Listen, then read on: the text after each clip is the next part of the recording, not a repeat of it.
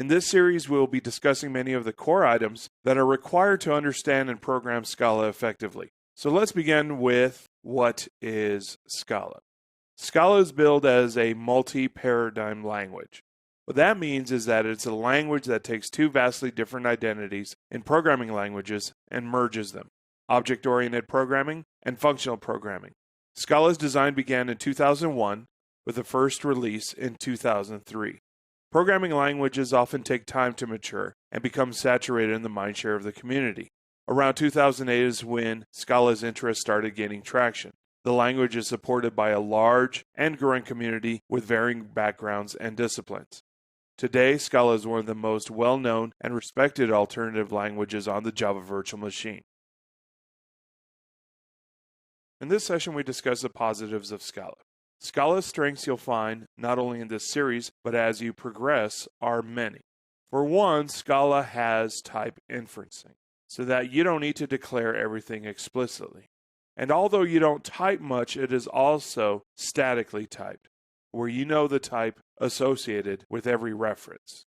Scala is also a language that offers other features like functions, pattern matching, clean syntax and API, currying, partial functions, partially applied functions, implicits, operator overloading, infix operators, and more, and some of which we'll find in this particular video series.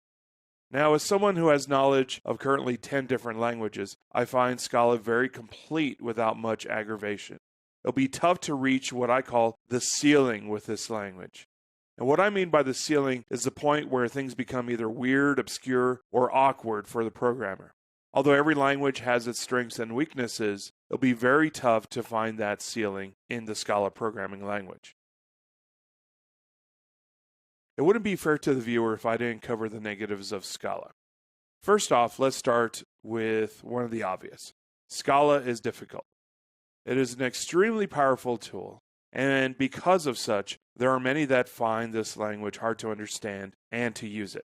The analogy I use is moving cinder blocks up to the top of the building. In order to move that cinder block, you could either do the simple thing, take those blocks, put them on your shoulder, and start walking up the stairs, or you can put the investment of learning how to use a crane. With a crane, though, you will have to learn the mechanics, wind, tension, safety, and weight capacity. The rewards for accumulating that knowledge are immense. Another issue is that Scala currently suffers from a soft skill issue, and that is finding talent. There are many jobs, and often there are not many that could fill it. If you are interested in either creating or migrating a project to Scala, it is worth investigating your team options before proceeding. And although I find this more of a positive than a negative, is that while language engineers do care about backwards compatibility, they will not hold up the next release of the language over it. In other words, Scala, again, cares about backwards compatibility, but not that much. It isn't going to be like Java. So what effect does this have on the community and how they work with Scala projects? Well, let's take a look at a very popular Scala-based library called akka. And what I'm going to do is I'm going to go over to search.maven.org on the browser. And let's take a look at some of those dependencies.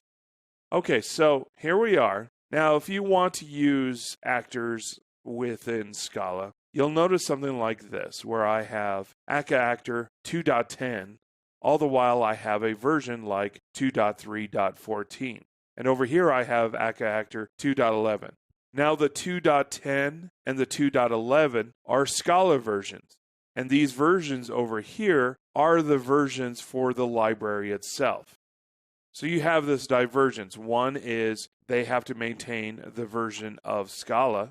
And for every library, so this one has a 2.11 version and a 2.10 version, but that library itself has versions of its own. So this is a side effect that you would have to be aware of. Now again, is this truly a negative? I do not think so personally, but it would be something that you should be aware of before engaging in the Scala programming language. In this session, we discuss where to download the Scala programming language. Before we talk about downloading, Scala is a JVM-based language, so a Java is required. In particular, a JDK, or Java Development Kit. And this is required before proceeding, And because the Java Development Kit has the compiler, all that is needed. As of Scala 2.11.7, JDK 6, 7, or 8 is required. JDK 8.0 is preferred, and not only that, as of April 2015, JDK 8 is the only version supported by Oracle.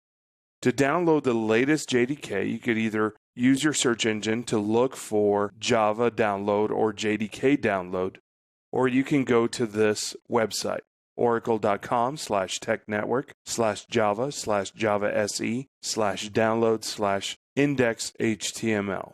This is what the page looks like. I'm going to scroll down a bit, and here I'll find the JDK download button. I'm going to click on the JDK download button, and this takes me to the download page.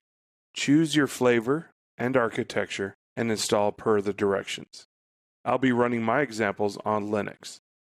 Next, we must download Scala, and this can be found at scala-lang.org. Let's see what that looks like. Here's the scala-lang.org website. And here, I will click on the download link. Now, here's the page for the Scala download, and we'll select the button that states Scala 2.11.7. For Mac OS X and Linux, this will be a TGZ file, or a tar.gz file, and it'll be up to you to expand the file in whatever location you desire on your home directory. Please make note of the location, since we'll need that later when we set up our environment variables. Windows users, this will download an executable .msi file. Once that is downloaded, double-click the .msi file. Now, as a note, for Linux and Mac users, there are package installers that you can use, if you so desire to. What we've just described is adequate enough, but if you want to use the package manager instead, then you can do so. For Mac OS X, you have a magnificent installer called Brew. And to install Brew, just follow the directions at brew.sh. This is a website. Once Brew is installed, you can install Brew with a command called brew install Scala. For Linux, particularly those with a Debian flavor, you can use apt-get or apt-cache to see if Scala is available. So here's apt-cache. So use apt-cache to look to see if Scala is available. And here's the command sudo apt-cache search Scala. Once you found it, you can use sudo apt-get install and Scala. So in conclusion, you need a JDK from Oracle and prefer that you use version 8. If you're viewing this recording much into the future and there's a version 9, then use the latest one. Remember, use the JDK, not the JRE. JDK has the compiler. JRE is just a runtime for the end user.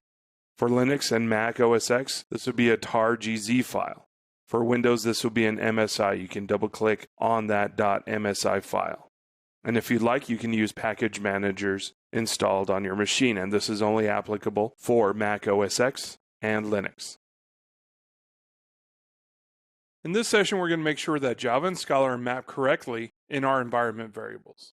So our goal in this session is to make sure that all of this works in a terminal or command prompt. Java C space dash version, Java space dash version, Scala C space dash version, and Scala space dash version. We're going to start things off in the Windows operating system. Here I am in Windows, and I'm going to open up the command line by hitting the Windows key and typing in CMD. And I'm going to open up the regular command prompt that comes with Windows. If you have a specialized command prompt, open that. Now, let us try our set of goals. Java C space dash version, that didn't work. Java space dash version, that one did. Now that worked because the Windows installation by default will always make this runtime Java executable work. It won't make Java C, which is the compiler, work. So we need to do a little bit of work in order to get that working. So Scala C space dash version is the other goal that we were looking for. That did not work, and I'm going to assume that neither does this one. So we need to go to the environment variables and set up Java home and Scala home. I'm going to hit the Windows key and type env. So you can see I have two entries here on the right-hand side. Edit the system environment variables and edit the variables for my account. Now, the edit environment variables for your account might be your only choice since many users are on work machines and they don't have the full access to their machines. I'm going to select Edit the System Environment Variables. I have complete control of my machine. And what I'm going to do here is once I have this box open, I'm going to click on Environment Variables. Now I have user variables for my account up here. That's the first box.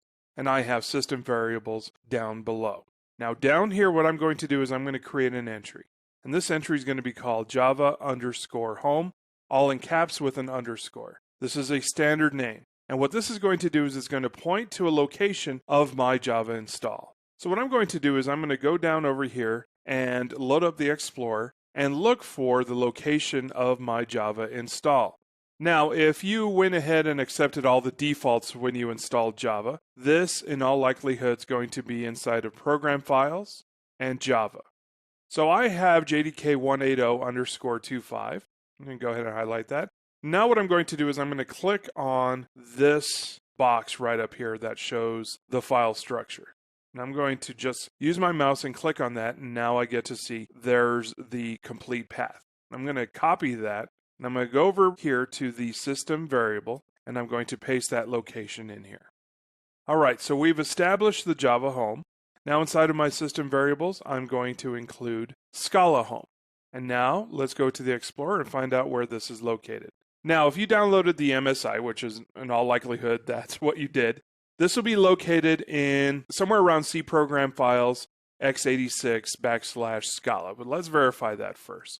So we're going to be looking for C/program files x86, and somewhere within here we're going to look for Scala, and here's Scala right in here. And here are all the folders that we're concerned with. So I'm going to copy this location, and I'm going to paste that onto here. So variable value in here will be C program files x86/Scala. I'm going to go ahead and click OK. And next is the path. Now, as you can see here under user variables, I have a path here.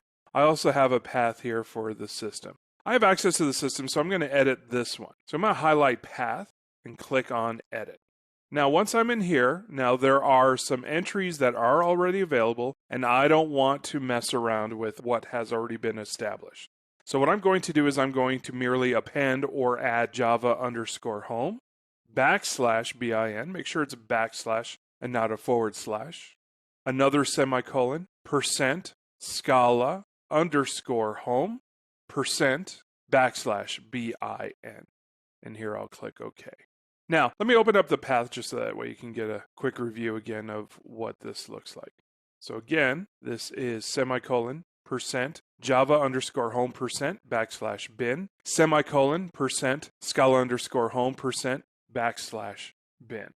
Now I'm going to click OK all the way out of these settings. OK, OK, and OK. I could even close this Explorer now. And I am going to close out of the command prompt because any settings that I have made for my environment variables will not take hold for any command prompts that are already open. Therefore, I'm going to close it and I'm going to open up a new one. Now let's review our goals. Java C --version. Great. Java --version. Great. Scala C --version. Great. And finally, Scala --version. Fantastic. All 4 paths. Everything looks good, and we are ready to use Scala in Windows. Here we are in Mac OS X. This is a standard install where Bash is the default shell. I already installed the JDK DMG, and Java works just fine. In fact, what's great about the Mac installation is that Java C and Java already work. So let's take that for a spin. I'm going to hit Command Space and locate terminal. Well, I already had that there. Here's terminal. And let me go ahead and maximize this.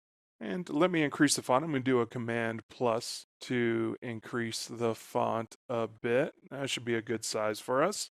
And I'm going to try out the following. Java C --version. There it is. And Java -version. This should be automatic for us. But what doesn't work is Scala. Now, I downloaded a tar file from scalalang.org, and I already expanded it, and here it is. It's right over here, Scala 2.11.7, so that works pretty good. What I'm going to do, let me hit a Control-L just to start off with a clean screen, is that once I downloaded this, by default, this will not show up. This will say command not found. And if I do a Scala space dash version, this will also say command not found. Now, if I install this using brew, like I mentioned in the previous session, everything should be good to go and all your goals should be met. But if you're not seeing the Scala C space dash version or Scala space dash version working, then we'll need to create either a .bash underscore profile or a .bash RC. In this example, we'll be using a .bash underscore profile and we'll add some entries. So let me get started with that. So what I'm going to do is I'm going to use my favorite editor, Vi. You could use Emacs, you could use whatever type of editor is your favorite. And I am going to create a file called .bash underscore profile and edit that file. And here we are. I'm going to add the following entries. I'm going to export Scala underscore home. And again, please use your favorite editor here. It doesn't have to be the same one I'm using. And I'm going to put the location of where I expanded my tar file. And it just happens to be under /user/Dano, which is my name, /Scala-211.7. For the next line, I'm going to add export path.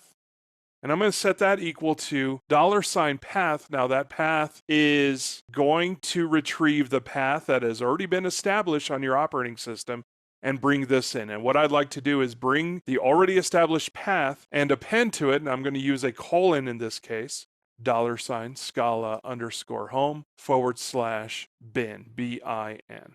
That is it. Now what I'm going to do is I'm going to save and close this file.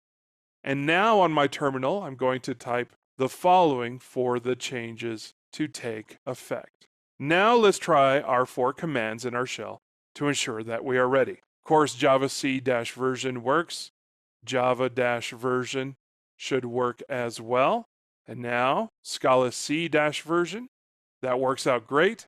And Scala-version, and that'll work out great as well. We are ready to go. Now, I wouldn't call what I just did a full-on recommendation. Every shell has a set of files meant for different reasons. It could very well be that .bash RC is your preferred file. All this depends on your machine, how it was set up, how it is administered. Look up any documentation for your OS and your shell. Usually there are 2 different documentations. Discuss it with your system administrator as to the best place where to store your environment variables on Mac OS X. If you're the master of your own machine, .bash underscore profile, just as we've shown here, ought to work just fine. For the duration of the video series, I'll be using Linux. For Linux users, it'll be nearly the same setup as the Mac. So what I'm going to do is I'm going to open up a terminal, and here it is already, and see where I am with my 4 commands, what my goal is. Java C space-version, that works. Java space-version, that works. Scala C space-version, that does not work, and Scala space-version, that does not work. So I have 2 out of 4. Now, for the Linux users, the Java C or the Java may not work. On my particular machine, it is already mapped to Java C and Java using something called Update Alternatives. Check it out, it's a really great way to set up Java and you're able to choose which version you want. Now, for my example, while it is working well, I'll still have to map Java home in order for everything to work correctly. And as you can see, my Scala C space-version and my Scala space-version does not work, so we'll need to fix that. On my Linux machine, I'm using Z shell. So what I'll need to edit is my .zshrc file to add my environment variables. Now, you could use whatever shell you want. The most popular shell that is in use, of course, is Bash, followed by, I believe, Z shell. And either one of those are going to have their own particular files that you need to edit to set up the environment variable. So if you're using Bash, edit your .bash underscore profile or your .bash RC. If you're using ZSH, I'm going to be editing my ZSH RC. Now, I just told you the names of 2 popular shells that you can use with Linux. There are a lot more. Now I'm going to open up my ZSH RC, and here it is. And in this file, I'm going to add my Java underscore home with the location of the version of Java that I wish to use. And I'm also going to create a Scala underscore home with the location of where my preferred Scala will be located. And then I'm going to take the location of all those and add them to my path. So here's a ZSHRC. It already has some information that ZSH needs, and I'm going to add the following.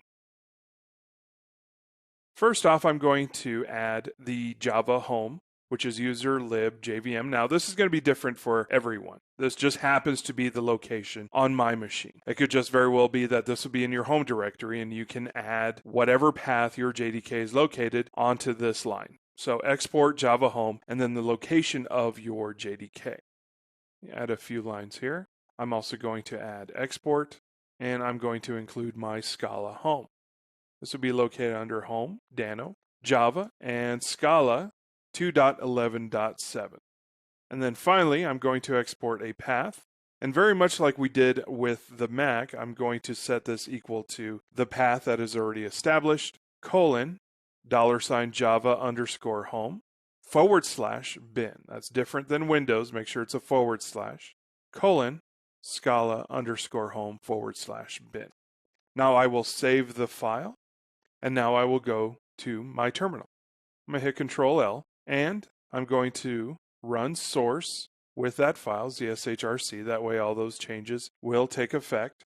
You could either type source.zshrc if you're using ZSHRC. If you are using bash, then you would type in source.bash_profile. I just happen to be using a different shell for this example. The other alternative is to close out the terminal and open up a brand new one. So let's go through our goals. Control L, Java C-version. Okay, we already knew that one worked. At least it did on my machine. Java-version. Scala C-version. Fantastic. And then finally, Scala-version. And if it all works, we're good to go. And we showed you how this is set up in Windows, Mac OS X, and Linux. So in conclusion, edit the environment variables per your operating system. Make sure your Java home and Scala home are established, and ensure that the following works: Java C --version, Java --version, Scala C --version, and Scala --version.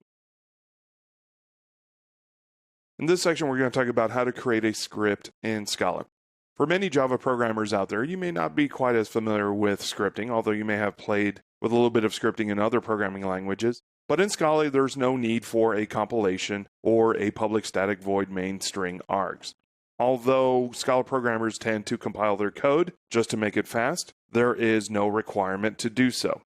So what we're going to be doing in this section is we're going to be creating a file, a script, again without a public static void main string args and without compilation. For this, you'll just need an editor. There are plenty of great ones out there. There's Sublime, which has Scala syntax highlighting. There are some other editors that don't have syntax highlighting, but they're great nonetheless, like Notepad++, TextPad, UltraEdit, Visual Studio Code. For those who enjoy the classics, there's always Vim and Emacs, and there's plenty of syntax highlighting for Scala for both of those editors. If you want to edit code with any IDE, there are some great ones out there. There's Eclipse, and you can download Eclipse with a plugin called Scala IDE, which you can get at scalaide.org. Or you could go to scalaide.org and download an actual full-blown IDE with all the plugins readily available. There's also IntelliJ. Once you download IntelliJ, go to the plugins, and you can download the Scala plugin from there and edit files. There's NetBeans, which also has a Scala plugin. And if you want to stay with Visual Studio, then you can use Visual Studio, but there won't be any syntax highlighting for Scala. What I'm going to do is I'm going to start off with a script. And I have a folder here called Creating Script Scala, delimited by underscores. And what I'm going to do is use Touch to create a script called intro script.scala. Once there, I'm going to bring this up in my editor. Just so you know, there's no Touch in Windows, so if you want to create this in the Windows operating system, then you can just go ahead and fire up an editor and create the file from there. Once I have this available, I'm going to hop over to my editor, Alt-Tab. Now, once I'm here in my editor, what I'm going to do is I'm going to go ahead and open up that file that I just recently created. And I'm going to get started with something very simple. I'm going to do a print line for all the Java programmers coming in. There's no system.out.println. We just head straight towards it and do a print line. I'm going to do an open paren and a quote and stay here that Scala is amazingly concise. Close the quote, close the paren, and we're good to go. For Java programmers, you'll notice something is missing, the semicolon. No need for a semicolon in Scala. I save the file, and we're good to go. I'm going to Alt-Tab over to the terminal. Once I'm here in the terminal now, I can just type in Scala, intro script Scala. Again, there's no compilation involved with this. It is going to be interpreted, it is going to run quickly, and we'll get a Scala is amazingly concise. That's how easy it is. Again, no compilation involved. Now, what if I want to create a shell script that I could run on Mac OS X or on Linux? Let's go and get started with that. I'm going to create a script called intro script.sh. Not a Scala extension, but a .sh extension. Now, I'm going to head to my editor. Here in my editor, I'm going to edit the file called intro script.sh. And for the first line, I'm going to include a hash and a bang. And I'm going to specify that I want to use sh for the shell script. The next line, I'm going to specify that for this particular script, I wish to execute Scala. This funny argument that I'm going to type here specifies the name of the file. And this next funny argument that I have here is going to be for all of the arguments for this particular script. I'm going to close things up with bang and hash. Once I'm done with this 3-line prefix, I'm going to go about this using just plain Scala. So I'm going to do a print line, and again, specify that Scala is amazingly concise. Close the quote, close the paren, and I'm going to save the file. And that's all there is to it. With that 3-line header, that's enough information to provide for our shell script to run as a script. So let me head over to the terminal. Now that I'm here, there's one adjustment I need to make. I need to make sure that this particular file that I just wrote is executable. So I'm going to chmod +x, which turns the flag on to make it executable, introscript.sh. Now I can just run this just like any other shell script. And as we see here, it specifies that Scala is amazingly concise. That's how easy it is. It's a fast setup, and once you become familiar with the language, this might be your preferred scripting language for days to come. In this section, we're going to talk about how to create an app in Scala. The previous section, we created a script, which was interpreted. Now we're going to be creating and compiling source code, which then becomes JVM bytecode, which then we can use to run or make it a part of a library. Now for this section, we're going to need an editor. And what I'm going to do here in the terminal is I'm going to start off by creating a file called myapp.scala. Now I'm going to bring this up inside of an editor. Alt-Tab. Inside the editor, let me bring up creating app Scala, which is the folder where I'm placing this Scala file. I'm going to bring up myapp.scala. So inside of this file, I'm going to start off with a very basic class. I'm going to call this class employee. There's no need for public. Everything is public by default. And I'm going to start with an open paren, and I'm going to start adding the properties. First property I'm going to add is first name, followed by a colon, then the type. If you're coming in from Java, this is reverse of what you expect. In Java, you expect to do a type first, then the name of the property or variable name. Inside of Scala, we'll do the property name first, colon, then the type. Now I'm going to add last name followed by the type. At the very basic level, this is not all we need, but it's sufficient. So I'm going to save this file. Now, if you're coming in from Java, you're going to notice something a little bit alarming. The class name is called employee, but the file name is called myapp.scala. The Scala compiler is going to allow this. Scala compiler is going to do a lot of things for you that you don't have to particularly think about all that much. In fact, you could even create multiple classes within the same file. Let me show you an example. Let's say I want to create a class called department, and a department has a property called name with the type string. In fact, I could also make it a part of this employee class. So now this employee has 3 properties: first name, last name, and department. I have 2 classes within one file. Pretty amazing. I'm going to go ahead and save the file, and now I'm going to switch over back to the terminal. So back at the terminal, I have one file. Let's take a look. There it is, myapp.scala. Now what I'd like to do is I'd like to compile this file, and I'm going to do so with Scala C, which stands for Scala Compiler. and I'm going to specify the Scala file that I wish to compile. Now that I'm done, let's take a look at what is inside my folder. Now I created two classes inside of my app.scala. And when I compile it, what it's going to do is it's going to create two Java class files. Now if I want to take a look at the class files, I can use Java P. And Java P will allow me to introspect these class files to see what's contained in it. I'm going to use Java P space -p. -p allows me to view a lot of private information within this particular class file. And I'm going to specify employee. And when I do so, I could take a look at the internals of the employee class that I created. This is Java, and this says that I have a class called employee, and I have a constructor called employee with 3 arguments. First one's a string, which represents the first name. Second one's the last name, which is a string. And then finally, a department. Again, this is all JVM bytecode. Now let's say I wanted to get organized. What I'd like to do is I'd like to remove the class files from here. They could always be regenerated using the compiler. And here's my app.scala. What I'd like to do, let's say I want to create a source folder and I want to create a classes folder where all the compiled classes will be placed. Let me do a tree to show you what that looks like. Now, tree is freely available for Mac OS X and Linux. For Windows, there's also a tree. The only thing that you would have to do is make sure that you specify that you want to see files as well. But this is available to all Windows users. So what I'd like to do is move my app.scala into the source folder. I'll go ahead and do that right now and do a tree to see where we're at. So I have my app.scala inside of the source folder, and I have a classes folder to compile to. Now, if I want to compile my app.scala, I can use the Scala compiler. And I'm going to use a switch called D, which will allow me to specify where the class files will be sent to. I'm going to specify that this should go into the folder called classes.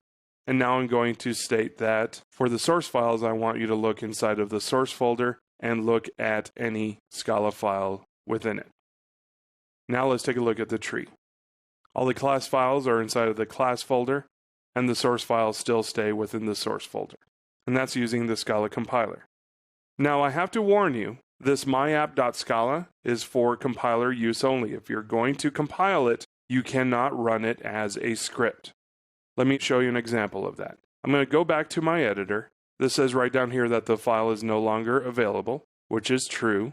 So let me go ahead and bring this up. This is now under the source directory under myapp.scala. Make sure we're editing the right one.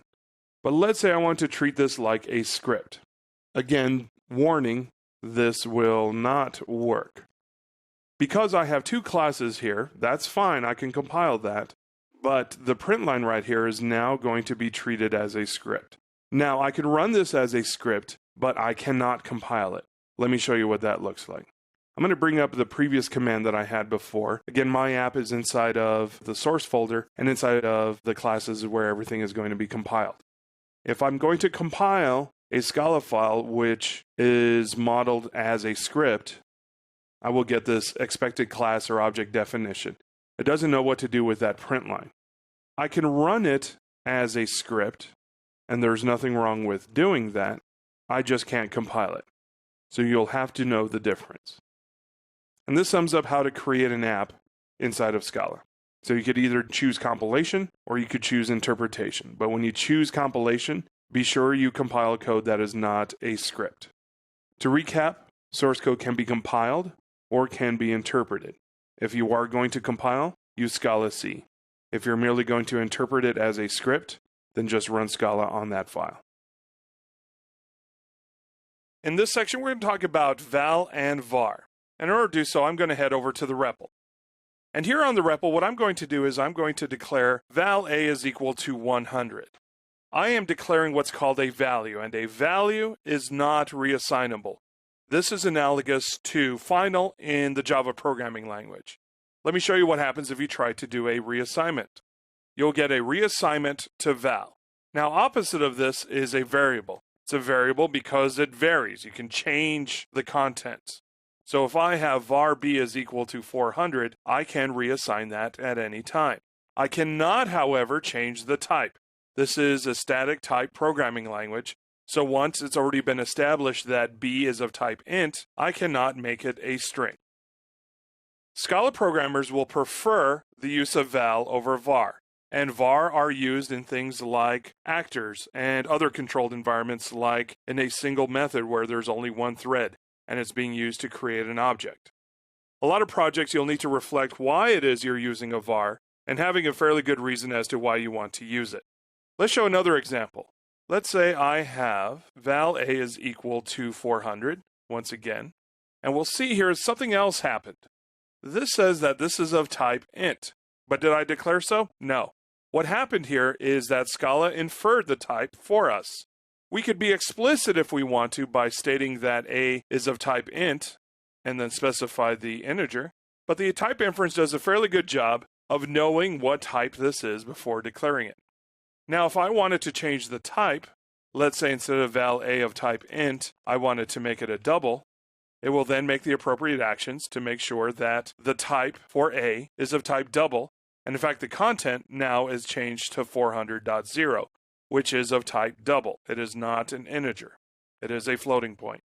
That is one way to change the type. Now both of these are declaring types explicitly. The val a colon double is not only declaring a type explicitly, but it's also coercing that 400, which is of a type integer, and coercing that into a type double. We could also do a coercion if I specify something like val a is equal to 400 colon double. This is essentially after the fact. What's happening here is we are creating an integer of 400, then we're placing in the colon double, which in turn is going to coerce this into a double. And when this double is assigned to a, therefore the type inferencer is going to make sure that a is of type double. Two different ways to go about this. Let's show another example for type inferencing. Let's say that I have val a is equal to 100, and let's say I'm going to declare val b is equal to hello. The type inferencer is going to see b as of type string. Now what I'd like to do is declare another value called c, and what I'm going to do is I'm going to take b, I'm going to add a string with a comma to it, and I'm going to add a. Now the type inferencer is going to figure all this out, and therefore the type system is going to declare in an inferred way that c is of type string. Now types are needed to satisfy the type systems, and at times you will need to add your own type just to make sure that the type system gets it right. It does a pretty good job at inferring the type you want, but sometimes it will make mistakes, and you'll have to explicitly state what type it is that you're meaning to do. So in conclusion, vals are not reassignable, but vars are reassignable. But vars are rarely used, and we usually have to think about why it is we're using a var and what's the reason for it. Types on both val and var are implied. You will be given types by the type system, called inferred typing. But in case it gets it wrong or it doesn't understand your intent, types can always be explicitly defined in your declarations. In this session, we discussed lazy val. A lazy val is just like a val we just covered, with the exception that a lazy val will not be evaluated until it is called. Let's try the following as an example in the REPL. Here we are in the REPL, and what I'd like to do is just try out a lazy val. Here I have lazy val a is going to be the name of the value, and I have a block. And a block is just multiple statements. Let me correct this. First statement is I'm going to print line evaluated. The second statement is 5, and that 5 will inevitably be assigned to a. Now I'm going to hit enter. As we see right here, a is right now assigned to lazy, or this bracket lazy. In other words, a is not being assigned to anything as of this point. Now once we make a reference to it, then it will be evaluated. So if I hit a right now and hit enter, we will get the print line of evaluated, and then finally a will be assigned to 5. And if I do this again, we will no longer get the print line evaluated, but we will see that it is 5 because 5 is now fixed to a. It only takes one invocation, and thereafter every subsequent call will have that assignment made again and again. Every call just shows the evaluated result the first time we referenced a. Now, there is no such thing as a lazy var, only lazy vals. Now, one thing that it is possible is with lazy val is the ability to forward reference a val, particularly without a warning. So let's give this a try in a script called lazyvals.scala. So here I am inside of lazyvals.scala, and I'm going to add 3 lines. Val A is equal to 10 plus B, but B is not established yet as of line 1. Then on line 2, I have val B is equal to 19. And finally, we'll print line in A. So I went ahead and saved this file already. And I'm going to run the script, and what we will see is a warning. Our warning will state reference to uninitialized value B. Scala was able to kind of wire things together. It was, after all, a simple script. Sometimes it will be a warning, sometimes it will not. But as it's stated right here, of this moment, B has not been initialized. Now, if we retrofit those assignments with lazy, we could find that these warnings will go away and we can make that code snippet work. So let's head back to our code. There we go. I've added lazy in front of those vals. Now, if we run the script, warnings go away, and we prove that this is particularly useful for wiring components together. And if we're stuck with a component that comes first dilemma, lazyval gives us that power to defer that until it is needed. Now let's talk about another fascinating side effect when it comes to lazy vals, and that is when exceptions occur. So we'll turn to our REPL this time for our next example. Here I'll have a divisor, and here I'll have a lazy val with a quotient. And this quotient will be 40 divided by that particular divisor. As you can see here, quotient is lazy. Now if I print line that quotient is being referenced. We get, of course, division by 0, arithmetic exception. But since the first invocation failed, Scala is forgiving and gives you an attempt to do it again correctly. And if successful, it will then lock the val quotient to that value. So if I change divisor to 2 and finally do a print line quotient once again, we will get 20. So in conclusion, lazy vals do not evaluate until it is called upon. Any subsequent calls will return the already established result. There is no such thing as lazy var. Also, lazy val is forgiven if an exception happens the first or second time, or third or fourth. Until it is able to make the assignment, that's when it will lock. In this section, we'll be discussing how to bend values and variables to our will. Scala offers several tricks that allows us to be expressive in a flexible way. There is a concept called internal DSL where you can make a host language have a look and feel of another language. As you increase your knowledge in Scala, you'll be introduced to other libraries and tools that will make Scala look like an entirely different language. This section presents some of those neat little tricks. We start off on the REPL with the following. I'm going to start off with a val, and then I'm going to start off with a backtick. This is the key that's usually right next to the 1 and above the tab. And I'm going to enter in my greatest gift in dollars. I'm going to close things off with a backtick. And I'm going to assign that to 500. As you can see, I've created a value with spaces in between words. For those with Java experience, this is welcoming since there are no spaces in any of the variables in the Java programming language. Now, before we go on to the next example, we need to learn what an opchar is. In the Scala specification, Scala has a definition for an opchar. Opchar is any Unicode character from U0020 to U007F. For more information on these Unicode characters, visit unicode.org/chart/pdf/u0000.pdf. Now for the next opchar, we have Unicode symbol math. These are mathematical symbols that we can place in a variable or a value. And for a list of these mathematical symbols, go to the following link. Finally, you can use Unicode symbol other. These are other symbols that you can place within a value or variable. And for more information, visit this following link. And what can we do with some of these strange characters? Well, let's go back to the REPL. In a val or var, you can put any opchar after you establish an underscore. Let's try it out. I'm going to create a val called is this my salary per year underscore. And this time I'm going to use a question mark. May seem strange, but this allows us to be flexible. Now, if I want to reference it, let's try this out. Let's say this should be my raise, underscore with an exclamation point. Now I'm going to reference the previous value that I've just created, and I'm going to add 50,000. I just gave myself a raise.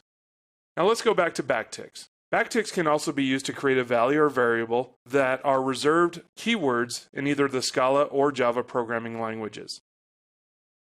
As you can see here, import is a reserved word for Java, and it just so happens to be a reserved word in Scala. If you wish to reference keywords in backticks, be careful. For example, this will not work. It doesn't work because import is a keyword, and the parser will first recognize that as something that it should import. You will have to make sure that any subsequent reference also has the backtick. So in order to do this correctly, I need to include the backtick. If you decided to make a value or variable with a backtick and it surrounds a non-reserved keyword, let's say for example magic, this is not a reserved keyword in either Java or Scala, then I can safely reference that value or variable without the backticks. Of course, don't go nuts. You still have to work with your coworkers, and for our next example, we're just going to do something silly. But you'll get the point how flexible the Scala programming language can be. Let's try that we want to include a val void and set that equal to 100. I'm also going to create another val called false and set this to true. And I'm also going to set return and set that equal to 90. What do you think the answer is going to be for this statement? If false, which is true, then return void, which is actually 100. Otherwise, return return, which is actually 90. Again, a silly example, I wouldn't recommend this for production code.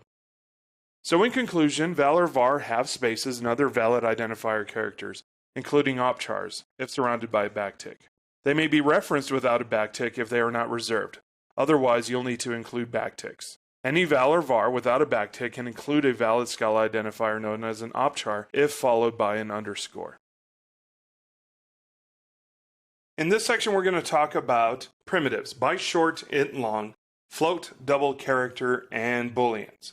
Now, I think for the most part, many programmers already know the basics of these items. So I'm going to run down fairly quickly with this, but also I'm going to do this with a twist. Of course, that twist is we're using a different programming language. So let's go to the REPL and play around. Let's start off by creating a byte.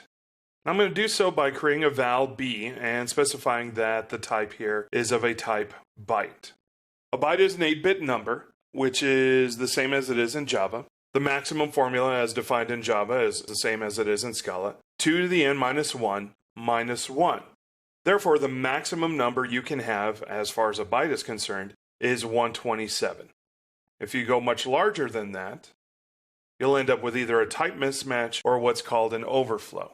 In specifying a type, I could either do so at the value declaration, or I could coerce it after the number. Now a short is 16 bits. Therefore the maximum is 2 to the 15th minus 1 minus 1, or 32,767. And the minimum is negative 2 to the 15th. And if we go just one more over the bounds, we'll end up with a type mismatch. Again, I could also do this, specifying the type after the number. Now, integers are the default in Scala. I don't have to specify an int. I can specify the type, just like anything else, next to the value, or I could specify the type after the number. Oftentimes, that is unnecessary. Now, longs are 64-bit and either require the type definition or the type after the number using coercion. Here it is using coercion. If you don't want to use either one of those, you could specify an L at the end of the number. This is using Java's style. You could also use a small l, but I don't recommend that because that looks too much like a 1, and depending on your font, that could get easily confusing. Floats and doubles are IEEE 754 standards, same as it is in Java, and floats can be explicitly stated by type. But this can get kind of tricky. Let's specify a float value, and what we're going to do is add the suffix f. Therefore, it's going to be listed as a float or a capital F. If I specify the type here as a float, but forget the f, this will be listed as a type mismatch because it's going to assume to be a double. So what I have to do is make sure that I add an f. If I add the coercion without the f, that is still considered a type mismatch. So again, I need to make sure that I either have the small f or the capital F. Now, doubles, on the other hand, are the default when dealing with decimal points. Without specifying a D, without specifying a type of double, this is going to be understood to be a double, is going to be type inferred to be a double. I can add types wherever I need to, either by coercion or by adding it to the value. I could also explicitly add a d to the end of that number or a small d. Doubles have more precision than its float counterparts. Doubles are 64-bit and floats are 32-bit. Now let's talk about characters. Characters are very much like in Java, where when you have to specify a character, you put single tick marks around it. Now if you wish to specify a Unicode character, you can do so with a single tick mark, \u, and then enter the Unicode value of what you're trying to represent. This will be a theta. Now booleans are the same basic construct as it is in Java. We have true and we have false. They do not correspond to ones or zeros. They are values onto their own. Now last thing to mention is that unlike Java, Scala's primitives may be treated like objects. Now, I'm careful when mentioning that they may be treated like objects. When calling an operation that works perfectly fine as primitives, Scala will not box or wrap the primitives up in another object. Only when calling a method that requires an object will an object be created. Best thing about Scala is that you don't have to concern yourself how or when this wrapping occurs, since a compiler will typically do that for you. Now consider the following statement. 1 plus 4. Obviously it's going to return 5. Now when you're actually running this, what's happening is you're actually adding two primitives together. And while that in itself is not exciting, knowing that you could also express that addition as a method on an object will allow developers to maintain an object-oriented frame of mind. In other words, this operation looks just like an add, which is a method on an object with a parameter 4. So let's say I have 1, and let's say I just want to treat it like an object, and I'm going to call the method plus. There is operator overloading in Scala. And I'm going to call plus, and I'm going to give it the parameter of 4. Now these two end up with the same values. Again, in Scala, we can treat everything like an object. That doesn't mean everything will be an object when it comes to compile time or runtime, just only that we can treat it as an object. Now, there are times in Scala where there are actually objects being wrapped up in order to add certain functionality. Let's take the following as an example. This looks very clean. I have -5.abs, and abs is a method on int that calculates the absolute value of this int. Now this requires a little bit of history knowledge when it comes to Java. Now for those coming in from Java, you know that in order to get the absolute value, you have to bring up this annoying little method called math.abs, math being the class and abs being the static method, as you give it the value you're trying to calculate the absolute value for. Scala has cleaned most of this up. I'd rather do -5.abs rather than math.abs. For one reason, if you're using an IDE, you can have code completion give you all the necessary functions you need pertaining to an int without having to look up some kind of static method in some other class. Now in Scala, it looks like abs is an inherited part of int. And it's doing so through a trick called an implicit wrapper. And notice how the abs function here just seems like it's a natural method for that number. In this case, there's an adapter, a class that wraps around an int called richInt. And it provides nice little methods like abs, among others. Every primitive type in Scala has a corresponding wrapper. For car, there is richCar. For Boolean, there's richBoolean. For long, there is richLong, and so on. Scala will convert any primitive into an object on an as-needed basis automatically, which is good. Scala will always work to our benefit, and we could just go on thinking in a functional and an object-oriented way. So in conclusion, all primitives work just like in Java with varying differences. Primitive assignments can be inferred by the type system, or you can add types manually as you see fit. Primitives may be wrapped by a rich wrapper depending on which method is called, and this gives a primitive more methods and more functionality than it originally had with Java. In this section, we'll be showing if, else if, and else in Scala, and some of the differences to expect when working in a functional programming language. For the most part, I think we understand to this day and age that if, else if, and else statements are fairly predominant. We know what they are, and given the knowledge of previous programming languages, we would expect someone new to Scala to know how to write if statements with some minor differences. So let's get started with a file called old if statements, and let's mock up something that a programmer first coming to Scala would write. Here's our file, oldifstatements.scala. Let's get started. My first two lines, val a is equal to 10 and var result is equal to an empty string.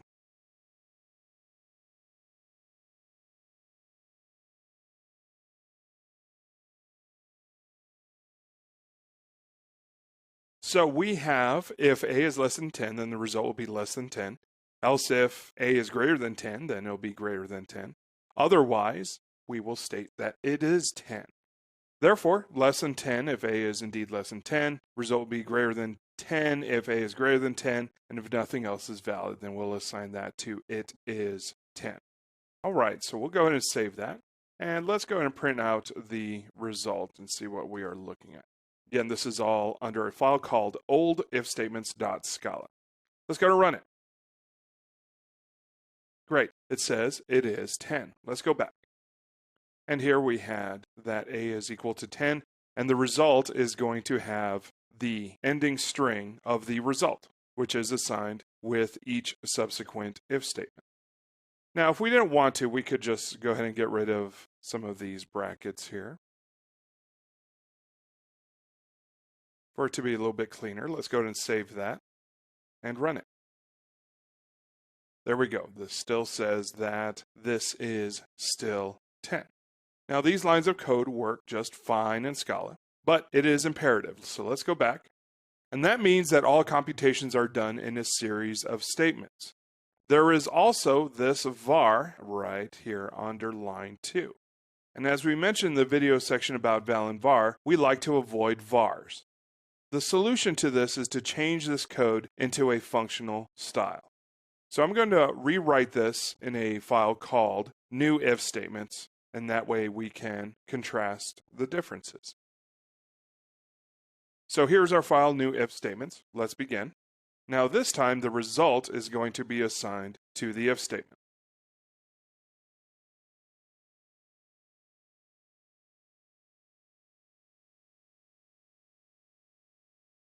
Perfect. Now let's print the result. Now that is a little bit different. Compare this to this. We don't have a var, so this is from our old file. We don't have a var, and we can essentially inline everything. And here's how it looks under new if statements. Now this idea may be a little bit new, but soon you'll become somewhat natural in your daily Scala development to do this sort of thing. Again, we can assign an if statement to a value, and in this case, the value is the result. Because we can do that, we can get rid of all the assignments to the result, since the end result of all this will inevitably be assigned. Now let's go ahead and run this. Let's go back to our new if statements. And I'd argue that this is cleaner, easier to read and understand, and avoids any kind of mutable reassignments. In other words, vars. So in conclusion, if statements exist just like in any other programming language. They can be used in an imperative fashion, or they can be assignable to a val in a more functional fashion. In this section, we'll be showing while loops and discuss its use and the migration to a functional style of programming. While loops are nearly the same as they are in Java and many other programming languages. It will run the code within a block as long as the condition for the while loop is met. So let's give this a try in a file called whileloops.scala. Okay, here we are at whileloops.scala. Let's get started. Here I set up var a is equal to 100 and var result is equal to an empty string. Keep in mind I am using a var, something that is able to change and not a val. We continue.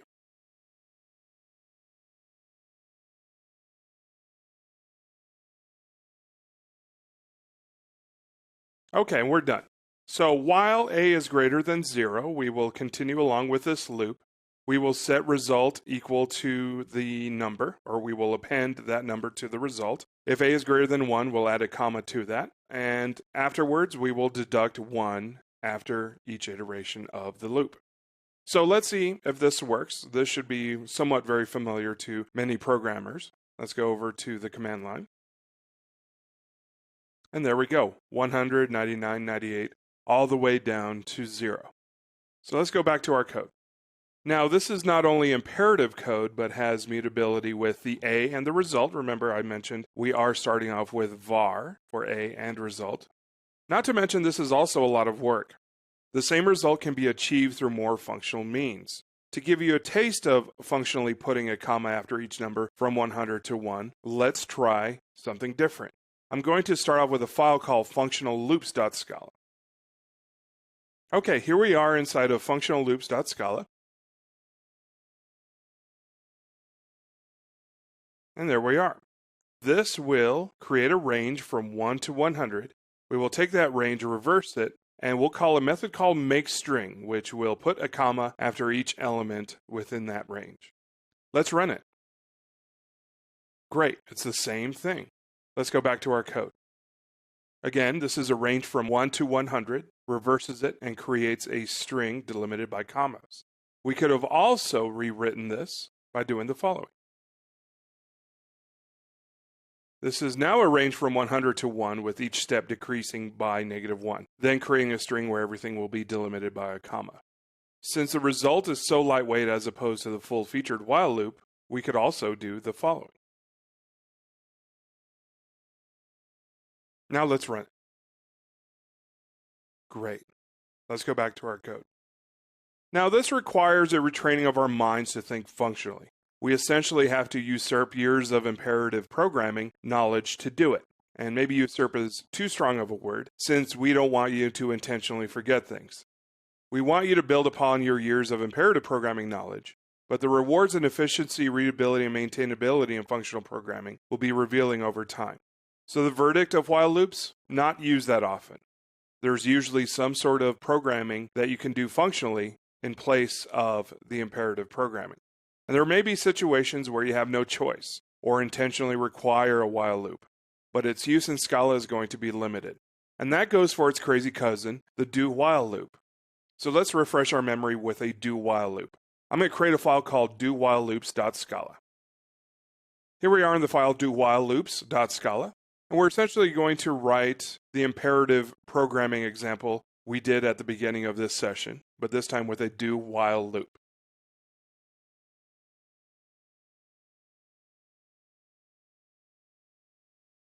Now let's add a print line. Okay, same thing. This is a do-while loop. While a is greater than 0, we are going to append to it. If a is greater than 1, we'll add a comma to it. That way we can delineate between all the different numbers. And again, the do-while loop, for those I forgot, same as the while loop, except it will always go through at least one iteration. And if the variable a was 0 in this example, it would at least just print out the first number. But let's give this a try. Works out very well. But now, let's change things around. Because this is a do-while loop, let's say we changed a to 0. Now let's run it again. As we can see here, we get a 0 because a is established as 0. Let's go back. A is established as 0, and our while loop has a greater than 0. But a is not greater than 0. So therefore, our do-while loop is going to iterate at least once. So in conclusion, while do-while exists, just like any other programming language, but it's rarely used in Scala. While in do-while may cause the programmer to resort to variables and mutable state, and there will always be a functional equivalent for a while or a do-while loop. In this session, we'll be showing for loops in Scala and contrast them with for comprehensions. For loops are going to be interesting. For loops are also underused in Scala. And to be clear, I did say for loops. In other words, the way we knew for loops will be underused. We'll be migrating for the most part to a concept called for comprehensions. And that is an idea that is consistently used. But first, let's start off with a review of a for loop. And we start off inside of a file called forloops.scala. Here we are inside of forloops.scala. And we're going to get started with a result, and we're going to this time count from 1 to 100, and we're going to print the result with a comma between each number. This is very much like our while do-while example, but this time using a for loop. And that way we can become reacquainted to what a for loop looks like. Let's get started. And here's our for loop. It should kind of look similar. From 1 to 100, for each iteration, we're going to assign that to A.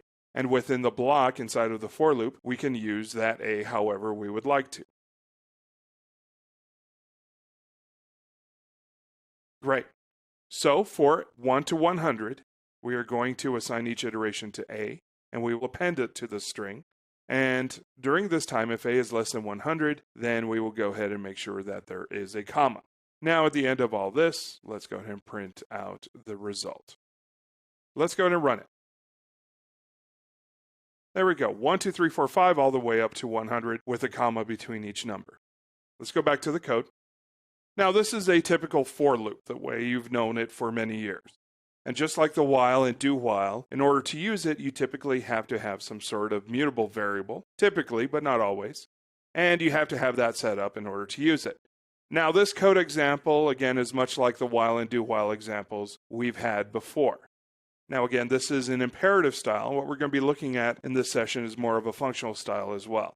Now we mentioned for comprehensions already, and since Pandora's box is already opened, we might as well serve it to you up as an appetizer. But first, let's go about this the long imperative way. So we've seen this example, and this is just a typical for loop example. But now let's do something where we want to do some sort of computation for every item within a list, and we want to create a resultant list based on that computation. And we're going to start off with a file called forloops2.scala. Let's begin. Okay, and here we are inside of a new file called forloops2.scala, and we begin. Now in Scala, this is a list of 1, 2, 3, and 4. This is a list of int. And what I want is, I want to create a list of int, which will be the result. And what do I want in result? I want every element inside of XS to be added by 1 and placed inside of this new result list. Now, what is this bracket here? We'll talk about this in another session when it comes to collections, but this right here is a parameterized type or a generic type. This just says this is a list of int. And because this list is empty, I have to declare that this is a list of int. I could have done the same thing over here, but we have something called type inference, so I don't actually need this here. And again, for more information, we have a few sessions for collections and how all this works. Okay, but there it is. So we have a list of 1, 2, 3, 4. I have a resultant collection that is going to hold the same elements as XS, but we're going to add 1 to each element. Now, let's create the for loop. Now, this may be a little bit mysterious here, so let me stop right here. This is actually just a method on a list. And this is just a way that we could append an item to a list. And that's all that means. There is something called operator overloading, and we have more on that topic a little later. And what we're going to append to this result? Well, we're going to append whatever A is, but we're going to add 1 to it. Now, we'll print out the result. Now, let's run it. Great. List 2, 3, 4, 5. That is the list of 1, 2, 3, 4, but we're adding 1 to each individual element. Not so bad. Again, we took each element, added 1 to it, created a new list. We got what we wanted. Of course, the pain point is that var. Let's go back. So here's that var once again. Remember, we don't like that var, and we want to try to avoid it. Again, it's worth reiterating. Sometimes there's no way around it, but we like to keep this as a val if we can do so. So let's try this again in a functional way using a for comprehension. And this time I'm going to create a file called functional for loops. Okay, here we are inside of functional for loops, and we're going to do nearly the same setup.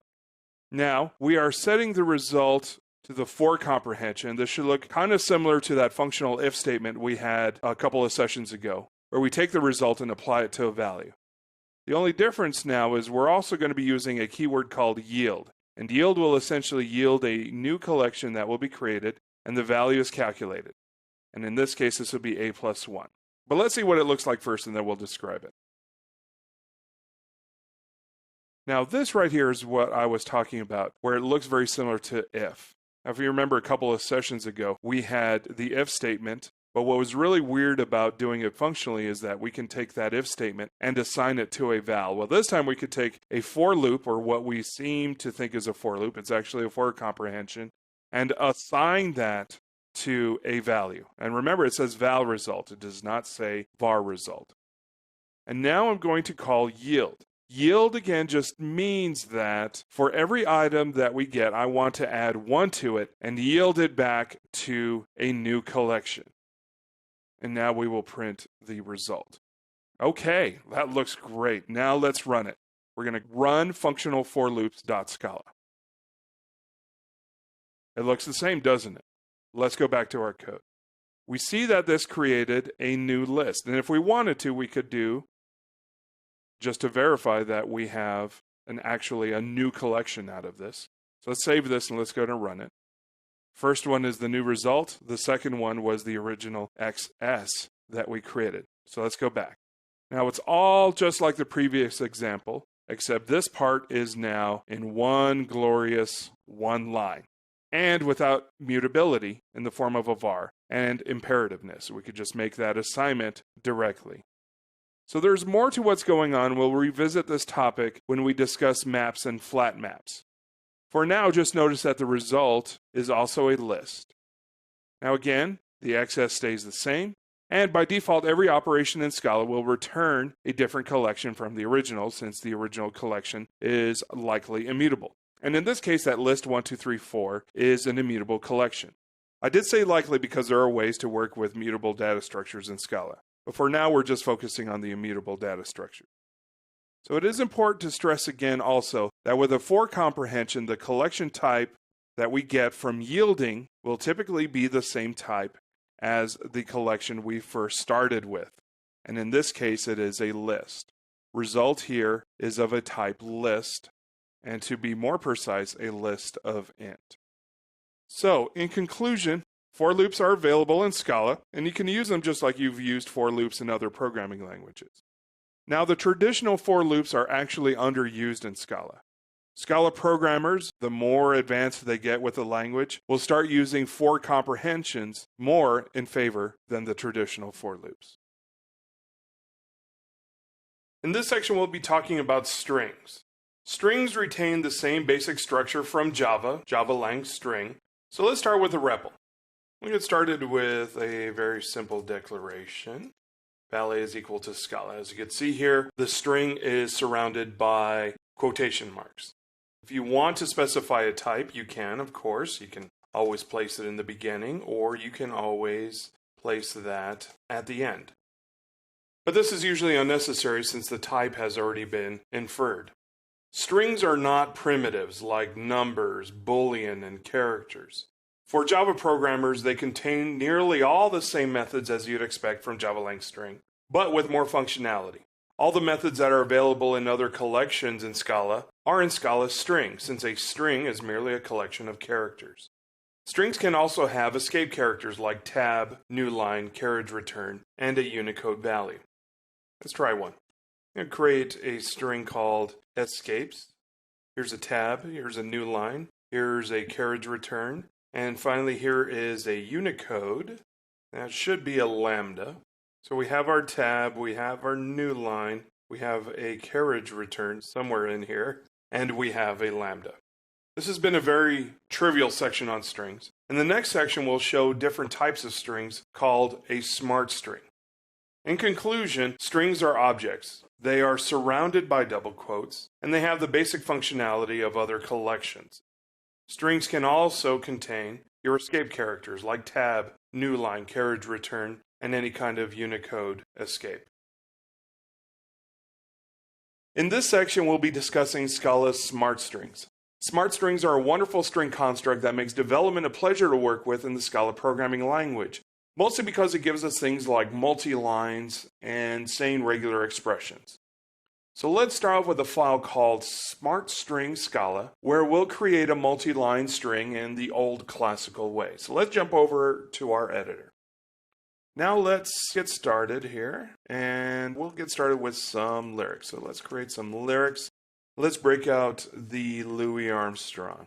So let's start off here with I see trees of green, red roses too. I see them bloom for me and you. And I think to myself, what a wonderful world. All right, let's go ahead and save this as smartstrings.scala. And let's finally do a print line on this. And we should be good to go. All right, so there is our multi-line. This is the old classic Java way of creating a line each.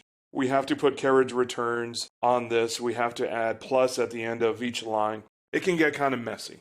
So let's run this at the command line and smartstrings.scala, and looks fantastic. The only problem is it doesn't look quite as fantastic on the Scala source code itself. There are a lot of quotes. Again, there are a lot of new lines. So let's clean this up using a smart string.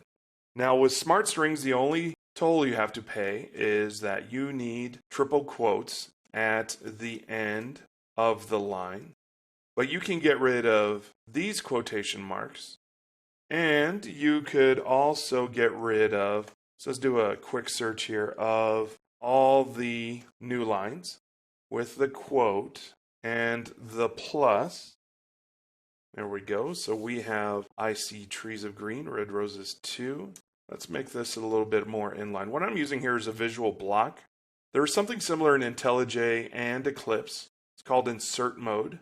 Take a look at your documentation and do something like this. It really makes programming a lot easier. Okay, there's our smart string. A little bit cleaner. Let's run it. Now as we see with the result, I see trees of green is flush to the left border, but we have some space before the red roses too and all the other subsequent lines. So let's go back to the code. We have an issue, and the issue is that Scala is merely doing what we told it to. And we have this large block of line, and all Scala is doing is interpreting these blank lines and putting them at the command line whenever we run our code. So my attempt to make my code look nice in the editor caused it to look different on the command line. Instead of cutting all this space out, leaving my code ugly on the editor, let's tell the smart string where the margins truly begin, and let's add a method to the end of smart string called strip margin. Let me use that column mode again, just because it makes things a little easier. I'm going to put a pipe in front of all this, and at the end, I'm going to call strip margin. Strip margin will use that pipe, or the OR symbol, as the default indicator of margin. Let's go ahead and run this. Great, everything is now flushed to the left-hand side. Now I could enjoy beautiful code in both my editor and my command line. Now what if I wanted to try a different delimiter for the margin instead of the pipe or the OR symbol? Strip margin will accept any character that you give it. Let's say we wanted to replace all of these with an @ sign, and what we can do is add that character as a parameter to strip margin. Let's run this. Good stuff. Let's go back to the source code and take a good look at it. So instead of a pipe again, I am using the @ sign. All I have to do is just specify as a method parameter to strip margin that I wish to use the @ sign. There's an additional bonus when using smart string, and that has to do with regular expressions. So let's do up a regular expression. I'm going to create a message, and the message will be, we are meeting on June 13th of this year and having lunch at 12:30 p.m. Now what I'd like to do is I'd like to create a regular expression. And what I want to do is I want to pluck out of this string the 12:30 p.m., the time. So we start off with something optional. So let's say that any space or 0 through 9 for the hour. The hour might be optional in case it's like 1 o'clock or 2 o'clock. That's optional. And we have 0 through 9. Of course, we need a colon. And now for the minutes, that could be 0 through 5 for the first number, and let's say 0 through 9 for the second. We'll need a space, perhaps 0 or more spaces, followed by whether it's AM or PM. So there's our regular expression to extract the time from this string. To make a regular expression out of a string, we are only going to call a method called R, which stands for regular expression. The problem with this, though, and the problem with a lot of strings in Java, is we have these double backslashes. And by nature, within a Java string, if we want to create a backslash, we have to do 2 of them. With smart strings, let's go ahead and convert this over to a smart string.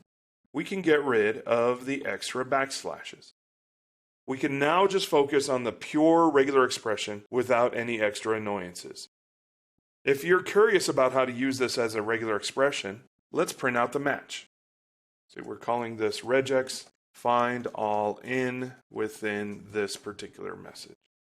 And let's convert it to a list. We need the list, that way everything is displayed out in a nice way. Find all in will take that regex and find all instances within a particular string.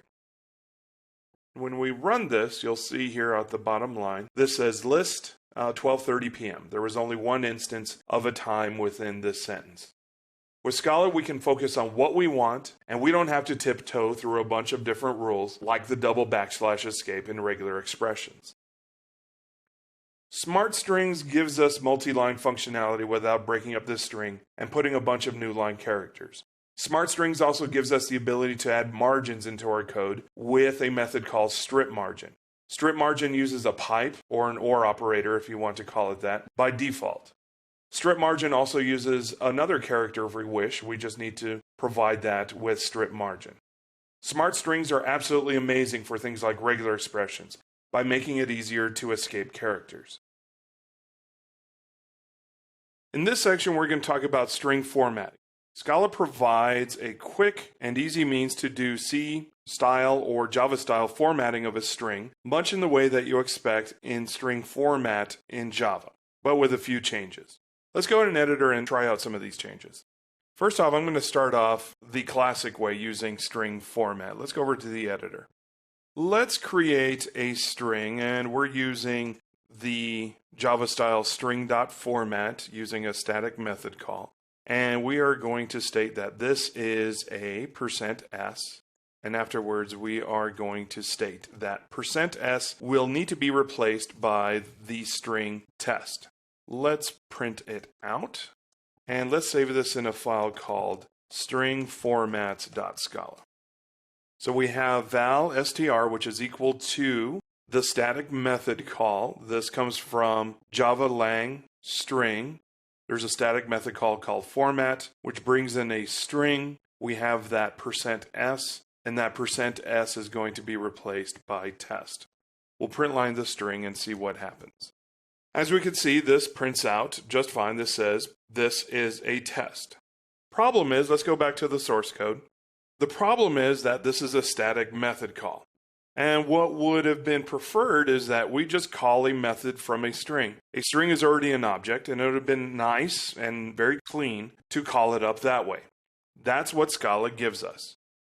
So let's take this string and create a different one, but instead of using the Java style for it, let's go ahead and use Scala's style. This time I'm going to create a string called this is a %s.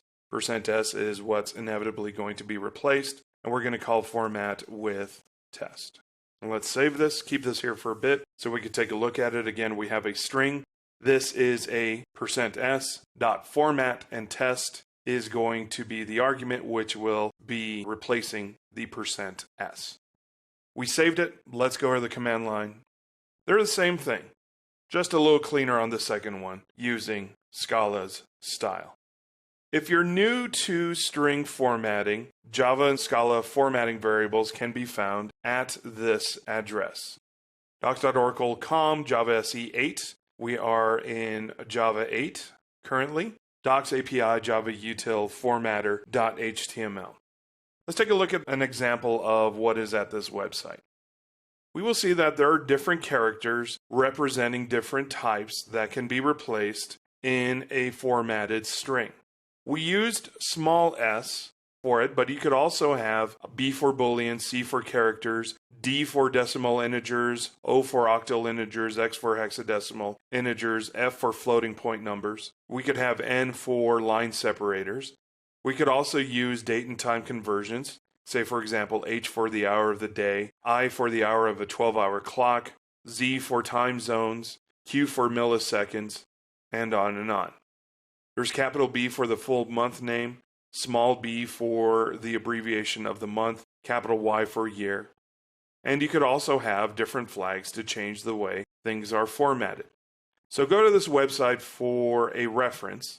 And what I'd like to do is use that reference in our code. Let's go back to our editor. Now let's try a Commodore's Classic. Actually, I'm not sure if it's Commodore's or just Lionel Richie, but it goes because you're once, it's generally you're once, twice, 3 times a lady. Now let's say we want to use format here. Now what goes on here, some of the Java programmers will call this var args or variable arguments. We in Scala call it repeated parameters, but the notion is the same, that within this format we can have as many number of parameters as we would like. So the first %s, let's say we'll do this in reverse, 3, twice, and once. This is already in a print line. Now compare that with the previous example we had, where we had only one parameter. Format accepts variable parameters, so if we want to use 1, that's fine. If we want to use 3, that's fine. If we want to use 10, that's fine. It will allow any number of parameters. Let's run this.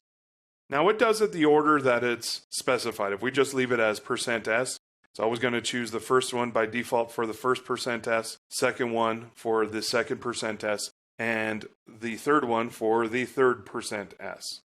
But if you cannot change the order, we can change the string format. Let's give that a try. I'm going to head back over to the editor. Let's say the third one needs to be the first one.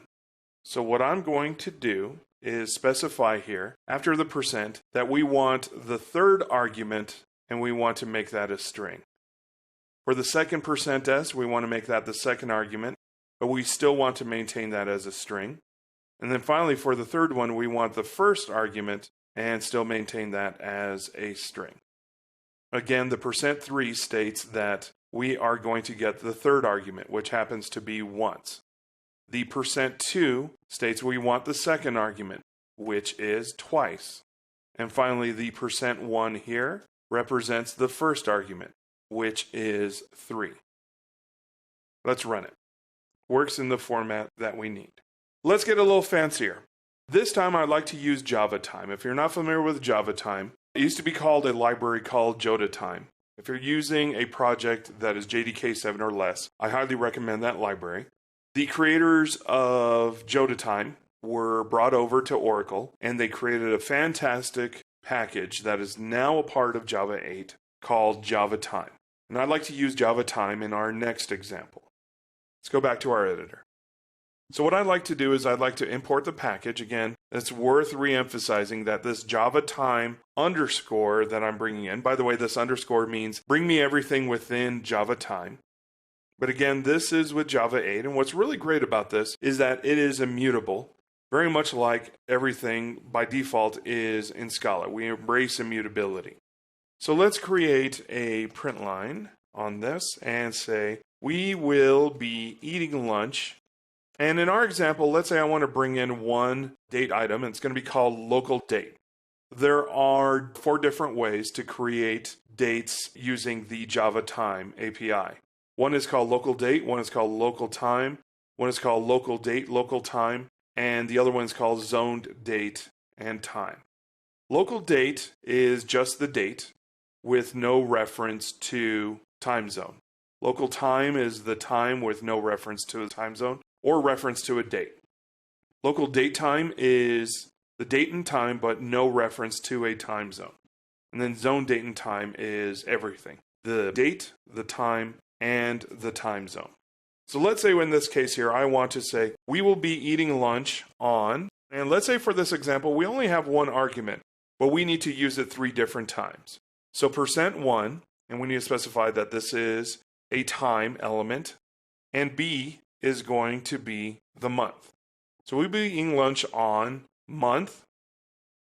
The day will be, let's say we want to use %1, this is a time, and if you take a look at the reference at the website, this would be the date, E. In the year, and now we want to specify the year. We still want to use the first argument. It is a time element, and here is the year. So B is the month.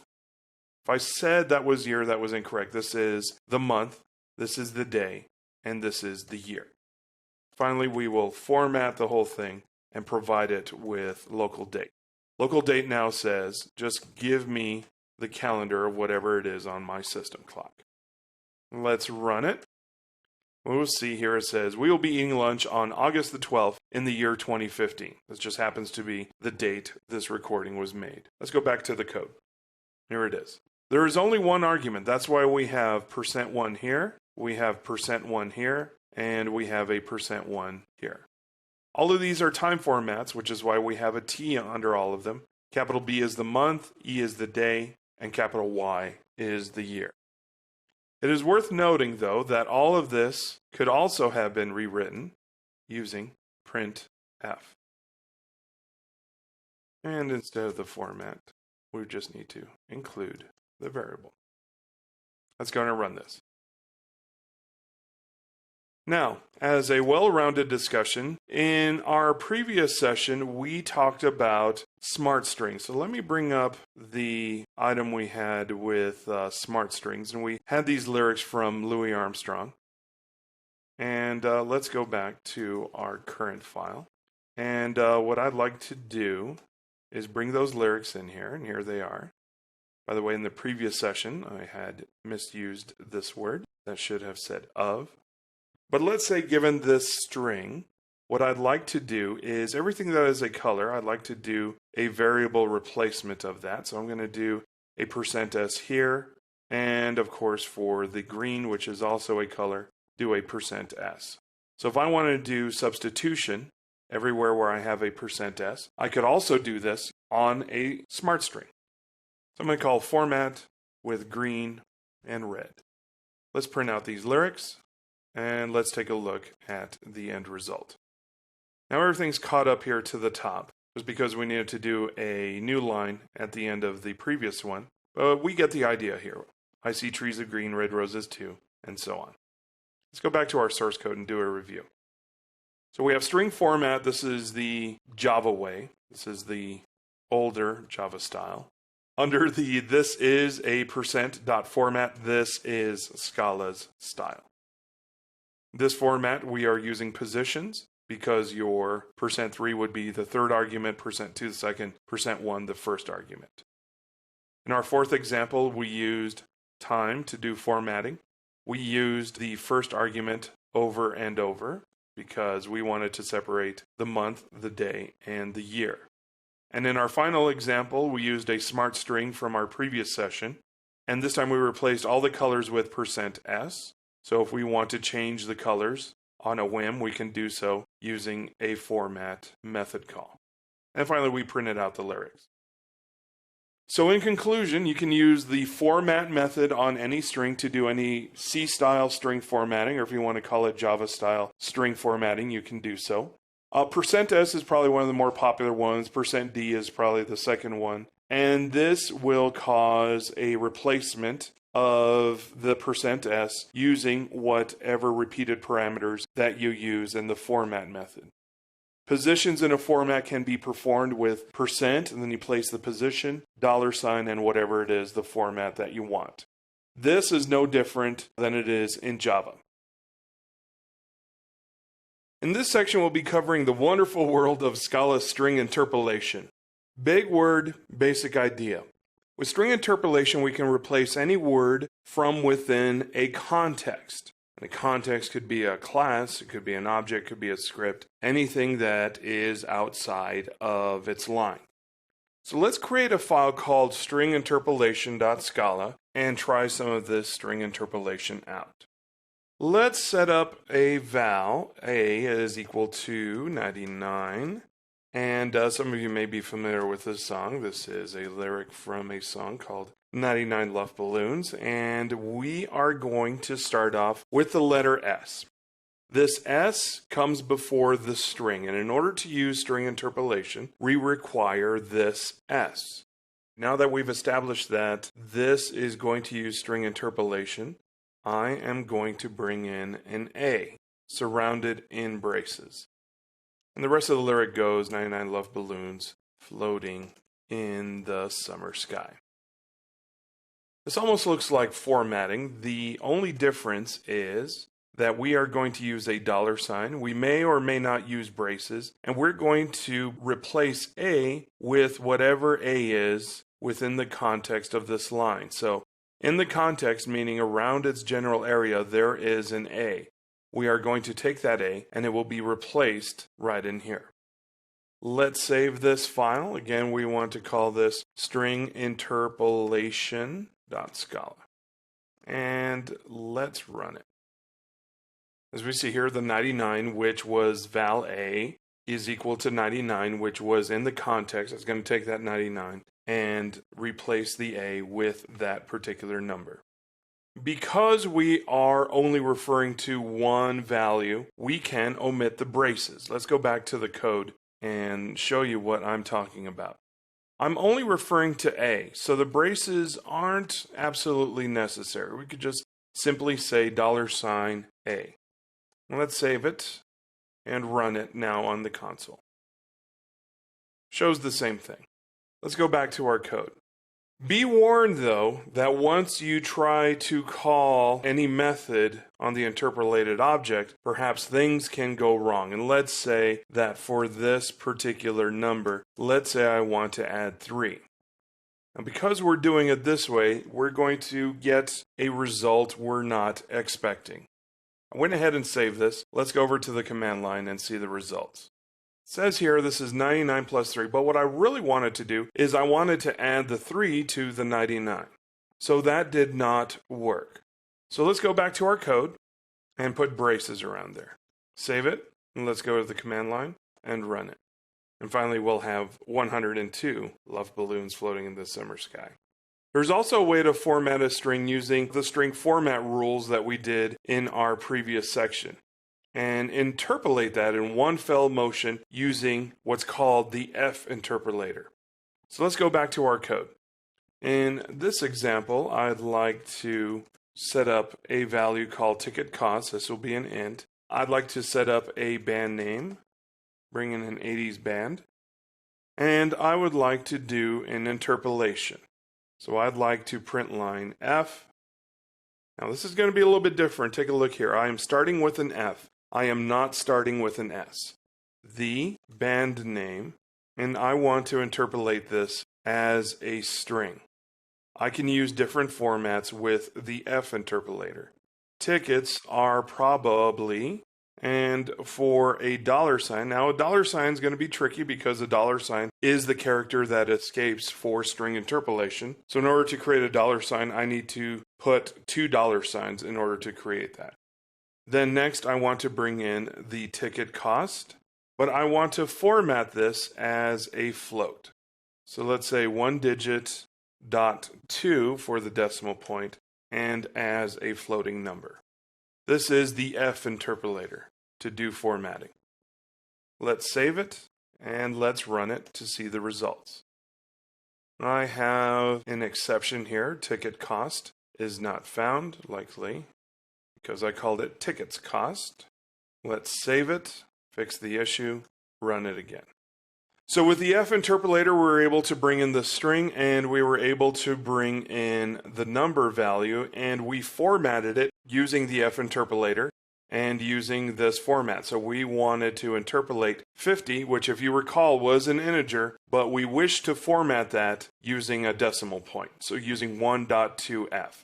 The 1.2f created for us this 50.00. Let's go back to our code and review. Again, these are two different interpolators. One is just an S interpolator where we get the A and we do something with it. The F interpolator, we can still get information from within the context. But what's different about this is that we can format it according to the formatting rules of string format. Now let's change things up a bit. Let's say we have the ticket cost, we have the band name, and what I'd like to do is let's do a %, change things up a bit, and I'm going to have a % increase. Let's say a % increase of 20, and as the music genre, let's say that this would be new wave. I'm going to bring that print line down here, but I'm going to change things a bit. Let's say we want to say the band names tickets are probably this cost. And after this, let's create a new line. And I'm going to say that's A. Let's bring in our percent increase here. I need to do 2% in order to create 1% name. Just because percent is used for formatting, so two of them is going to be the escape to create the percent. And I'll just say this is a bump because everyone likes this particular music genre. It's a fairly large format we have here. Let's save this and run it, and let's see the result. So we have our new line. We use %n for our new line. It states here the Psychedelic Furs tickets are probably $50. That's a 20% bump because everyone likes New Wave. Now let's say we didn't want to do the new line. Let's say that we wanted to separate this up a bit. In fact, let me go ahead and bring this down and show you how to do this with a smart string. So this will be an F interpolator using the F interpolator, using a smart string. Now, whether we're using an S interpolator or we're using an F interpolator, we can use a smart string with those interpolators. So I'm going to use the F interpolator using a smart string. And in our case here, I don't want to do this %n. I would just rather use a smart string to format it. Let's put a pipe there and finally call strip margin. And this says that's a % increase bump because everyone likes a certain music genre. We'll need one paren here because we'll need the strip margin to apply to that smart string. And there we go. Let's run this. So again, what's different about this one is instead of using that %n, I wish to use a smart string. I am preceding all of this with the letter F, causing this to be an F interpolator, and everything will be replaced by what is in the context. Band name is from the context, ticket cost is from the context, % increase is, and so is music genre. It's a little cleaner, and this just goes to show you we have a lot of tools at our disposal to display output. Let's save it and run it. Let's go back to our code and review. We have multiple ways to run the string interpolator. One is the S interpolator that just brings values in from the context. F interpolator brings values in from the context, and we can format it along the way. We can also apply this using a smart string. So in conclusion, string interpolation performs variable replacement within a string. All that is required is an S or an F before a string. Braces may be required to surround an evaluation. We saw that with our A+3 example. You can use F interpolators in conjunction with the classic C style or Java style string formatting. And string interpolation also works great with Scala smart strings. In this section, we'll be covering basic methods. In Java, there is a differentiation between methods and functions. In this session, we're only going to be talking about methods. Methods belong to a context. And in an object-oriented programming language like Java, that context is a class. There are different contexts actually in Scala: a class, an object, a script, or another method. In Scala, a method starts out with a keyword called def. A method will always start with def. In our example, we're going to create a file called basicmethods.scala, and we'll be creating a method called add that will add two integers together. What we're going to start off with is we're going to do this in the most inefficient way possible. Let's get started. This method, we are going to create a file called basicmethods.scala, and here we are. And we're going to start off with the keyword def. Again, def is the thing that starts off every method. We're going to give our method a name called add, and now we're going to add it with some parameters. So how do we do parameters in a method? Well, if you're coming in from Java, or perhaps some other language, you're probably used to something like this, where you specify the type, space, and the parameter name. In Scala, we're actually going to do the reverse. We're going to do x, the type, comma, a new parameter name, and the type. What comes afterward is the return type. And in this case, the return type is int. If you're coming in from Java, you're going to expect that the return type come over here. But that's not the case in Scala. In Scala, the return type comes at the end. Now, as a warning, this is the most important part of a method, and it is the equals. That means that we are stating that this method is going to return something. Now, let's go ahead and add a brace, and we'll give it a return x plus y. Everything that happens within here is the body of the method. The / is the way we do comments. And finally, we're going to close the brace. Next, we'll go ahead and print line, and let's see what happens when we add 6 and 7 together. Save the file. Now let's go over to the terminal, and let's see how this looks. Looks like we're on the right track. Now let's go back to the source code and get rid of some unnecessary items. First off, the keyword return is actually unnecessary. Scala programmers hardly ever use it. We could also get rid of these parentheses, they're not required anymore. There is really only one line in this method, so we could bring that up to the top. Let's get rid of this comment. These braces are unnecessary. And the return type can also be inferred. Since x is an int and a y is an int, and the operation of adding the two together will also return to an int, the type inferencer during compilation will already know that the return type is an int. Therefore, the return type here is absolutely unnecessary. Be careful though, there are times where we will actually need a return type, and those required times are the following. Here's a slide called Reasons to Include Return Types. One is perhaps you want to make your intentions clear. Two, perhaps the type inferencer will assume the wrong type, and it'll be up to you to settle on a type. Three, your method is being called recursively. And finally, your method might be overloaded and a return type is required so as to distinguish this method from other methods with the same name. Now, since none of these reasons are applicable to our method, let's get rid of the return type. Let's save it and do a sanity check. Fantastic. Let's go back to the source code. Now let's add a little complication to a method. Let's bring in an if statement from a few sections back and make that into a method. Again, I'm going to start off with def. This is a different method, and I'm going to call this one number status. It has one parameter called n, it's of a type int. And again, the important part, I need an equals. Let's do a brace first and do an if statement. If a was less than 10, then we returned less than 10. Else, if a is greater than 10, then we have greater than 10. Otherwise, it is 10. We had something similar to this a while ago, and I'm going to finish off with a brace. Now, we didn't specify a return type, and in fact, we don't even need these braces. Remember the if statement? We could just treat it as one single statement. But in this case, we have an if statement, and the last evaluated statement, as I mentioned before, will determine the return type. This isn't a trick question. The return type will be a string. In 3 different branches, as you see here, we have an if, an else if, and an else. These are 3 different branches, and in each branch, we are returning a string.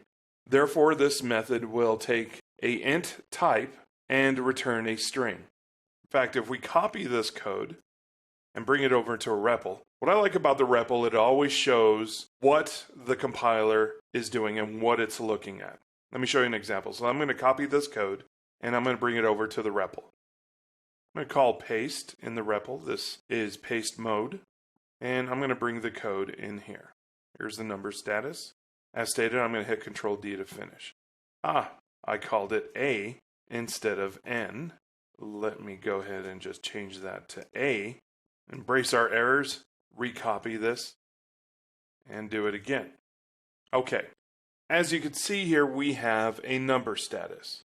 We're bringing in an int, and we are returning a string. Even though I didn't explicitly declare it, as you can see here, since there are 3 branches and all of those, last evaluated statement under each one of these branches will return a string. Therefore, the type inferencer is going to go ahead and strongly assume that this return type is going to be a string. Let's go back to our code and let's see what we've done. So we create a method called add, takes two ints. We have the equal. We need the equal because this specifies that we are returning something, and we're adding x and y together. The next thing, we have a number status where we bring in an int, and we have three branches, an if, an else if, and an else. At the end of these branches, each branch, the return type is a string. Therefore, the return type for the entire method is a string. So in conclusion, methods are defined using a def, and they're always defined using a def. Methods are not to be confused with functions. The return keyword is unnecessary because the last evaluated statement will be returned. Most of the time you could omit the return type in methods unless you need it for clarity to override the type inferencer, whether you're using recursion or whether you're doing method overloading.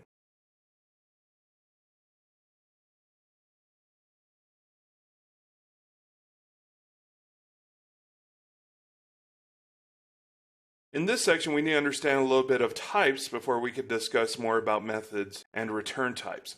A type is a class, trait, primitive, or an object in Scala. A class, for those who don't know, is a code template or blueprint that describes what the objects created from those blueprints will look like. Here's an image of an architect. This architect is the virtual machine. And what the virtual machine will do is it will class load a template or a blueprint from either the file system or the network. The whole process is called class loading. Once a class is loaded onto the JVM, given that blueprint or class, the VM can create multiple objects from that particular template. That template is a type. Therefore, what else is a type? An int is a type, string is a type. If we create a class called car would be a type. If we create a class called invoice.json serializer, then invoice.json serializer would be a type. List, set, a map, serializable interface, those are all types.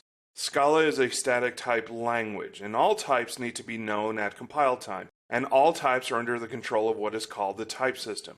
As a Scala programmer, it is up to you to make sure that all the types match, very much like a puzzle. Let's do some code. I'm going to head over to the editor. In this file, I'm going to create a method called add, which will take in two ints and return an int, and obviously it's going to take those ints and add them. I'm going to create another method called subtract, which brings in two ints and returns an int. And I'm going to use these methods together, and I'm going to match the types.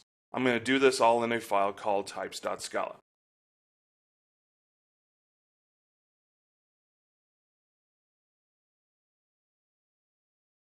Okay, so again here we subtract. The subtract returns an int, therefore add requires two ints, so we know that add requires two ints, subtract is going to return int. Therefore, the type system goddess is pleased with our design and will not destroy us in hot molten lava. So let's go ahead and run this. And let's see what this gives us. Okay, so we have our number. Now let's change subtract to take in different types and return a different type to see what happens. Now what we're doing is we changed int to double. That means via type inference, the x minus y is going to return a double. So therefore the types are not going to match because subtract returns double, and what we're trying to do is we're trying to give add two different doubles. Let's run it. Okay, so we end up with a couple of type mismatch errors. Type system goddess is displeased with our attempts and punishes us with these particular exceptions. So types are good. It keeps us from making mistakes in our logic. In a moment of reflection, it could be that we didn't want to perform this operation. After all, we're trying to take the double type from a subtraction and shove it into a method that takes an int. So maybe we wanted to take the double and either truncate it or round it while we're thinking about it. And this is why static typing is so important. It allows us to reflect on our code. Maybe it is something we wanted, maybe it isn't something that we wanted after all. So let's go back to our code and try to make these types match. Now this is just an example, and yes, the obvious answer would be, why don't I use ints to ints? But let's say for the specification for subtract, we could only use doubles. And we need to find some way for these two methods to work together. So let's try perhaps a truncation here. So let's say within this subtract, I want to do a toInt. Let's run it. That works. Every number type has a method that converts from one number type to another. 2byte, 2short, 2int, 2double, 2char, etc. For a conversion from a double to an int, this is purely a truncation. Let's go over to the REPL and let me show you what that means. So let's say that we have 10.0, and this is going to be a double. And let's say that we're going to take 10.0 and we are going to truncate it. If this looks confusing, let's wrap the 10.0 in a paren. So we're going to take a double and call toInt. That looks great. So this is a truncation. We could also do a round, but there's a problem with this. This 10.0.round is going to return a long.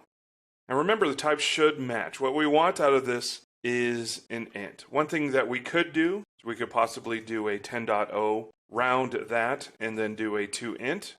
And this will give us the number that we're looking for and the type that we are looking for. But this comes with a warning. Long is 64 bits and int is 32. So we may lose some information if we do this conversion. For example, let's say I have a val called long value. So what I'm going to do here is I'm going to take this long value and create a very large number and round it, and then I'm going to call toInt. Okay, so we have this long value, 203.949, etc. .4332. Then we call round on it, so it's going to round it out, and it does so fairly nicely. Once I have the round number, remember this is a long, but if I call toInt on this, then we have an issue because int only takes so much space. It takes 32 bits. Long is 64 bits, so there's going to be a loss of information.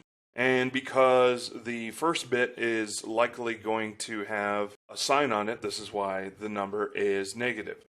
So do we have another choice? Well, there's something called method overloading that we could perform to accept different types so that it wouldn't lose any of the data. There are some other types like big int and big decimal as well. So we can cross that bridge a little bit later when we talk about overloaded methods. But back to our problem, let's say that we're okay with this. Let's say we'll run the risk that some of these values will be too large, and therefore it's acceptable for now. So let's go back to our code and make that change. Remember, the whole point of this lesson is about type matching, not particularly right now about whether we're getting the right answer or not. So given this add, I have the toInt, this is truncating. Let's say that I want to make all of these a round and a round. Let's run it. Okay, type system got us as most pleased. Types match, whether your program works to your specification. Again, we are running the risk of possibly taking a really large number and not bringing it down correctly. But as far as the types matching, let's go back to our code and review that. It works correctly. Again, add takes two ints, subtract returns doubles, therefore we need to make the types match. Types have relationships. Scala is not only a functional programming language, but it's also an object-oriented language. In fact, I'd like to argue that it's even more an object-oriented language than Java. In Java, there are objects and there are primitives. In Scala, you could treat everything like an object, and if you can do that, you can treat all numbers, characters, booleans as types. Every type has a relationship and is a member of an illustrious family tree. So let's take a look at this family tree. Unlike humans, procreation, an object-oriented system does not require two parents, just one. In Scala, any is the parent of all types. Any val is the parent of all numbers, booleans, characters. For the Java people migrating to Scala, that means that all your primitives have a parent, and that parent is any val. Any ref is any other type that has a class. Whether Scala created it, whether Java created it, or whether you created it in either Java or Scala. Here's a fuller graph. Again, any is the topmost parent, any val is the parent for all primitives, and any ref is the parent of all objects. It's also worth noting that for the Java programmers coming in, Java lang object is going to be semantically the same as any ref. Again, here's any val, that is going to be the supertype of all primitives. So types are templates that make up an object. Primitives are also types in Scala, int, short, byte, character, booleans, etc. Types need to be matched up like a puzzle. If it isn't, the type system at compile time will tell you there's a type mismatch.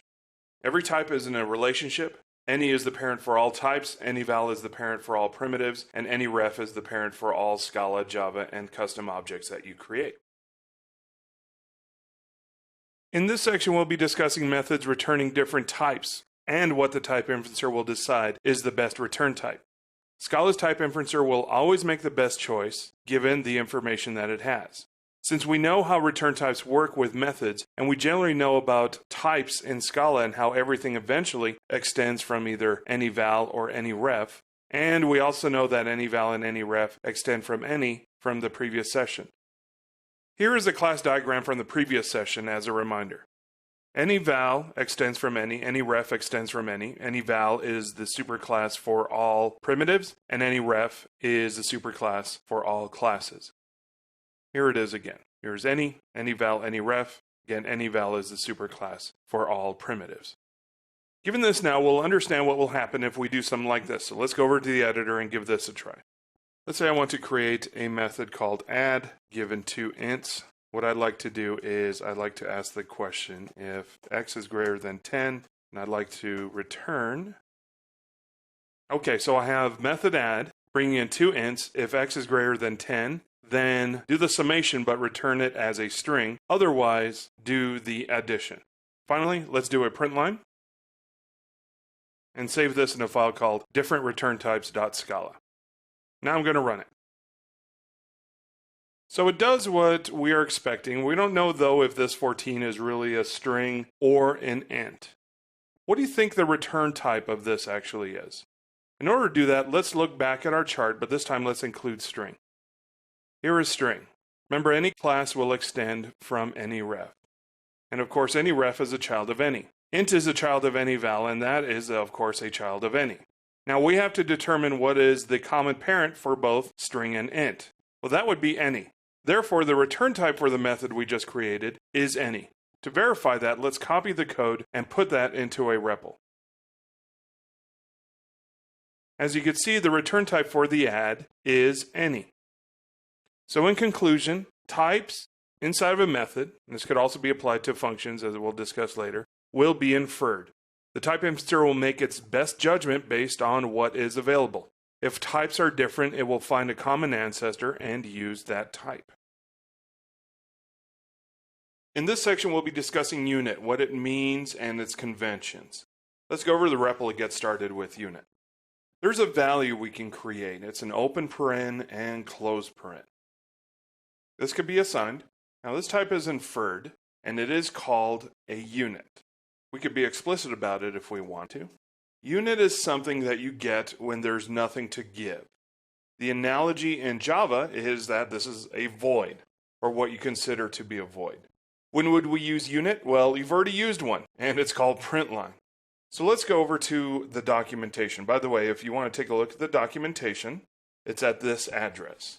The API is at scala-lang.org/API/current. Current will get you the latest API for your perusal. And what we're going to look at is called the predef. Now, predef is an object. We haven't discussed objects yet, but a predef is something that is inherited in every Scala class object file that there is out there. So it's automatically imported. So let's take a look at the predef, or a little bit of the predef. As you can see, there's print that takes an any and it returns a unit. We did print line before. There's printf. We also did that one before. This one shows a unit. Here's print line. This takes in an any. You know what any is now. That is the parent of everything. So that means that we can give print line any type that we want, and it's going to print it out. And this is going to return a unit. The type is unit, meaning, again, it's analogous to void. We're not getting anything in return. So in fact, when we type this into the REPL, let's go back to the REPL. If we type in print line Scala rocks, in fact, instead of just that, let's assign it to something. We see that the return type, after we did a print line Scala rocks and assign it to A, we see that A is of a type. That type happens to be a unit. If you go to Java, for example, you can't do a system out print line call and assign it elsewhere, but in Scala you can, because unit is a type. It is assignable. So where's unit in our hierarchy chart? There it is. It's actually thought of as a primitive, and it is a subtype of an eval. So keep that in mind. Let's do something else. I'm going to go back to our REPL. So again, remember this right here. We have Scala unit, and that is a child of an eval. It is considered to Scala programmers a primitive. So in our REPL, I'm going to do an add, much like the tired old example we've been doing up to this point. But what I'd like to do inside of this method is ask, well, if x is greater than 10, then we wish to return a print line. Again, it may seem kind of strange that we're returning a print line, but since we know that print line is returning a unit, we know that that unit will then be the return value from it. I'm going to have an else case. In case it is not greater than 10, then we'd like to return the summation, and we'll close that up. So again, print line returns a unit, x plus y naturally returns an int. And what do we have here? An eval. Let's go over to our hierarchy chart, take a look at this again. Both unit and int, remember int would have been the type given x plus y. X plus y would have returned an int, but print line returns a unit. Remember, unit is something that is assignable. So therefore, in something like this, if we're giving two different types, then the return type of the method said it was an eval. Why is it an eval? Because it is the parent of both int and unit. Programming to a type system is all about putting the pieces into a puzzle. If the types match, then it will work.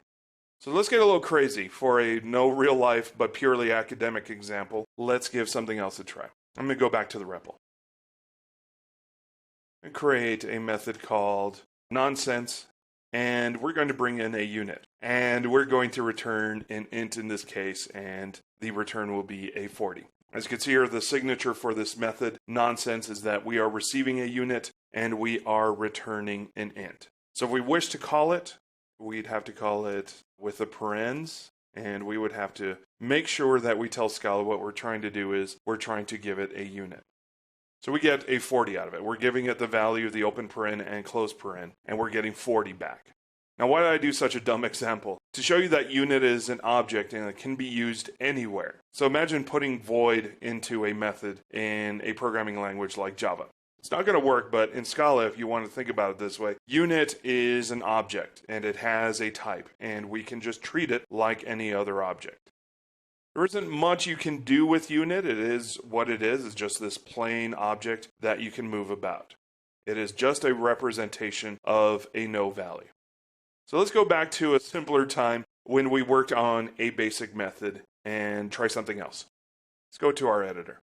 So I'm going to create, in our editor, I'm going to create a method called add, which takes two ints and obviously returns x plus y for it. I'm going to save this in a file called unitmethods.scala. Now this is a simple method in Scala that adds two numbers. I mentioned this in the basic methods video, that when an equals is used, that it states that we want to return something. Let me add some braces. The reason I brought this up is because a common mistake for Scala programmers, especially those that come from the land of Java, is that they often forget to include this equals at the end of the method. Remember, equals means that we want to return something from a method. So let me do a bad add. The method up top is correct. The method down below called bad add is incorrect. I'm going to do a print line on this bad add. Now I'm going to run it. Okay, so this returns an open paren and a close paren. You know what that is? That's a unit. Remember I mentioned the open paren and close paren is the value for the unit type. Now when you see that, don't panic. It's just an object that tells us we got nothing from it. In other words, it is a void. If we wanted to be explicit about our bad add, let's say it was intentional that we wanted to return a unit, we could just say, well, we want to return a unit. Let's go back to our code. Again, if we wanted to be intentional about it, let's call this one something different. I'm going to call this add unit. That takes a x and a y, but this time what I want to do is I want to be explicit about it and state, I know what I'm doing, and this is going to be returning a unit. In fact, I could use the equals here. I am returning something, and in this case, what I'm returning is actually a unit. So in my case now, I have add unit, takes in 2 ints, returns a unit. I am being explicit about that.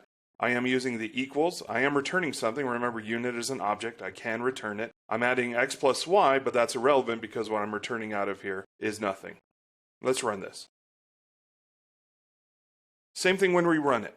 Again, I didn't call it bad add because this was intentional. I did do it on purpose. I called it add unit. But remember, the point here is whenever you see the open paren, close paren, it is a unit. The type is unit.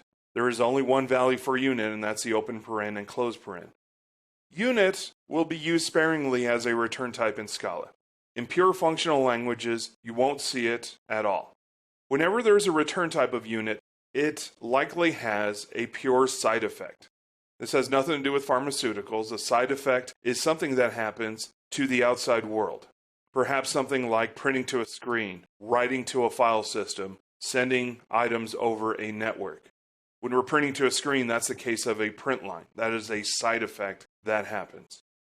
Sometimes we're even changing the state of an object. Changing the state of an object is also considered a side effect. Let's try another sample of code. Let's go back to our editor. I'm going to create a new file called sideEffectsState to show you what I mean by state.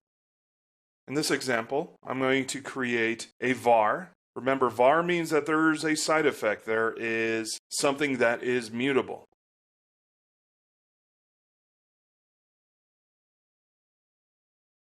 Created var a is equal to 0. I created a method called sideEffect. In fact, take a look here. I did not include an equals. This is going to return a unit.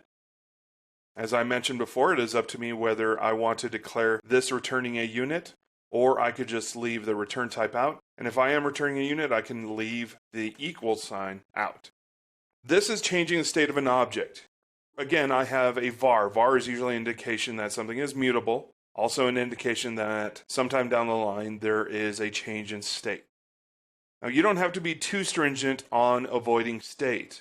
Although some functional programming purists may disagree, there is a topic called state monad, a functional design pattern that you can use to hold state by avoiding a lot of these side effects. That's not covered in this series, but in time it may be something you want to learn up on after you get some more functional knowledge in that squishy brain of yours. I will mention this. The whole idea for Scala is to bring over Java programmers, to make it comfortable for Java programmers. So keep that in mind. You're not doing things wrong if you're bringing in your object-oriented knowledge over it, you're bringing your mutable knowledge over. Scala will work with you. Again, over time, you're going to learn some other concepts, and once you learn those concepts, it could very well be that you don't like these side effects and you wish to implement a lot of these functional design patterns to avoid them. So in conclusion, units don't give you anything. They are analogous to Java's void, and units are actually objects. The unit full type name is scala.unit from the Scala package. Unit has one value, the open paren and close paren, and whenever you see the open paren and close paren, that is a unit. Recursive programming is essential in functional programming. It is strategically recalling a method to perform a task. In this section, we'll create a method that is called recursively onto itself. Let's start off with a file. We're going to call it basicrecursion.scala. Let's create a simple recursive method to do recursion. I think maybe most of you will know what a factorial is, but if not, factorial is the product of all the positive integers less than or equal to n, given whatever n is. A factorial is usually denoted as a number with an exclamation point, and as a special rule, the factorial of 0 is 1. So let's get started. I'm going to head over to the editor. Again, if we have a factorial of 5, that's going to have to be 5 times 4 times 3 times 2 times 1. Factorial, again, of zeros, it has to be 1. Factorial of 1 is going to be a 1. So let's get started. Okay, so here's the first line. Def factorial, we're going to bring in an n. It's an int. And we are going to return something. But first of all, we need a base case. And the base case is the simplest thing that we can do. How do we code that? Well, our base case is whether it's 0 or if it's 1, then the answer has to be 1. So let's do that. So in case it is 0 or in case it is 1, then it'll be 1. Otherwise, we're going to take n, whatever number it is. So if we give it 5, we're going to say 5 times. Now what we're going to do is call factorial with a deduction. Let's do a print line and save this file. Let's run it. Okay, so we end up with an error. Error, recursive method factorial needs a result type. This happens to be one of the rules for recursion. Return type must be declared. Let's fix that. We do need an int. We do need to declare the return type. Let's save it and run it. That's fantastic. It works. We have a recursive method. Only problem now is that this doesn't go very far. Let's add another item. Let's go back to the editor. Instead of 5, let's do 100. Not a huge request. Let's give it a try. Interesting. 0. It overflows, and this is not right. So let's change things around. Let's do a big int. Big int happens to be a class that has storage and enough storage that we can store very large numbers. It just holds more information. And believe it or not, this is all that is required. Just change the types. Though it's tough to see right now, there's something good happening at the compiler level. And for those coming in from Java, you would understand. We didn't have to change the methods or the structure that much of the method because big int has the same method names as int. In other words, big int has a star. Big int has a subtraction. Big int has equality. It can also convert the 1 into a big int 1 automatically. What that means for you is you can express yourself faster without paying too much consequence on changing the type being used. Let's run this. Nice. Get a very big number, so therefore the factorial for 100 is 933, etc. Now let's give it something harder to work on. Let's go back to the editor. Just one more 0. Let's run it. Looking very good. Now, of course, this is the factorial of 1000. Of course, this is going to be a much larger number. Let's give it even something harder to work on. Let's go back to the editor. And kablooey. At some point, we blew the stack. Recursion only goes so far before the stack that handles the recursion blows up.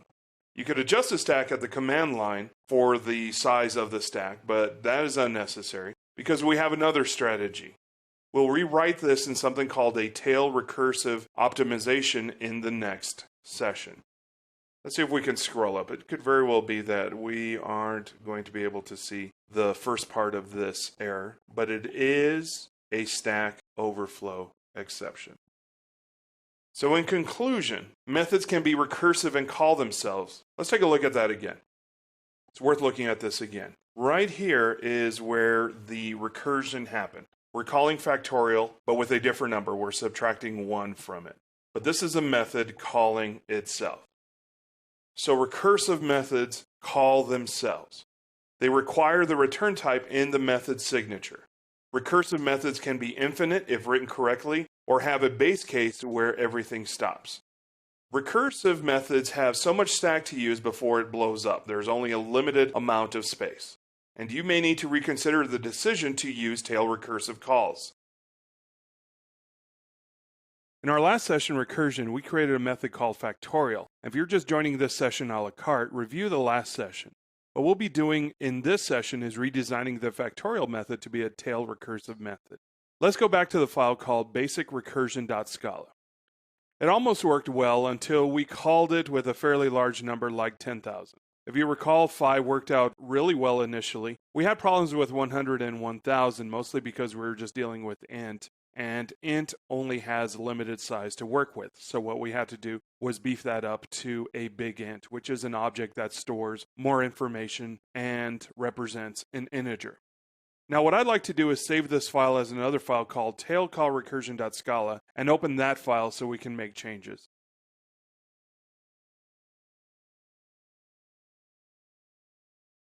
Okay, everything's saved.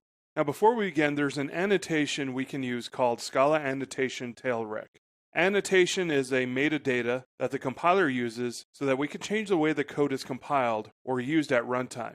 Annotations will not have any direct effect on how the code operates. So let's get started. Here's the @annotation, scala.annotation.tailrec. The scala.annotation you see there is a package. Packages, for those who don't have a Java background, are addresses of the class, much like the addresses of your home or place of business. In other languages like Ruby or Haskell, they're called modules. Typically in the JVM world, they are the reverse domain name of the company or entity that created the code. If you work for a company called XYZ Corp, for example, then the package would likely be called com.xyz Corp. If you work on a project called Project A at the XYZ Corp company, then a possible package would be com.xyz Corp Project A. At compilation, packages are made into folders where the class, or in this case, the annotation, would reside. In Scala, all constructs are a member of the Scala package, either directly or indirectly. The full name for Scala annotation tailrec is called the fully qualified name of the annotation. If we don't want to include the fully qualified name of the annotation above the method, we could import the annotation so that we just call the annotation name without including the entire package. So let's go ahead and do that. Now, when we try to compile this or run it, since it is a script, we get to see what a nice handy utility the @tailrec is. It's going to tell us that this code does not meet a requirement. Let's give it a try. It tells us that this code is not tail recursive. To make this tail recursive, we need to ensure that after the recursive call has been made, that there are no further operations on what has been returned. We obviously violate this rule. Let's go back to the code and take a look. We violate this rule because we are calling factorial, and right after we're calling factorial, we are multiplying. We're doing an operation after the factorial is returned. We have to make sure that whatever factorial returns is immediately returned from the method. We can do this with an accumulator. An accumulator is an object that will hold the running total, in this case the running factorial, with each recursive iteration. So let's change this code around. So I'm going to add the accumulator. This is an accumulator that has a big int type. In our base case, whether n is 0 or 1, what I'd like to do is instead of returning 1, I would like to return the accumulator. Now when I call factorial, I'm going to get rid of the n star because we want to make this tail call recursive. And what I'd like to do here is multiply the accumulator by n. Since we made changes to the method parameters, we also need to make change on how the factorial method is invoked. Now that factorial requires 2 parameters, I need to make sure that there is a second parameter to each one. With those simple changes, we can run the script and see what happens. This works. Let's take a look. The bottom one right here is the factorial for 10,000. Pretty big number. Here's the factorial for 1,000. Here it is for 100, and here it is for 5. This works, and this is just another way to look at the same problem. What happened? Let's take a look back at the code. This is a compile time trick.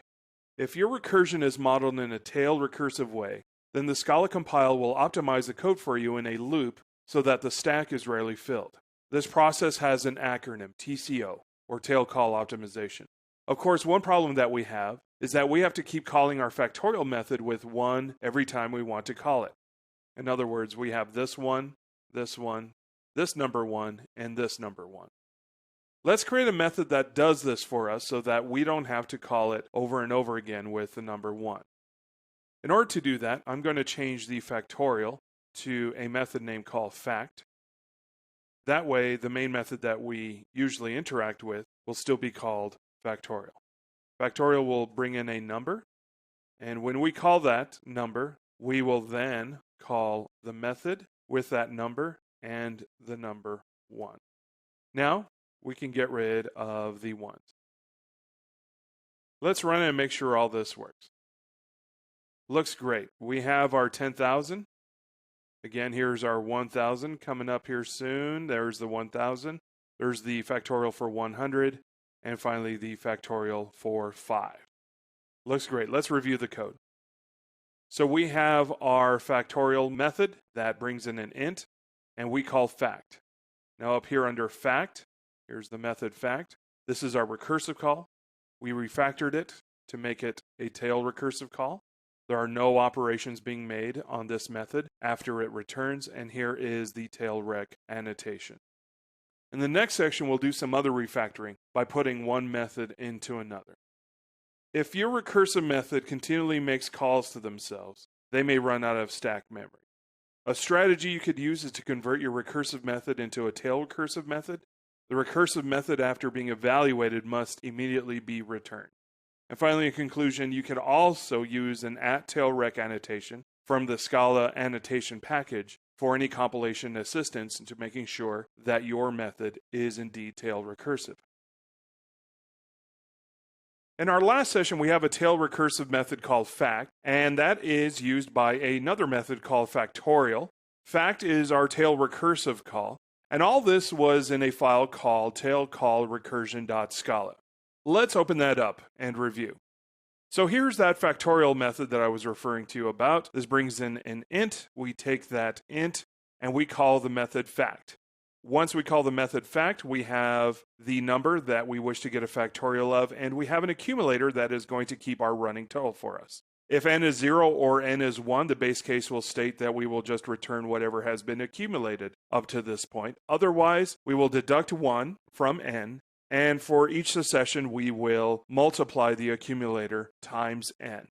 So what I'd like to do is refactor this a little bit, and I'm going to save this into a file called methods in methods.scala. A feature that I really like about Scala is the ability to take a method and shove it into another method. Use case would be if you have a method that assists purely with one method and nothing else. One such method would be our fact method. It is not needed anywhere else, and all the interaction can be done by our factorial method, since that is the public interface. So let's try that.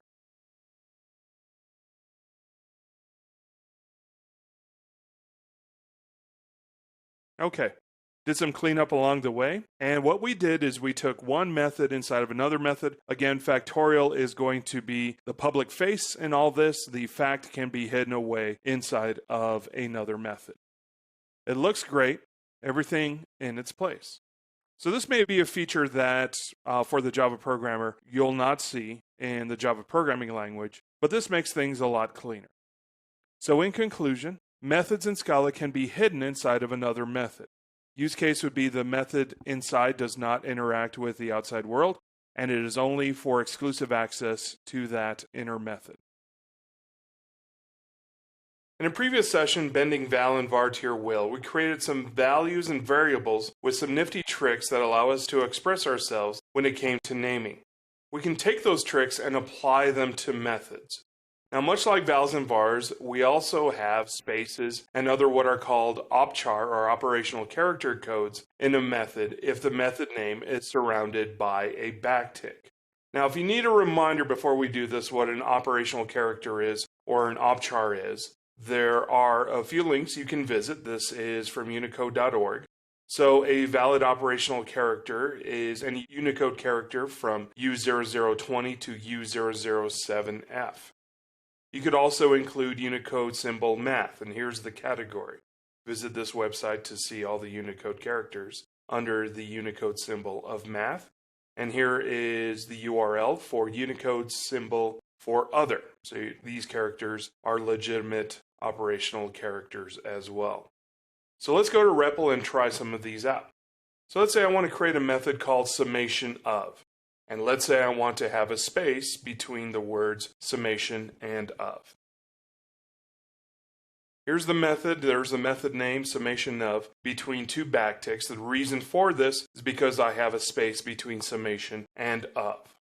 I'm bringing in two parameters. Both are ints. One's called x, one's called y. And as part of my implementation for this method, I'm just going to add them together. Now I need to call it. So I cannot call it like this. It's not going to know where summation is. It sees the of there, but it's going to interpret it as there's an object called summation that has a method called of. So that's not going to work out. So if we want to call it then we'd have to include the backticks. Now, if you also recall, we have an underscore, and anything after the underscore could also be an operational character. Let's try a sample of that. I'm going to hit Control-L to clear out my REPL. I'd like to create a method this time called Are We Liking Scala with a question mark at the end. Now, in the Java programming language, a question mark is not allowed as part of the method, but in Scala we can. But as long as we establish the underscore first, then we can use the question mark. So this is being interpreted as Are We Liking Scala underscore $Q mark, as you see here. This is a method that doesn't take any kind of parameter, but it is returning something, and in this case, it is a boolean of true. It looks like a val or a var, but it really is a method. And at the Java bytecode level, it is going to be considered a method. Given that this is a method, we can attach this to a status.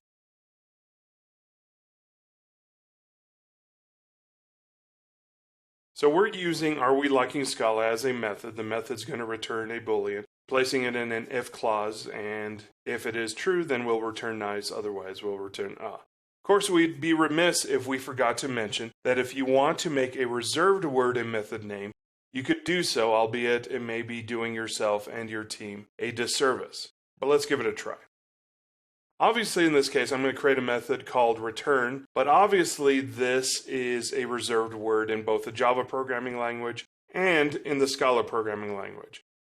So let's say I'm going to be careless. I'm going to use a reserved word for a method, and this is going to take two doubles. Once we bring in these two doubles, I am going to take these two doubles and let's say add 4.0 and convert it to a string. So there's the method name called return. If I wanted to make use of it, obviously doing this may not work because Scala still sees return as a reserved word. So if I want to call the function instead of having it interpret as a reserved word, I would need to surround that with backticks. So in conclusion, methods can have spaces and other valid identifier characters, including operational characters, if they are surrounded by a backtick. Methods may be referenced without a backtick if they are not reserved or do not contain any spaces, otherwise we'll need to include the backticks. Any method without a backtick can include an operational character if followed by an underscore. In this session, we will discuss operator overloading. As in languages like C++, operator overloading gives us the power to name our own methods as operators like plus, minus, multiply, or asterisk, or slash for divide. This power comes also with Scala, but be warned, with great power comes great responsibility. Operator overloading should semantically make sense to your domain, typically without having to look up its meaning. So let's go to REPL and give this a try. Alright, here we are in the REPL, and let's say I want to create a method called add. Done this method over and over. So that works out fine, and of course we can just call add with it. But what if, instead of add, I wanted to call it plus? I can do so. Now, there are better ways to go about this, like using an infix method, which we'll cover a little bit later. But as it is currently, this works. We know what plus is, we know the semantic meaning of it, and we can intuitively make sense of what it is. I also brought this into a REPL for a reason, because we get to see the type. And here's the type signature of the method. See that $plus? The plus is actually the name of the method internally. To you, the programmer, it's just the plus sign. But internally it's called $plus. Let's take a look at another example. This works, but this is just me. Semantically, it doesn't make much sense. No intuition can help, and try looking this up on a Google, Yahoo, or Bing when someone wants to try to know what this is. This is invocable, but again, this is something that's really hard to look up. So what can we use? Well, we could use all the operational characters, or opchars, as method names. And here again, just to jog your memory, are the references as to what opchars we can use. Again, unicode.org. The Unicode characters from 0020 to 007F are valid operational characters. You could also use symbol math, and you could also use symbol other. Any symbol that is listed on here can be used as an operator overload. By the way, did you know you are already using operator overloading? Let's go back to the REPL. Let me hit Control-L, clear up the screen. Remember this? It just seems like we're adding 3 to 10. But remember that we could treat all of Scala as if it were an object-oriented language.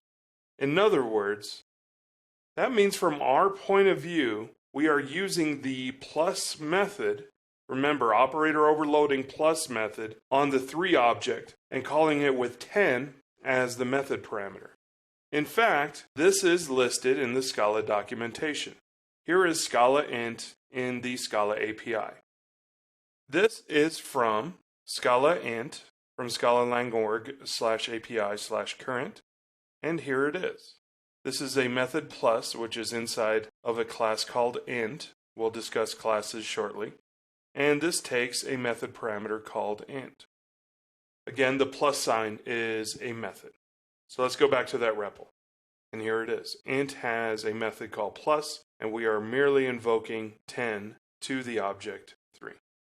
Remember our recursion method that we completed and refactored in methods and methods? It was the factorial for a certain number. We used recursion and we put a method inside of a method. We also used tailrec and designed that using a tail recursive call. Remember how we didn't have to do much when we changed from an int to a big int? Let's reacquaint ourselves with that file called methods in methods. Here it is again. Remember, we had int before, but all I did was change it to a big int. And if you remember right, this didn't take much effort. I didn't have to change the method signatures, and the reason is big int also has a plus operator, a star operator, a slash operator for division and subtraction, etc. The same methods that were in int were also in big int. And that too was operator overloading. In other words, this minus right here happens to be the minus that is inside of big int. The star right here happens to be the star that is inside of big int. So in conclusion, operator overloading allows us to use operators as method names. Careful not to abuse this power. Operator overloading will interpret the name into a $sign with a suffix, so $sign with a name or $sign with a particular Unicode. And finally, you've been using operator overloading up to this point, probably without realizing it. In the case of int, in the case of double, in the case of big int, there are a lot of operators that are being used as an operator overload. In this session, we will discuss method overloading. Method overloading is the ability to use the same name for a method. Though not law, you would typically do so if the method performs the same operation but with different types. So let's create a script called methodoverloading.scala to see how all this works. We created our file. Now what I'm going to do is I'm going to create 3 different methods all with the same name. Here's the first one, add num. This will bring in an int. Once we take that int, which is an x, we're going to add 1 to it.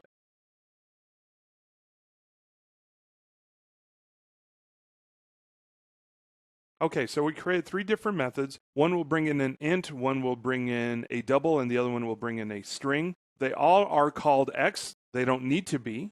In fact, why don't I just change that around so it's less confusing? It could be whatever you want to call it.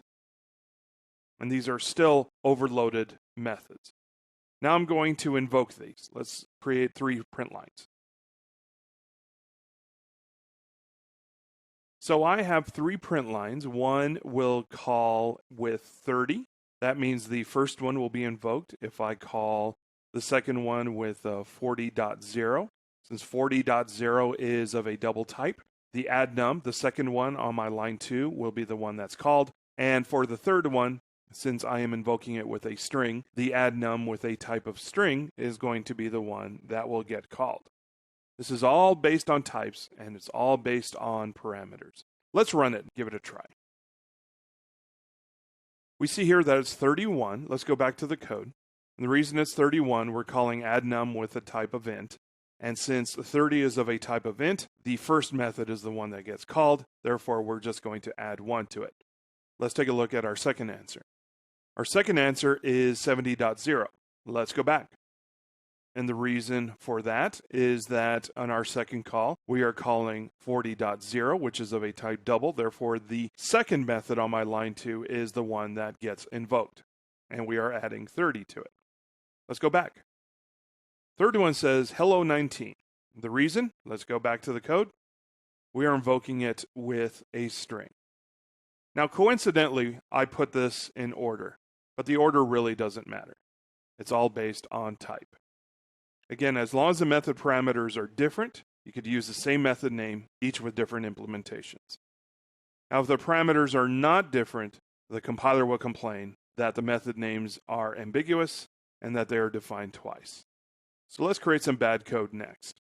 I'm going to create a couple methods. Both of these will be called add10, and both of these will receive an int type. What's going to be different about this one is that the second add10 method will return a double. So if I try to invoke this, kind of see what's going to happen. I'm calling add10 with 40. Problem is, Scala doesn't know which add10 to call. Both of them accept an int. Let's save it and try it. First error says ambiguous reference to overloaded definition. Both method add10 of type int to double and add10 of type int to int. Second one states that the method add10 is defined twice. As far as the Scala compiler is concerned, it does look like that. There are two add10s, both that accept an integer. Of course, we had enough information on the type signature that would allow method overloading. So let's go back and change that. So what I mean is, if there's enough information, enough for it to be different, then it would know what to call. And in this case, let's say I want to change that second parameter in the second method to double. Save it. Let's go back and run it. Looks great. We get a 50. Let's go back to the source code and see why. We're calling 10 with 40, very much like addNum example we had up there. We're calling it with 40. Once we call it with 40, we are adding 10. So method overloading allows us to reuse the same method name for different reasons. The only thing is method parameters must be different in order to avoid any such conflict. In this section, we discuss named and default arguments. Others may call this named parameters or default parameters. According to the Scala specification, these are going to be discussed using the terms named and default arguments. Named arguments are a way of calling a method with our own order. So let's take a look at an example of a method, given a method that accepts a Boolean and returns 2 ints. And we'll call this process numbers, and let's see how this works. I'm going to create a file called named defaultargs.scala. And in here, I'm going to create a method called process numbers. And in here, I'm going to ask the question, if B, then X, otherwise Y. Okay, fairly straightforward. Let's do a print line just to get things going. Okay, I'm going to call it process numbers. I'm going to give it true. I'm going to give it 10, and I'm going to give it 41. Given this example, what should happen is that this should return 10. If it's true, in this case it is, then we will return 10. Okay, let's save this. Let's run it as a sanity check first. All right, we got our 10. Well, let's go back. Now, let's say for a particular reason we did not want to call the method with those arguments in that particular order. In Scala, we could specify the order with what are called name arguments. Merely state the name of the parameter name at an equals and provide it with the value in any order that you want. So for example, if I wanted to do, let's say I didn't want to do the Boolean here, but I wanted to specify that this will be X, this will be Y, and this will be true. B, this B right here, corresponds to this B right over here. X corresponds to X, and of course Y corresponds to the Y method parameter. This will invoke the method in order with the values given. Let's do another sanity check. I'm going to save the file, and I'm going to run the file. Great, it's still 10. This, again, is called named arguments. Now, Scala also provides what's called a default argument. Let's show an easy example. I'm going to create a method called add, takes two numbers. We've done this one plenty of times before. And of course, if we want to invoke it, nothing too crazy here. But what I could do is give it a default argument. And because I give it a default argument, I can call without it. Let's run it. First 10 was from the previous example. And we have a 7 and a 40 for this example. Let's go back. The reason this was 7, because obviously we're just adding 4 and 3 together. The method is called add. It's going to take two ints and add them together. On the second one, though, we give it a 30.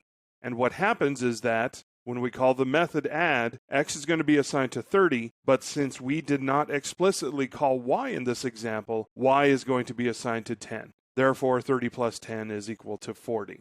The y:int equals to 10 is what is called a default argument. Now, where things get complicated are when the default argument is not the last parameter, but somewhere in the beginning. So let's revisit our process numbers example from above and give our Boolean method parameter a default argument.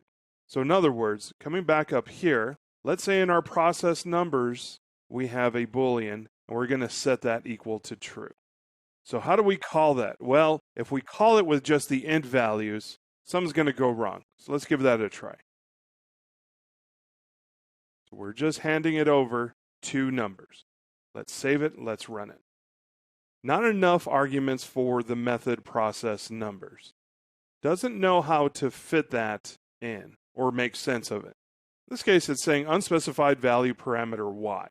So it's a little bit confused as to what's going on. Let's go back to our code. We're giving it 4 and 5, and because this is the way this is structured, I think what it's doing is it is thinking that the 4 is a Boolean, and the 5 is trying to match up with the x. And I'll be honest, this is an educated guess on my part as to what the compiler is doing. All I know is, yes, the compiler is confused, but let's go back to our output again, and this says unspecified value parameter y. So it has no idea where y is coming from. Types don't match, so the answer to this is a combination of named arguments and default arguments. So let's go back to our code and make this work. So here in the process numbers, we're giving it 4 and 5, and the compiler is confused. It doesn't know where to put the 4, doesn't know where to put the 5. And what we could do is use named arguments to help it out. Now the compiler knows how we're calling our method with only the ints. And all the time knowing that I'll be accepting the default argument of true for the Boolean.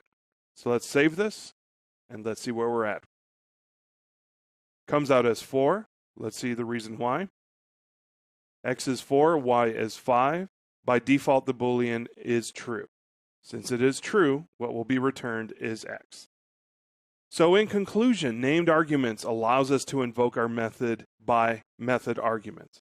Named arguments also allows us to call our methods in whatever order we please. Default arguments gives us the ability to specify default values for our arguments. And in case default arguments are tough to invoke by regular means, we can use them in combination with named arguments. In this session, we're going to discuss two methods that are a necessity in learning Scala: isInstanceOf and asInstanceOf. Both of these methods are in the superset of all classes called any. For information on the any type, please refresh your memory in the any, anyval, anyref session earlier in this chapter. Since isInstanceOf and asInstanceOf is a method from the type any, that means that those methods can be used on any object and any primitive. Let's go to the REPL and try this out. We could do 3 isInstanceOf int. Now these square brackets are what are called a parameterized type, and we'll be discussing that in the next session. If I hit enter, this is going to return a Boolean whether 3 is an instance of int. If I do 3, is this an instance of Boolean? This would say false. I mean, obviously, the number 3 is not an instance of Boolean. If I did is 3, is that an instance of Boolean? Of course, this would be false as well. But if we did 3 is I'm just doing a tab completion here by hitting the tab key. Is this an instance of string? This would return true. But it goes a little deeper than that. If I do string of 3, is this an instance of car sequence? This would also be true. Car sequence is a supertype of string. That's why this worked. So therefore, is instance of car sequence returns true for a string and a car sequence. Here's the family tree for string. Any type that makes up your object will return true if it inherits from that type. A string is a car sequence. It's also an anyref, and it's also an any. It's worth mentioning that all these types come from Java. And for those coming in from Java, this is going to be a replacement for the instance of keyword. Now, let's go back to the REPL, and let's talk a little bit about casting. Casting is forcibly converting an object from a supertype to a more refined type. I know it sounds like a lot of nerd talk, so let's show an example. We know that string, car sequence, anyref, and any are all in a linear relationship. Again, let's take a look at that family tree. String, car sequence, anyref, and any, they're all in a linear relationship. Assigning a supertype to an object is no problem. So let's get started with an example. I'm going to create a file called is and as instances.scala.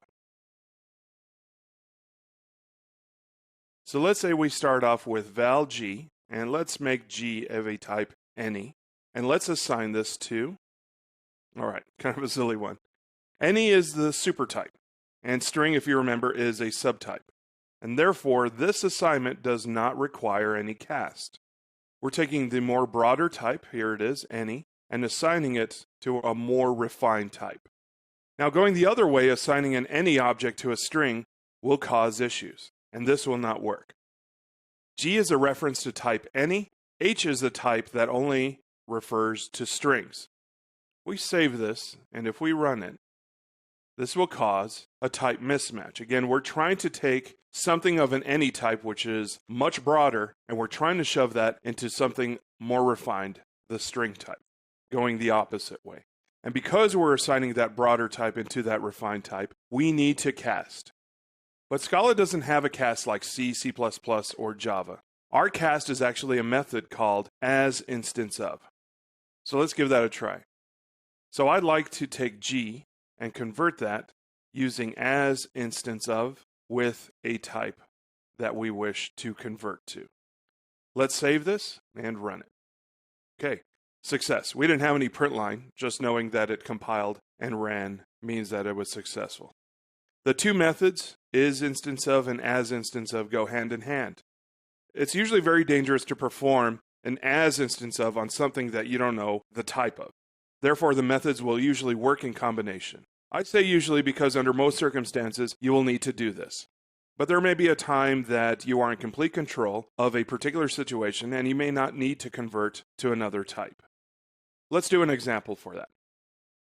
Let's say I have a method called decide, and decide is bringing in an any. And I'd like to ask the question,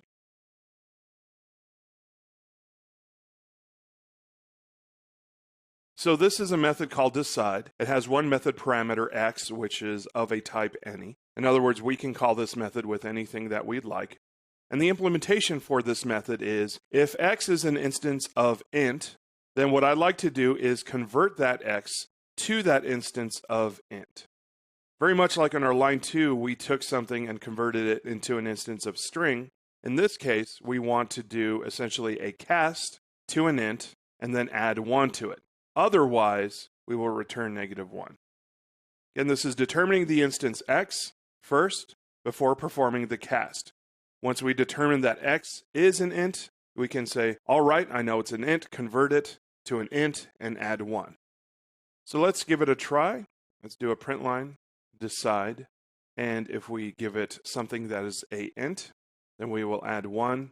Otherwise, if we give it something that is not an int, we should end up with a -1. So the answer on this should be a 5 and a -1. Let's run it. Now let's say we didn't write it correctly. Let's go back to our code. I'm going to create another method called decide poorly. In this case, I'm giving decide poorly an any, And I'm going to make a strong assumption that anything that is given to this method is an int. So if we do a print line, decide poorly with a 4, let's run this. That'll work just fine. We're adding 10 to it, we gave it a 4, and what we get back is a 14. That works great. But where things go wrong is if we give it something of a type that is not expected. If we don't do our due diligence, things are going to go really wrong. Get an exception. The exception is called a class cast exception. Java lang string cannot be cast to a Java lang integer. And for those coming from Java, you likely already knew this. And this follows the same rules in Scala. For those who are really paying attention and wondering why I didn't talk about the square brackets again, these are parameterized types on a method, and we'll cover that in the very next section. So in conclusion, isInstanceOf will return a Boolean whether the object in question is truly an instance of that type or supertype. AsInstanceOf will convert the object to any other type. AsInstanceOf will require that the object is convertible to that type. And any kind of bad call to AsInstanceOf will result in a class cast exception. In this section, we discuss parameterized types on a method. Parameterized types gives us the ability to maintain type safety when calling a method. This keeps us from referring to an object by its supertype. Parameterized types in Java are known as generic types. Parameterized types in C++ are called templates. They're not the same thing. Both C++ and Java have their own rules when dealing with generic programming. In this section, we'll perform generic programming, but we'll do so the Scala way. So let's get started. Let's create a file called parameterized types on methods.scala. And for our simple example, let's say we want to call a method with a Boolean and 2 items, and those items can be anything. So let's get started. I want to create, again, a method called decide. This has 3 parameters, a Boolean, and 2 items that could be anything. And in our first example, we're going to use the any type. This can return an any, and the implementation is. So again, we have a method called decide. It's bringing in a Boolean and bringing in 2 any's and returning an any. If B is the Boolean, so given that Boolean, if the Boolean is true, return X, otherwise return Y. Now we're going to create some print lines. So let's say for the first one, we're going to call decide. If it is true, then return the string of A, otherwise return the string of B. In the second example, we'll have false, therefore 10 will be returned. And in our third example, if it is true, return the character of C, otherwise return the character of D. Now let's go ahead and save this, and let's go ahead and run it to see what happens. Okay, so we are returning a string of A, a number 10, and a C. Let's go back to our code.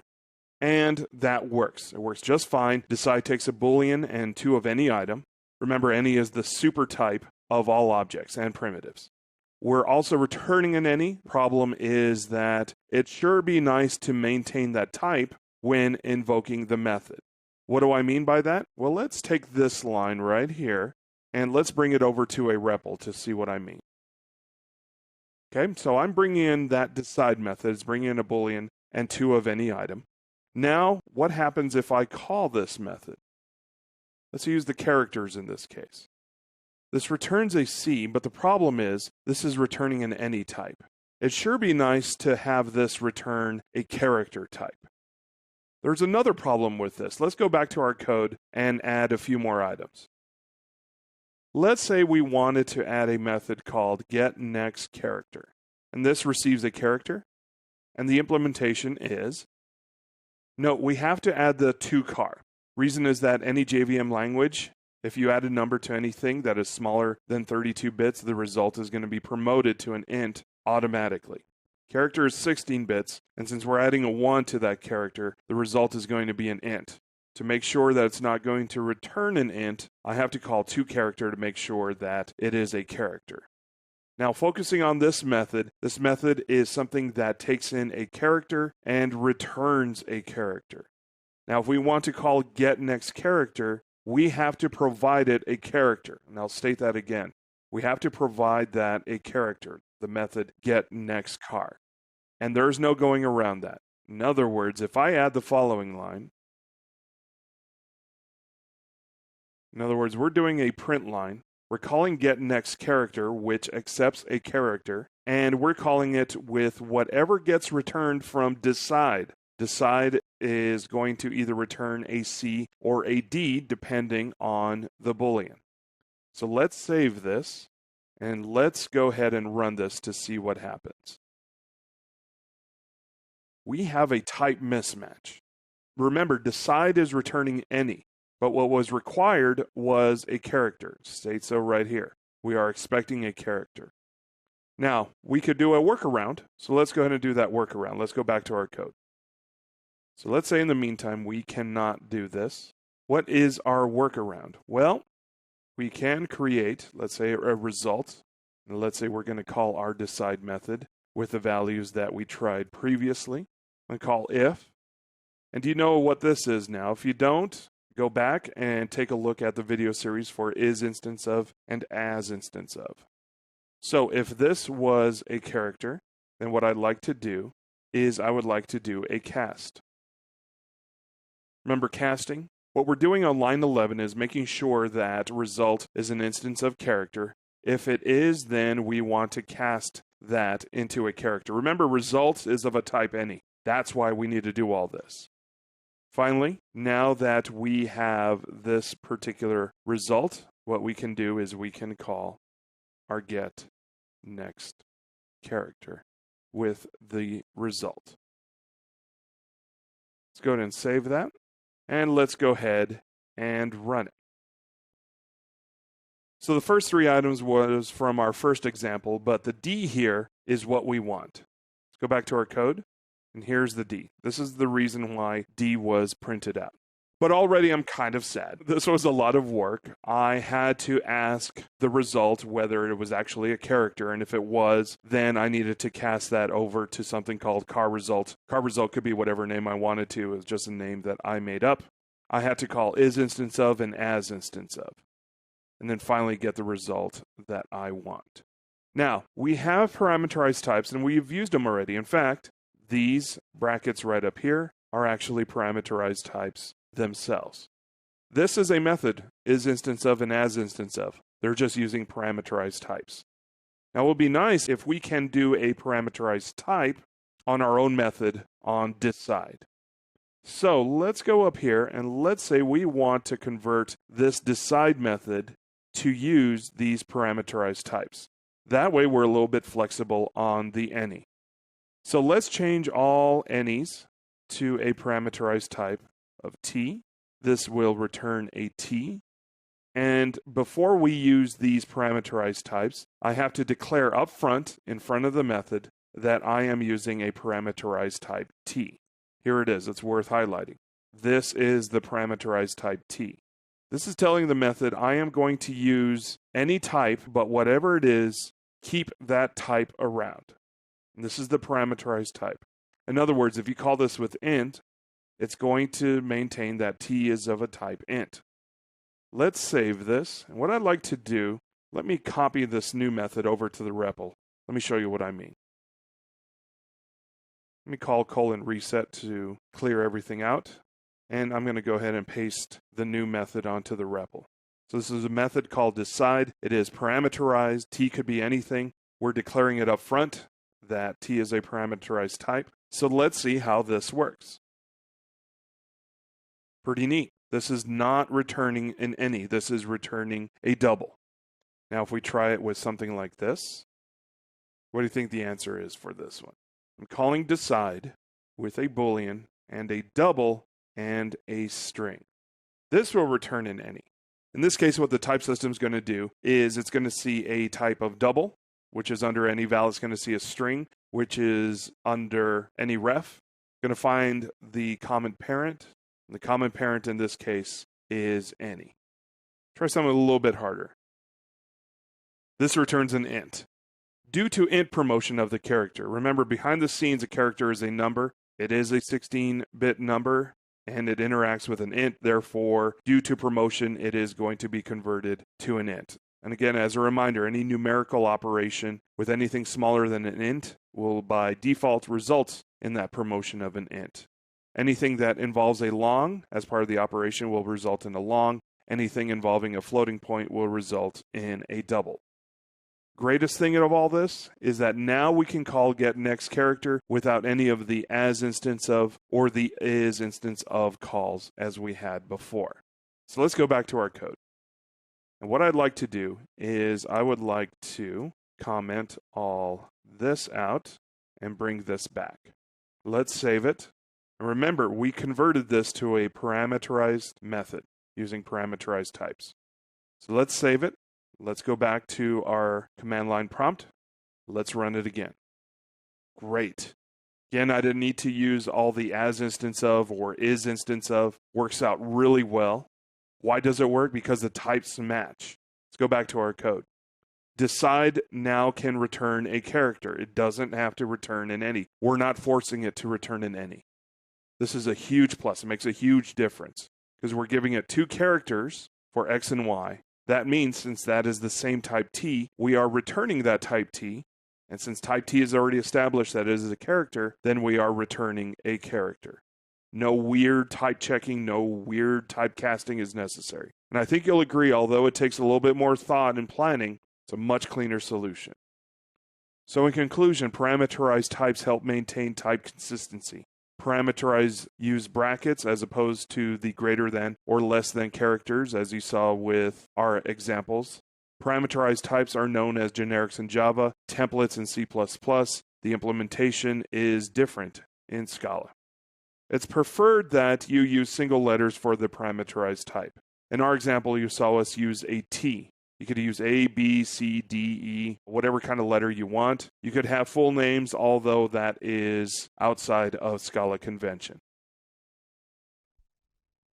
In this section, we finally talk about classes. Classes are the templates or blueprints of a construct that encapsulates state and manages behavior.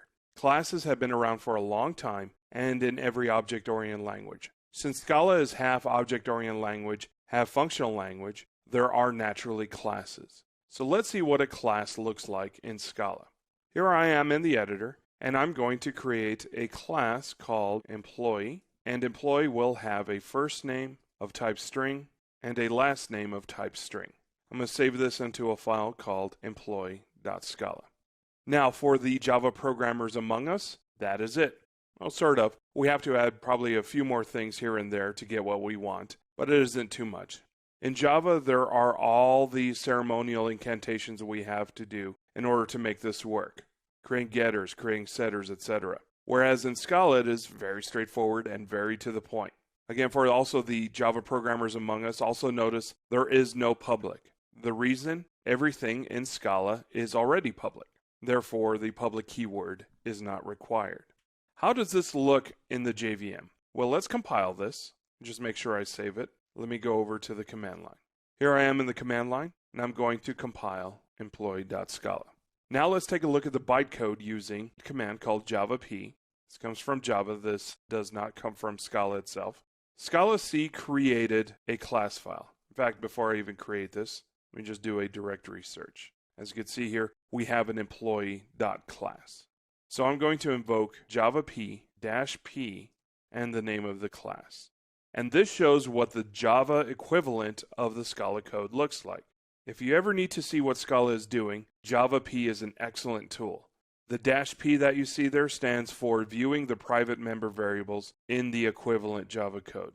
Take a look at the constructor right between the braces. That's the constructor. It's called a Java constructor. It's called a Java constructor because it happens to have the same name as a class. It's fairly interesting. It has a constructor that takes two strings. But where did we create that constructor? Well, let's go back to our source code and look at that. The constructor happens to be right here. This is the primary constructor.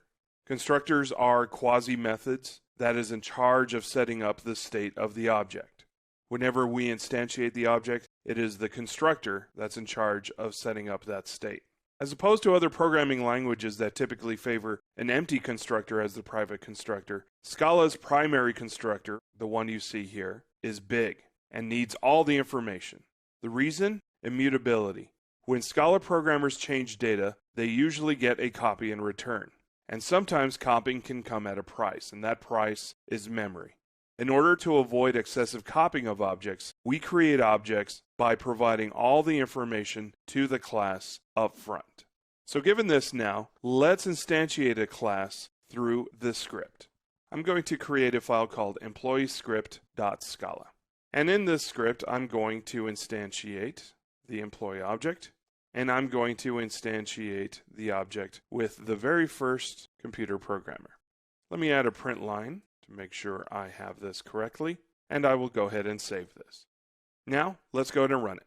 I'm going to invoke Scala, just like I have done in the past with all these scripts that I've done, except this time I'm going to provide a switch called classPath, and I'm going to state that in this directory there's a class that interests me, namely employee.class, that I wish to use in my script.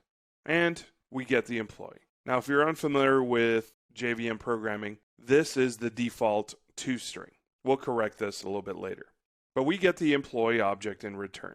Now, what I'd like to do next is I'd actually like to get the first name out of this particular employee. Let's give that a try. Let's go back to our code. So inside of the script, I'd like to get the first name. This is an accessor in Scala. It allows me to access the information within the object. Let me go ahead and save this, and let's run it. And we end up with a big stack trace, and this states here that no such method error, employee.firstName does not exist. So let's go back to our code, and first name does not exist. But believe me, this is an accessor in Scala. This is the way we access information. For the Java people, you may be a little bit startled by this. Why am I accessing the field directly? I'm not, nor am I trying to do so. Accessors are not in the same style as in Java, also known as getters. You merely call the method as it has the same name of the member variable. In other words, the method name and the member variable are the same. This is what's called the uniform access principle.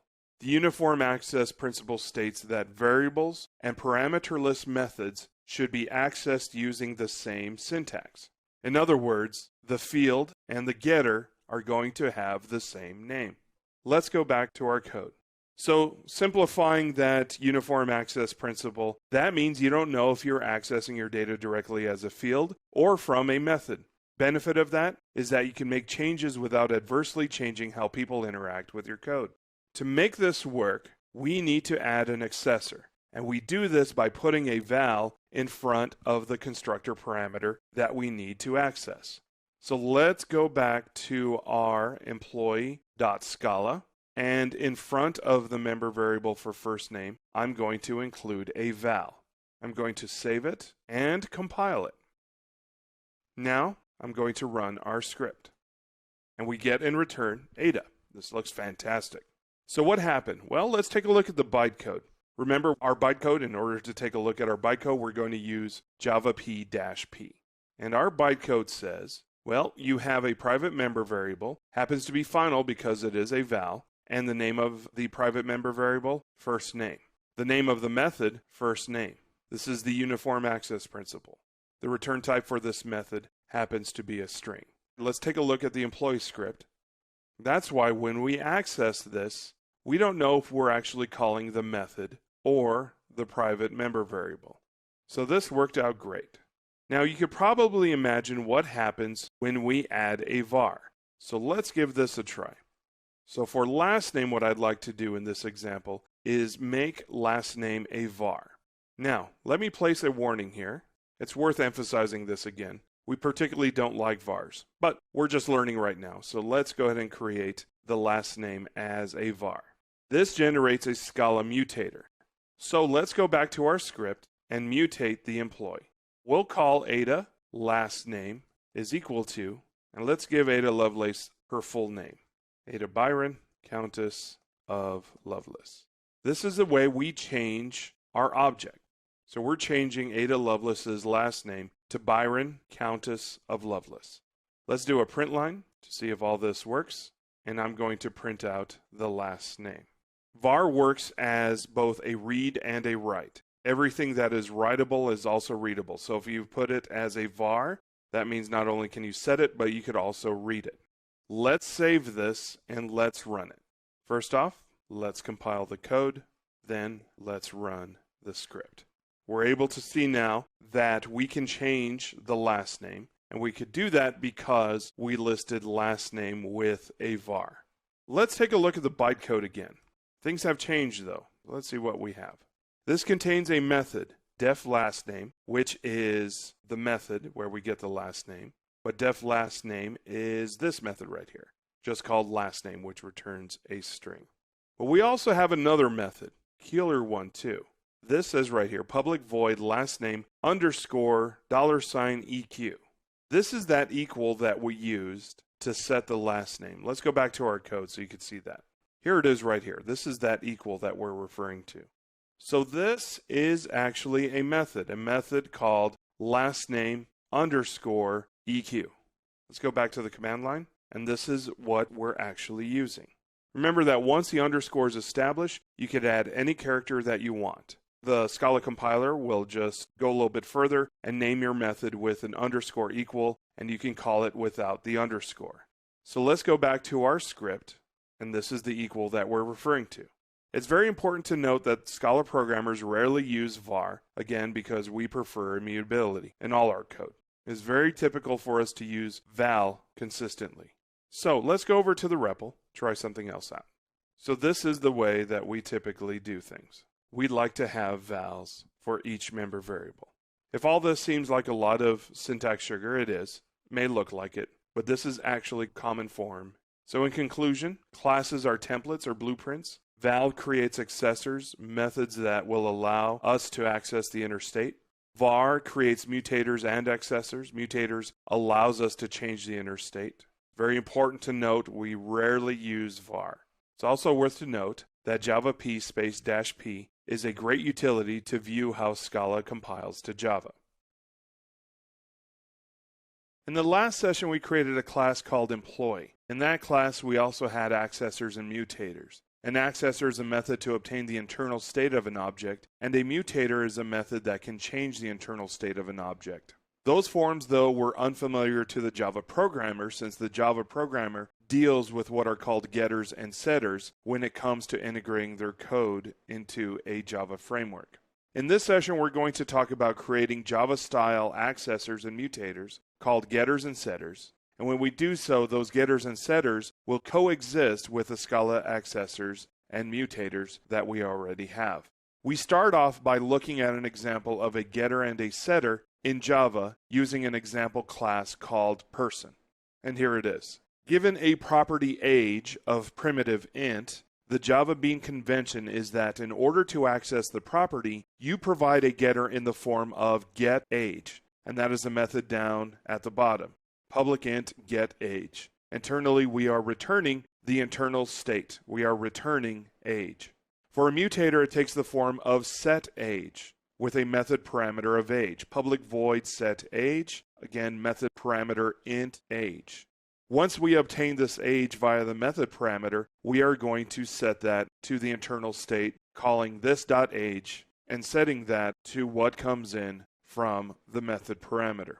The private access modifier on what's called the member variable, private int age, close to the top of the class declaration, states that direct access to this field cannot be done from the outside of the class. I did say class and not objects, since objects that are created from the class can access each other's private fields and methods. Now, because we love Java and because we are aware that we have to interact with Java frameworks, since Java is so dominant in the enterprise, there is a quick way we can get these creators and setters in Scala, and that is done using an annotation called bean property. The bean property annotation comes from the package scala.beans.beanProperty, and when applied to the property name of the primary constructor, it will create a getter or a setter depending on whether the property is a val or a var. Let's go to the employee.scala file that we created in the last session. Here it is, class employee, val first name of type string, and var last name of type string. The comment here stating that Scala programmers do not like vars in particular, but this is a learning video series, so we will just keep that in there. We will now import the Scala bean property annotation, so that way we don't have to litter our class with fully qualified names of our annotation. Now that we import it, we can apply that annotation on the property that you need a Java style getter and setter for. But let's try this a property at a time by applying it to the first property, first name, and using Java P to view the outcome. All right, so we applied the bean property annotation to the first property, first name, and we're applying it right in front of the val. Now let's compile it. And now let's run Java P space -p on the employee class. We then see that there is a getter for first name in the Java format, and here it is. Also note that the first name property only has a getter. There isn't a method in here called set first name.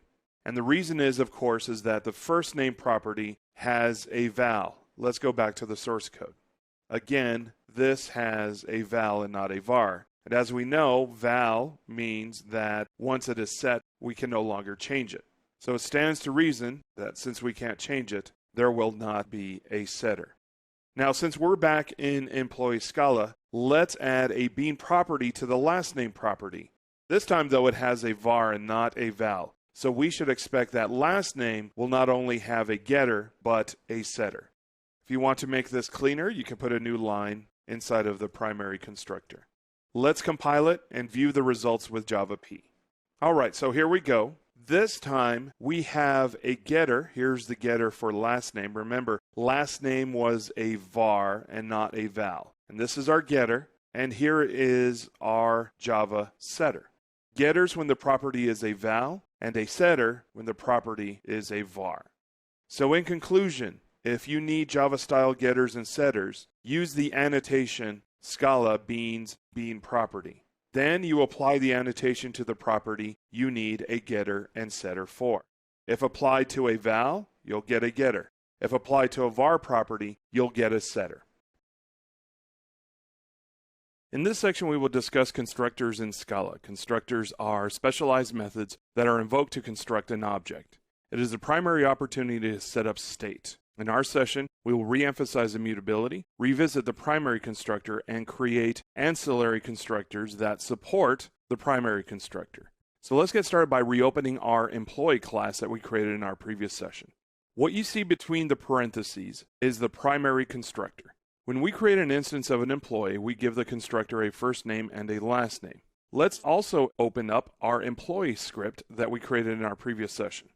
Here we use the keyword new to instantiate the employee, and we're giving it two items, Ada and Loveless, both strings. The first one is the first name, second one's the last name. And this in turn calls the primary constructor. Now we know that because of immutability, everything must be called in the primary constructor, since creating an object with little or no information in an immutable language will result in excessive copying and memory consumption. So let's change things up. Let's say for our example, we want to add some new data. A title for the employee. Because we made this change, this will affect our script that runs it. Let's open that up again. This line right here will cause an error because we're giving it two items, two strings. Problem is now, because we added the title, we have three items on the primary constructor. Two items being given, and here we have three items.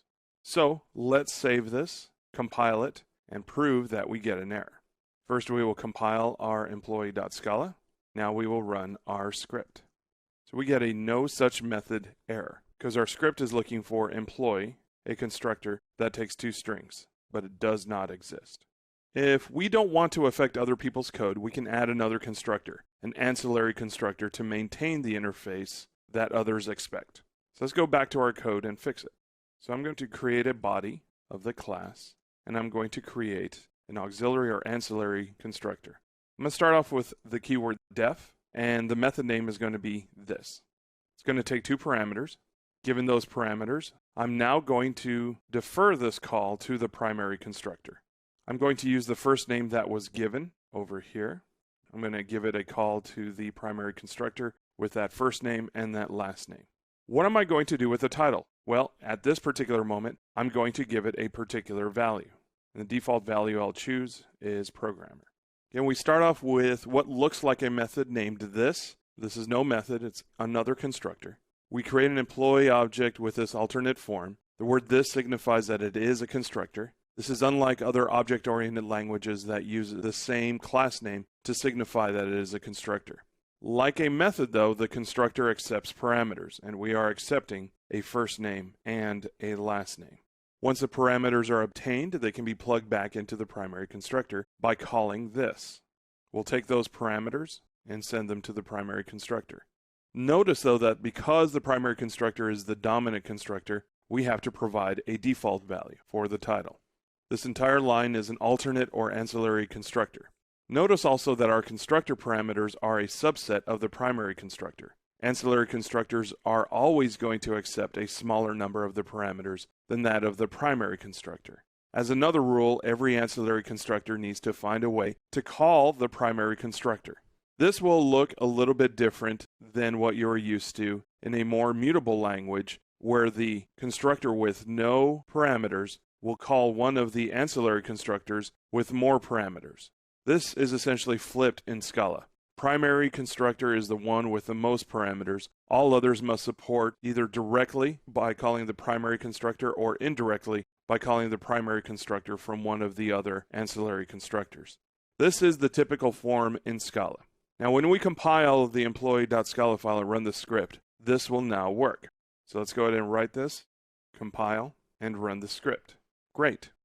Now, let's go to our script, because what I'd like to see is I'd like to see what the title for Ada Lovelace is going to be. So I'd like to do a print line. Again, I did not explicitly state her title. I'll save it. Now I'll go to the command line. By default, she has the title called programmer. Now it's worth noting that the constructor can be written differently. What we did is the common way. Let's go back to our code. I'll go ahead and make a note here. This is the typical form.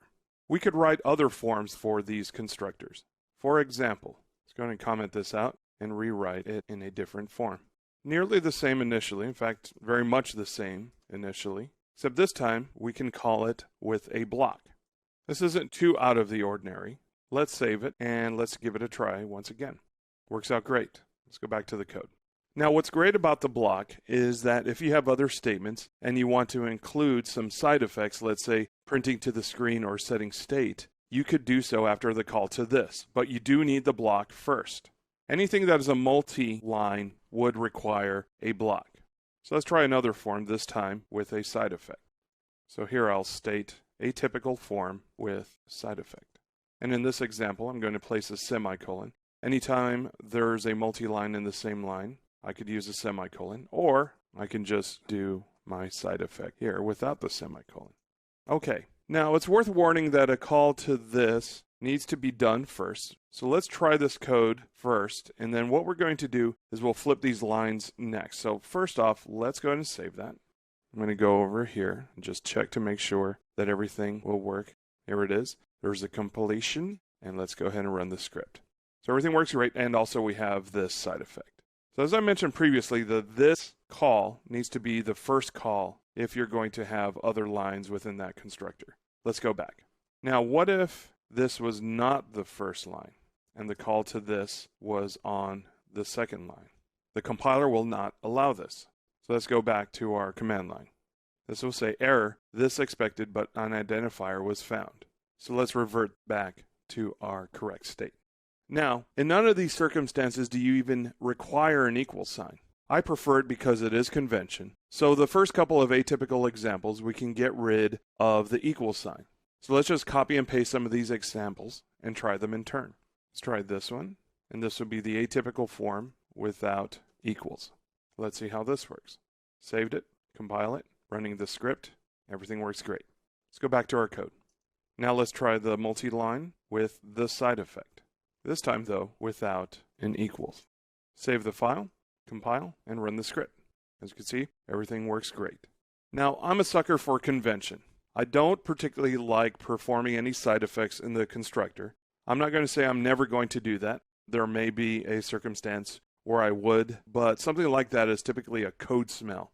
So what I'm going to do is I'm just going to go back to the correct form. It is again worth reemphasizing a few points. One is that the line here, this one that I'm showing you, is the typical form, and this is what you'll mostly see from Java programs throughout the internet. The other thing is that side effects that you see here are many times frowned upon. We have two different examples with side effects. So that's something that you won't see very much. I did these examples just to show you the language flexibility, purely academic. Also, another thing to mention is that when multiple ancillary constructors are in use, you can chain multiple constructors until the primary constructor is called. In other words, if you have a primary constructor and another constructor will call it A and another constructor will call it B, you could have B call A and then A call the primary constructor. Although we can force an example here, we have an excellent example for you when we cover options in a few more sections. So in conclusion, ancillary constructors look like methods named this. Primary constructors are meant to ask all the information up front. Ancillary constructors, once called, need to find a way to the primary constructor, either directly or indirectly. The call to another constructor uses a method call to this. The call to another constructor needs to be the first line within the constructor body, otherwise you'll get a compilation error. In this episode, we take the knowledge of what we learned about default and named arguments and use them in constructors. In the session, Default and Named Arguments, we learned about default and named arguments in methods. This session is to inform you that the same rules used for methods can also be applied to constructors. Let's take a look at our employee class that we've been working on for the last few sessions. We have two constructors. The first one is the primary constructor. It takes a first name, last name, and title. The second constructor is one that takes a first name and a last name, but it feeds it back up to the primary constructor with a default string of programmer for the title. Let's go to our employee script, and let's start off by invoking one of the constructors using named parameters in the employee script. So I want to instantiate a new employee, but this time I want to specify my own order, so I'm going to use named arguments. So I'm creating Dennis Ritchie, famous for the C programming language. And we want to call our constructor with a name parameter. Again, we want to decide the order. We have the power. So I'm going to go ahead and save this. And before I continue on, let's add some print lines to this. And let's make sure that we have the correct values by doing a couple of print lines. We saved it. Now let's run our script. We do not need to compile employee.scala since we've made no changes to it. Great. First name is Dennis, last name is Ritchie. That looks fantastic. So again, named parameters can be used for methods and constructors. What about default parameters? Remember from the previous session named in default arguments, we use default arguments to set up a default value so that the invocation of that methods parameter, remember we were talking about methods at the time, that could be optional because we provided a default value to that particular argument or parameter, however you like to call it. So let's try doing this for a constructor. So let's go back to our code. And what I'd like to do now is for the title, I would like to provide this with a default title of programmer. Well, this makes things interesting, doesn't it? So what does this mean? This means that the title has a default in case we don't call it. And it also means that we don't need our ancillary constructor. In fact, we don't need any other constructor. Very interesting. Now let's save this. Compile employee Scala, and then run our script. This works. With Scala, you have a lot of different choices. You could either use a constructor or you could use a default parameter to achieve the same effect. So in conclusion, named arguments allows us to invoke our constructor by constructor or the parameter names. Named arguments also allows us to call our constructors in whatever order we please. Default arguments allows us to specify default values for our arguments, but this time in constructors. We did it before in methods, we did it now with constructors. In case default arguments are tough to invoke by any regular means, you can use them in combination with named arguments. In this session, we'll talk about methods within the confines of a class. We will also address an issue of a bug that may occur when running a script, and we'll talk to you about how to overcome that issue. Now, we've discussed methods, how they work, but we've done it in isolation. So we're going to bring those into a class. And as you may have already surmised, this works inside of a class and works to add functionality to that class. So let's get started with our employee.scala file that we've been working on for the last few sessions. And this time what I'd like to do is add a method called fullName that returns the concatenation of our first name and our last name of our employee. So let's go back to our code and see where we left off. So here's our code, and what I'd like to do is add another method onto here. Well, this would be our first method, the rest have been commented out, but we like to add a method called fullName. And the return value, we don't have any parameters, so this is just something that we purely return. Let's use string interpolation, and we'd like to bring in the first name and the last name. Great. So here's our method. Now let's go to our employee script and invoke our method. So here's our employee script from what we had last time, and what I'd like to do is add a couple of print lines. One, I'd like to see Ada Lovelace's full name, and I would like to see Dennis Ritchie's full name as well. We're going to save that file. So we saved our employee, we're saving our employee script. Now let's compile employee Scala and let's run the script. This looks great. Our last two lines show the full name. One is Ada Byron, Countess of Lovelace. The reason why it says Countess of Lovelace is because we've changed the last name. And then finally we have Dennis Ritchie. Worked out great. The method inside of the class is in a support role for the class and its member values and variables. Now let's go back to our code. Let's try something else. Now, within employee, we have this var. Now, if you take a look at my line 26, it says right down there, warning, Scala programmers do not like vars. We particularly don't like vars because every time there's a var, there's something mutable going on or changeable. Now, let's say we want to change this var, and let's go ahead and do it now, to a val. Question is now, since this is val and unchangeable, how do we update the last name member value when these member values are unchangeable? Well, the answer to that will be a method. So let's create a method called changeLastName. I'm going to bring in ln. This is of a type string. This is a method parameter. And what we're going to do is we are going to return a new employee object. This employee object will bring in a first name. But what we're going to do for the last name is we're going to take this ln and plug it into here. The first name that we created happened to be the already established first name that is in our object as a predefined state. Then we will add last name. And this too is also predefined from what is within the object. So again, we're taking a string and we're using it in the construction of a new employee object. The key to immutability is never change the original state, but to make a copy. And what we're doing here is we are returning a new employee, which is a copy, but except this time with our copy, the last name has changed. Now let's go to our script and update that. Now right up here on my line 4, I am calling ada.lastName is equal to the new string. But what I'd like to do is I would like to change this to the new method that we just created called changeLastName. The thing about this call though is we are returning an object. We are returning an employee from changeLastName. So we need to assign this to a new value. Preferably a val, of course, because vals are rarely ever changed. But because we did this, we have to change every other reference that happens afterwards. So what I'd like to do is I'd like to change Ada, period, to new Ada, which is the name of the new reference, period. So we'll change this, this, and this.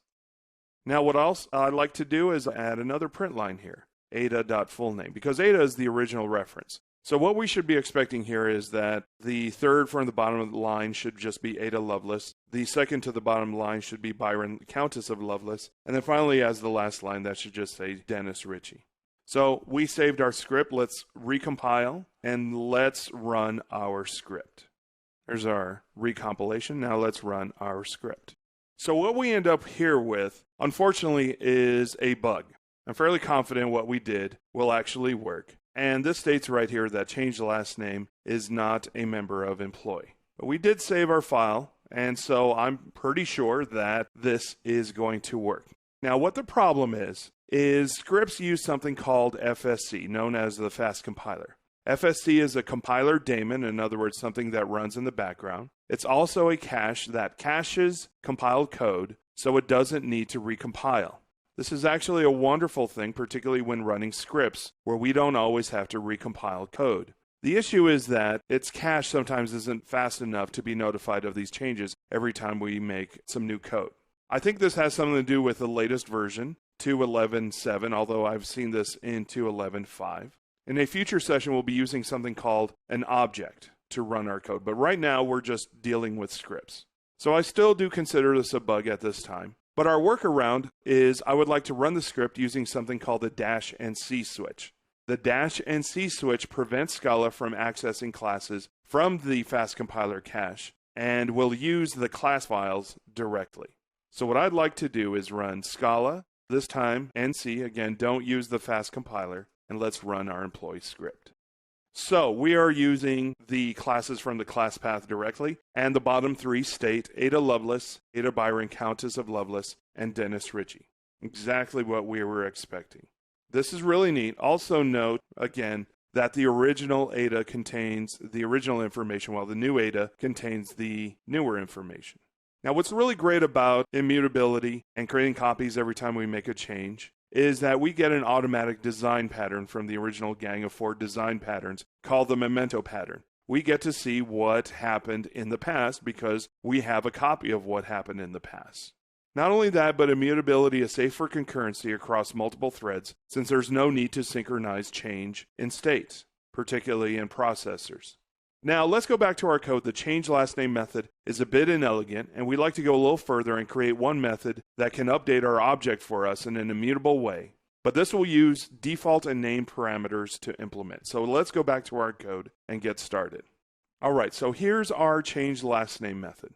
So what I'd like to do is change this around and create a one-stop shop for immutability by making something called a copy method. So our change last name is no longer there, and we're going to create a brand new method in its stead, and this will be called copy. And what we're going to do is we're going to bring in all the parameters from our primary constructor. What we're going to do is we're going to use default parameters here. So first name is going to retain the state that we already have from within the object. And we're going to make a call to this. This just means within the object itself, give me the state of first name, which is a property internal to this object. For last name, we're going to bring the already established last name. And for title, we'll go ahead and bring in the already established title. And what we're going to return is a new employee object. We're using the same methodology as we did before. And what we're going to do is we're going to plug in the first name, the last name, and the title. Let's clean this code up a bit. That way we get to see how everything's working.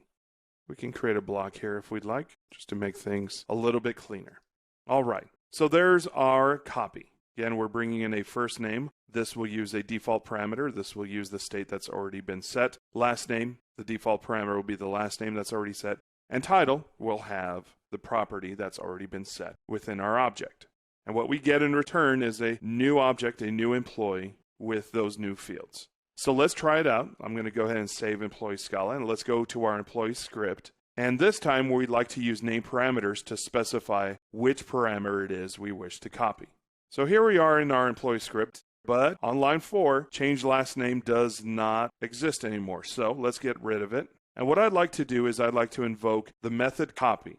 But we have to use the name parameter now. And what we're going to do is we're going to state that the thing we wish to change will be the last name. So I'm going to change this to state last name is equal to Byron, Countess of Lovelace. Now let's compile our employee Scala and let's run employee script, of course with the dash and C flag, because we don't want it to use the fast compiler anymore. And now let's run our script. Great. Remember, we have to do the dash and C just to avoid the fast compiler issue we were having earlier. But there we go. That looks great. We have immutability and we have our flexibility.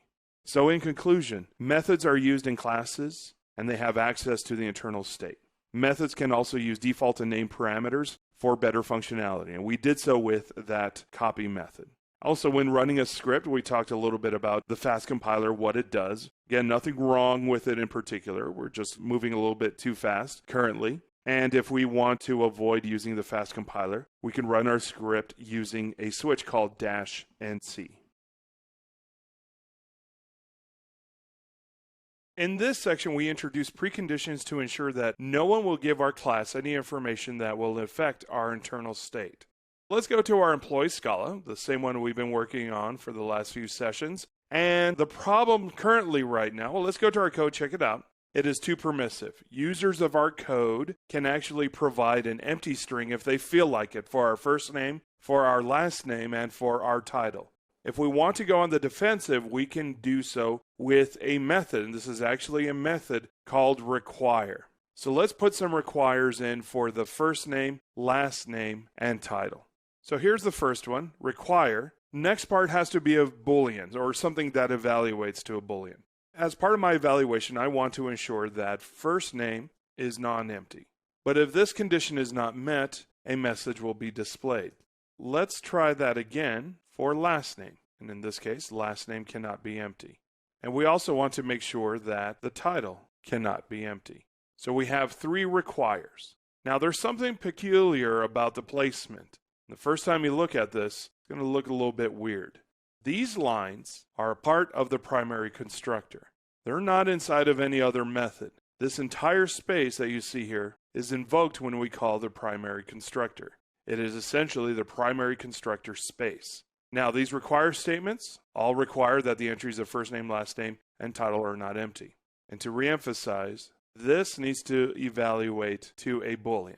That defines whether a certain condition has been met. Second parameter is going to be the message, and that's the one that would be generated if the condition is not met on the first parameter. Now let's try it with some bad code in the employee script.scala. Let's save this and let's go over to our script. Now what I'd like to do is create an employee, and we're going to create an employee called Bono with no last name. His stage name has no last name, and his title will be singer. So let's save this and run it, and let's see what happens. Again, last name is going to be the empty string. And now let's run our code. I will be using NC just in case there are any bugs, and we had referred to this in our previous session. This way we don't have our classes go into the fast compiler. This will just use the classes that are already in our class path. So I'd like to run employee script.scala, and let's take a look at the results.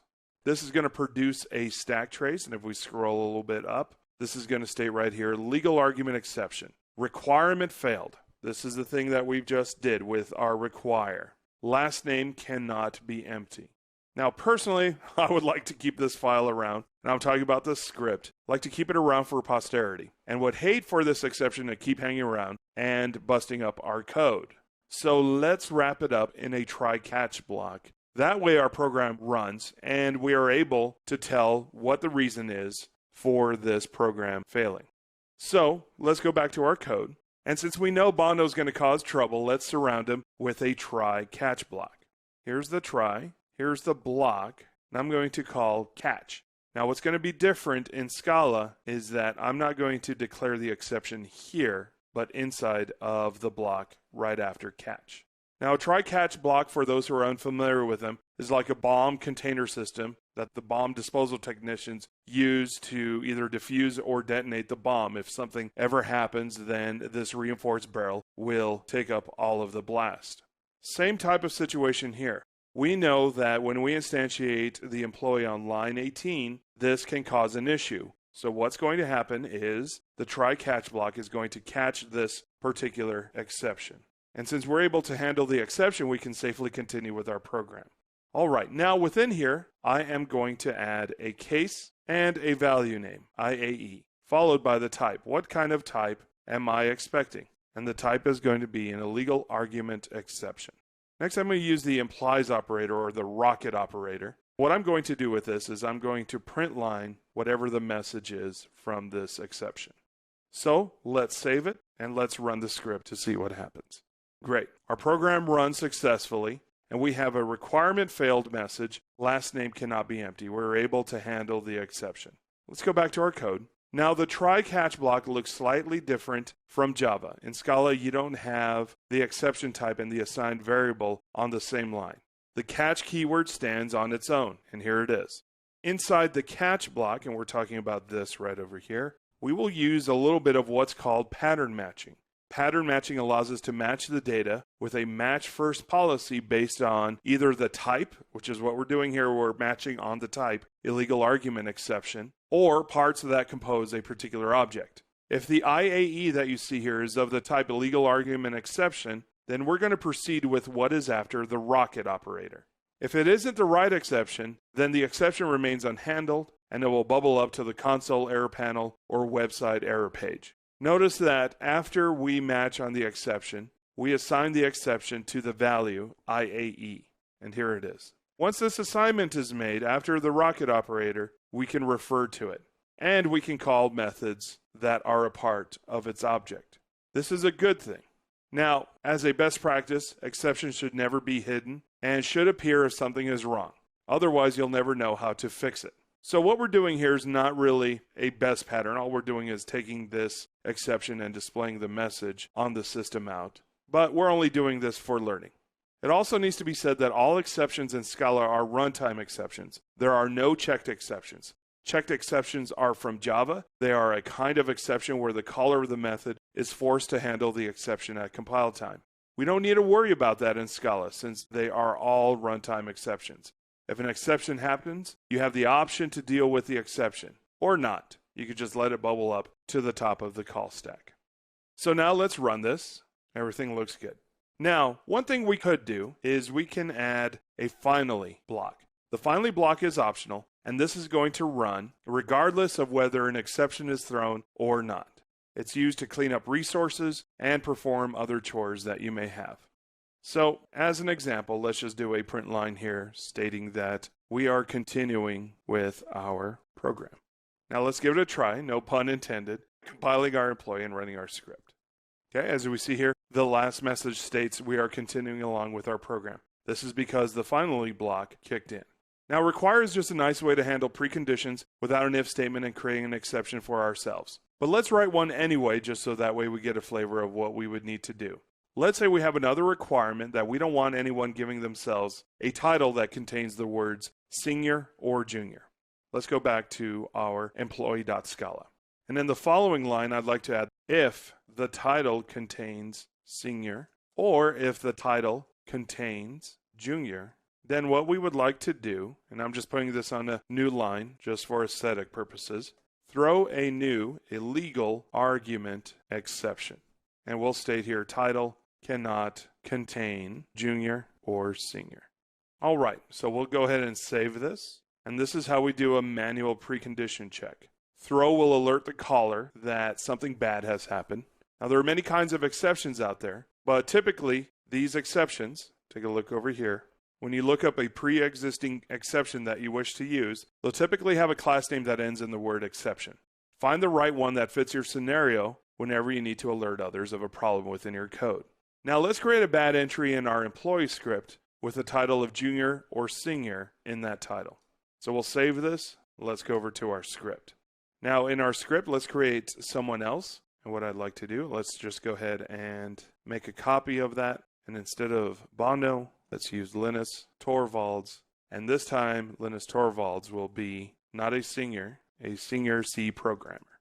I am also expecting an illegal argument exception. I don't want this employee script to fail, so I'm going to put in a try catch block, and I'll have this finally here to prove that we're able to continue along with our program.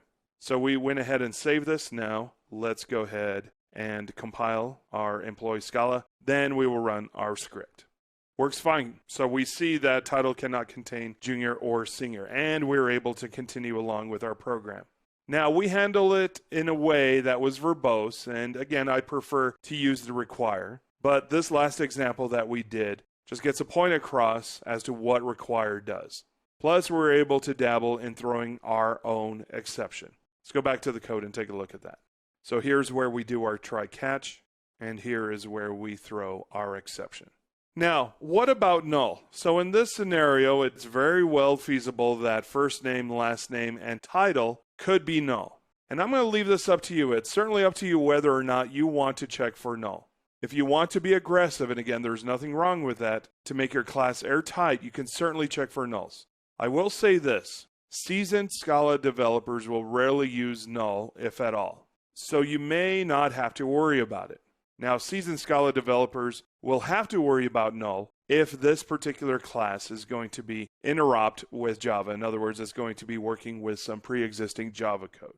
Then there's also the other situation where novice Scala programmers, particularly from languages that use null consistently, will likely use null the first few times they use it in Scala. So I guess the answer for this is going to be know your audience, and I'll let you make that call. So in conclusion, require checks for quality of parameters of either a method or a constructor. Require will throw in a legal argument exception if the requirement is not met. Try catch uses pattern matching to determine if a particular exception is thrown. And exceptions are thrown with the keyword throw, and of course an exception object. In this session, we discussed subclassing. Scala, being a true object-oriented language, allows one class to inherit behaviors and state from another parent class. We can perform subclassing in Scala with the same ease as Java, but with a twist. So let's get started. We want to go back to our employee.scala file. Let's go ahead and make some changes to that. So here we are in the employee.scala file. And to start things off, I'd like to create another class called department. To keep things simple for now, in department, I would just like to have a name. And let's add a few lines here. I'm going to create a department. This will only have one attribute, a name. Now this isn't the class we'll be subclassing. Our subclass will come in with a new class called manager. So let's create that manager class. Now manager is going to have the same attributes as the class that it is inheriting from. And we're choosing to inherit this from the employee class. So we're going to have the first name, the last name, title. This is new, the department. That's what's going to differentiate the manager from the employee. Next, the extends keyword. This is what's going to tell this class to inherit behaviors and state from a parent class. Then finally, employee. And what we're going to do here is we're going to select the attributes that comes into manager that is handled by the superclass. So first name, last name, and title are all handled by the employee superclass. Department, on the other hand, is not. Now, manager is distinct from an employee because it has this department. But a manager is still an employee. A manager also has a first name, last name, and title just like the employee. And the department, since it is distinct to the manager, will likely have a val in front of it. Now, we don't have to have a val in it. This is just so that way we can get an accessor for this department. But if we just wanted to inject this value in and not have an accessor for it, we could just remove the val. We could also have a var, but as stated before, we don't particularly like var. So I'm going to add a val in here and state right here that this val, since the department is part of a manager, we want an accessor from this particular department. Now there are no vals in front of first name, last name, or title because they are forwarded over to the employee superclass via the extends keyword. The class name after the extends shows which class we are subclassing from, and in this case that's going to be the employee. There is one very important rule when subclassing. When subclassing, it is important that the subclass has is a relationship with the parent class. In our example, is a manager an employee? The answer to that is yes, therefore that works. Many who are unfamiliar with object-oriented programming and design may want to reverse that relationship. The problem is that it doesn't adhere to this is a relationship policy. Is an employee a manager? Well, not all of them, so therefore it does not adhere to the is a relationship policy. Be very worried about extending from classes like manager. And I'm not talking about the manager we're creating here. We're talking about the big manager classes that some companies tend to create that encompasses every kind of business logic that the business does. Another violation would be a class called context. Context could be anything. When you're using these broad terms and you're extending from these classes that are too broad, or even creating classes with those names that are going to encompass just about everything, you're likely modeling your application incorrectly. So think about your design. Now, let's try this out inside of our employee script. Let's add a few lines here so we can see what we're doing. Now, I'm going to start things off with a department, and this is the mathematics department. Since department has one attribute called a name, we're just going to provide that with the name here. Next, I'm going to create a manager, and it'll be none other than Alan Turing, mathematician and logician. And then finally, we're going to give him a department. So we're going to take this reference and plug it into the constructor. Now to test things out, let's try a print line. And what I'd like to do is take Alan, take his department. Remember, we created that val under department so that way we could do something like this and then get the department name. So we went ahead and saved this. Let's go ahead and compile employee Scala and then run the script. So we're going to compile. Now we're going to run. Again, I'm going to use NC. That way we don't use the fast compiler in our example. Here's the name of the department. Pretty nifty. We can create managers now. What we could also do is assign a manager object to an employee reference. So let's go back to our employee script and play around with some of these references. And we'll assign Alan Turing as an employee. Now in this case right here, what I'd like to do is I would like to create another reference. So this Alan right up here has a reference of manager implicitly because there is type inferencing going along, so we didn't have to declare that explicitly. But let's say we're going to declare that explicitly. And let's create another reference called Alan Employee. And Alan Employee is going to be an employee reference. Alan's job, the reference I'm talking about right up here, is to point to manager objects. Alan Employee's job as a pointer is going to point to employee objects. And what that's going to point to is the same reference as Alan. Now what we can do is let's do some print lines. I'd like to ask Ada what her first name is, because this is an attribute of employees. I could also ask new Ada what her name is. I could also ask Dennis what his name is. I could also ask Alan what is his name. And finally, I could also ask Alan, as an employee reference, what his first name is. So let me save all this. So I have 5 lines here. I'm just asking every employee object I created, whether it is a manager or an employee, what their first name is. So let's go over to the terminal and give this a try. Great. So we have Ada. This one is the first Ada reference. This is the new Ada reference. Here's Dennis, and here's Alan. One, because we are using the manager reference, and the other one, we're using the employee reference. Now let's change things up. What I'd like to do is ask Alan, let's try Alan Employee this time, what his department and name is. Remember, Alan Employee is an employee reference, so let's see what happens when we call this. Now we know that the object itself has a department, but the reference is an employee reference. So we're not going to be able to ask this question. And this will state right here, value department is not a member of employee. Remember, Alan Employee is an employee reference. Yes, it's pointing to a manager object, but the reference is an employee, so this is not valid. Let's go back to our code and fix that. Let's do a sanity run. Everything works. Now let's go back to the code. Now what we're doing here is something called polymorphism, the ability to assign an object to any of its hierarchical supertypes. The type of polymorphism also applies to methods. So let's try some method polymorphism. And we're going to add a method to the employee script to give it a try. And the method I want to create is extract first name. And this method will only accept employees. But this will return a string. The implementation, d.firstname. Now we could let type inference take care of this part right here. This will still work.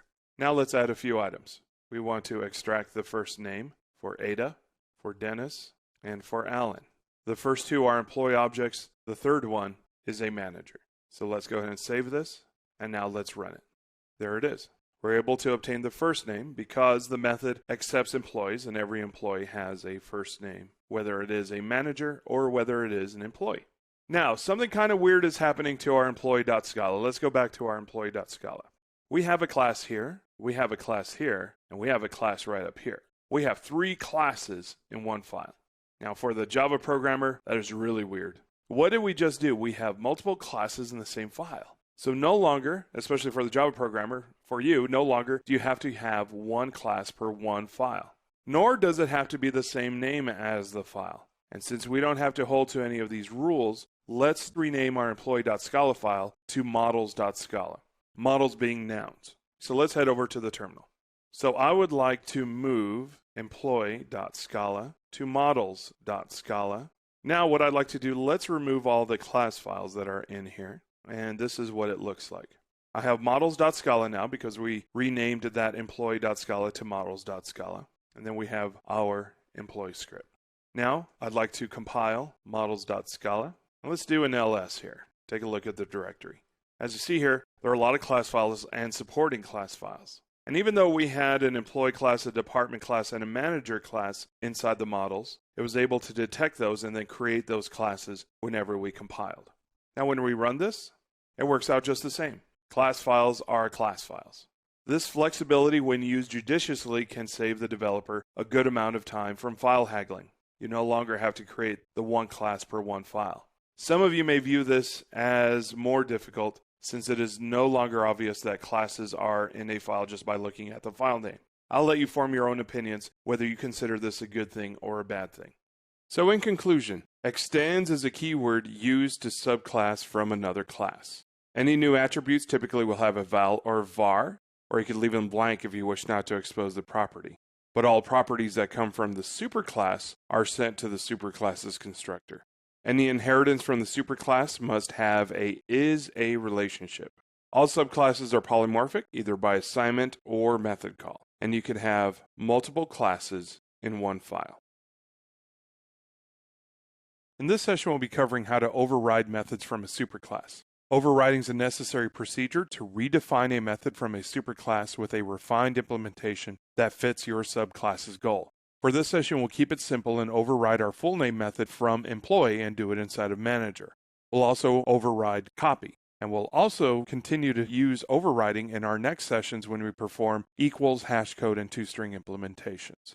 In any object-oriented programming language, a method override allows a subclass to provide a detailed implementation of a method that is already provided by one of the parent classes. Given that we have a method called fullName in employee, we could override fullName to give it a different implementation in manager, one that reflects a more apt fullName. In Scala, as in Java, an override must have the same exact signature. To get started, let's go over to models.scala and override the fullName method in the manager class. And for example, let's make that fullName return something different: the first name, the last name, and the department for which they are manager. Here we are at models.scala, and we have our case class department that we had last time, and we also have our manager class that brings in a first name, last name, title, and a department, which extends an employee that will take that first name, last name, and title from manager, but department has a val, so this is a property that belongs to a manager. What I'd like to do is override fullName, and on my line 31 here, it shows that def fullName is equal to the first name and last name. I wanted to add a little bit to this and create a different implementation for fullName. Now within here, I'd like to override the fullName and give it a different implementation. Now, one thing you'll notice with our addition is that there's a new keyword called override. In Java, this is an annotation, and it's used as a safety net on whether a method is indeed overriding a method from a superclass. Remember, an overridden method has to have the same signature as the parent class. And this keyword, or in Java, the annotation will ask the compiler to please check and make sure that we're following all the rules. In Java, it uses an annotation, and that annotation is optional. Unlike in Scala, which is mandatory, the override that you see here on my line 43 is actually a keyword, a part of the language. Not only does it check for being exactly an overridden method at compile time by checking the signature, it's also a way that we could explicitly state that our intent here is to override. Now, let's go to employee script and try out our full names once again. And within there, let's print out the full name for some of our managers. Okay, here we are under employee script, and we've had this from our previous sessions. What I'm going to do is I'm going to copy these three right here, which print out the full name for Ada, new Ada, and Dennis. I'm going to go down here to the bottom and paste them right in here. So I have Ada.fullName, new Ada.fullName, and Dennis.fullName. And I'd like to add a couple more. Now, before I add those couple, let's refresh right up here. I have Alan, which is pointing to a manager, and this is pointing to a new manager that has the first name of Alan, last name of Turing, title of mathematician, logician, and is a part of the mathematics department. And on my line 37 here, I have another reference called Alan employee, but this points to employees, and this is legitimate because as an employee pointer, we can point to a manager. A manager is an employee, so this is okay. Now at the bottom, I'd like to add a couple of print lines. Question is, what are the bottom two going to be? That's an interesting question. Well, I'm going to go ahead and save that. And let's go over to the command line and give it a try. Here we are, the command line. First, let's compile models.scala. And now I want to run this script. Let's avoid any caching by using -NC. Very interesting. The last two are going to show Alan Turing, mathematics manager. Remember, mathematics is the department that Alan Turing happens to be a manager of. Now, we see that the implementation is different based on type. Last five we're actually looking at, Ada Lovelace, Ada Byron, Countess of Lovelace, and Dennis Ritchie are all employees, but Alan Turing is a manager, and even though the second to the last one is pointing to the manager and the last one's pointing to employee, the references that they're pointing to don't matter. What matters is the concrete implementation for each object. You'll notice that interface-wise, the last five all have a method called fullName that looks and feels the same. And notice the strange twist at the end. From our last session, we called Alan employee and noticed that we couldn't call department because we had an employee reference, not a manager reference. Now this time, since both of them have full name for both the employee and the manager, the result is what we're looking at is the implementation of a manager in the last two, not that of an employee. This should make us all at ease that it doesn't matter what reference we're using. We don't care if we're pointing using an employee reference or a manager reference. What matters is the implementation of the object where this was created. Since Alan Turing's a manager, when we call for his title, it's going to be his first name, his last name, and the department that he is a manager for. Now all this is method overriding. We'll be using it extensively in the next few sessions when we discuss equals, toString, and hashcode. Now we could also override the copy method. Let's give that a try. Here we are inside of models.scala, and what I'd like to do is override copy that I have here. So what I'm going to do is I'm just going to go ahead and copy this and save some time. Before I continue, a few things I need to change. First off, this is an override. The arguments need to stay the same. This time, though, I'm going to be creating a manager, not an employee. And because it's a manager, I'm going to give it a department. Now, a true copy would allow me to include my own department right after title, right up here. But by doing that, this is no longer an override, but an overload. That's going to change things a bit, so let's do things a little bit at a time. And again, we're only talking about overriding, not overloading. The moment we add a department to this, it's going to change things around. So let's stick with the override first. And what I'd like to do is let's go back to the employee script and change Alan Turing's title and see if the copy works. Here we are back at employee script.scala. What I'd like to do is add the following. Let's give him a fun title. I'm going to take Alan, change the title around. This will be set to Alan New Job. If all goes well, the last line from our output should state that Alan Turing is a supreme encryption specialist. Let's go to the command line and give it a try. Here we are at the command line. So I would like to compile models.scala. And now let's run the script. Great, there it is. The copy worked. For this reference Alan New Job, if we call the title on it, this returns Supreme Encryption Specialist. We could see that since Alan is of a type manager, the copy implementation of manager is behind the result. Great. Now, you may have noticed a peculiar problem, and we've stated this before. There is no department in our copy. So to round this lesson out correctly, let's change this from an override to an overload and talk about the difference. And this time I'm going to add a department. And if you remember from the last chapter, an overload is where the method name is the same, but the parameters, possibly the return type, can be different. And since we are adding that department, that is a significant change to make this an overloaded method instead of an override. First off, we need to get rid of the override keyword. Let's do so and change things up. Let's head back to our code. Okay, here we are back at manager. Few things that we like to change. Well, first off, let's go ahead and get rid of override. This is department, not manager, so we are going to add a department here, and this will be the same as this dot department. Now within here, we don't need department toys. That was just a default filler because we were not accepting department before. And this time we will call department. That should do it. It's not going to work, but that should do it. Let's go ahead and save it and attempt to compile. This states right here that there's an error in class manager. Multiple overloaded alternatives of method copy define default arguments.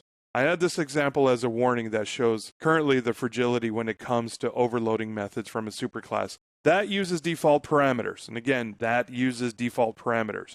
Overloading is still okay to do in Scala, except when it comes to default parameters. It shouldn't come up frequently, and we also hope that the language authors, as clever as they are to find some way to address this particular corner case, I just presented this as something to look out for. So in conclusion, override keyword is mandatory in Scala, and it's not an optional annotation like it is in Java. So if you are truly overriding a method, you have to use the override keyword. Overridden methods must look the same as the method that they are overriding from the superclass. Overridden methods are created to change the implementation for a subclass. And regardless of reference, the correct overridden method will be called. And again, just as an added warning, don't forget that overloading method is where the superclass's method contains default arguments. Those can cause issues. In this session, we discuss equals, hashcode, and toString in an object. Every object-oriented language has logic to determine if two objects, or models, if you'd like to call them that, are equal to one another. We must also create a number to efficiently store our object in certain collections, like hashset or hashmap. These are called hash codes. We also need a string representation for our object, so that it's not so cryptic when we place it on a system out. What we equate, create hashes, and make string representations for is referred to as business logic in the domain models. Equals, hashcode, and toString are in the AnyRef class, and it is up to us to override these methods in our models to give it something with meaning. We start with equals. In order to determine if two objects are indeed equal to one another, we must override the equals method. Let's start with that. First off, let's go to our employee script. We start off with Ada and new Ada. Ada has Ada Lovelace. New Ada we made a copy of by changing the last name to Byron, Countess of Lovelace. So what I'd like to do is I'd like to create a reference called another Ada that is going to have the same values as new Ada. Now remember, both of these have a title of programmer by default. So let's go down to the bottom of the file. And what I'd like to do is create another Ada. Okay, so here we've created the employee. Let's go to the top to make sure that it's all correct. First name is Ada. Second part, last name is Byron, Countess of Lovelace. Then finally, programmer. And here it is. So we have another Ada. And now I would like to ask, is new Ada equivalent to another Ada? Given the business logic, given that the first names are equal, the last names are equal, and the titles are equal. So let's go ahead and save this. Go to our command line, compile models.scala, and run employee script. Our script runs well, but at the end right here, this says false. Now the equals method that we call determines the equality of the business logic between two objects. Let's go back to our code. So this rendered false. This should be true because all the elements are the same, or we deem that it should be the same. First name, last name, and title, since they're all equal, I believe, and maybe you do as well, that they should be the same. But it isn't. And that's because we did not program our employee class for equality. So what I like to do is go to the models.scala file and add some equality logic to our employee class to make this work. So here we are in models.scala. And I have my employee class, and this is everything that we've worked up to at this point. And what I'd like to do is create an equals method, so that way we can make sure that equality between our Adas actually works. So let's get started. I'm going to start off with the override modifier. This is a keyword, as we stated in our previous session. Obviously def, this is a method, and equals. The method parameter for this will be any. And the return type will be Boolean. True or false? Does this object equal to the other object? This X right here will be the other object that we're comparing against. Now there are different ways to create implementations. I'm going to probably be a little bit verbose here. First, I'm going to ask the question, if X is not an instance of, we had talked about this method already as instance of. If this does not equal to employee, then we will return false.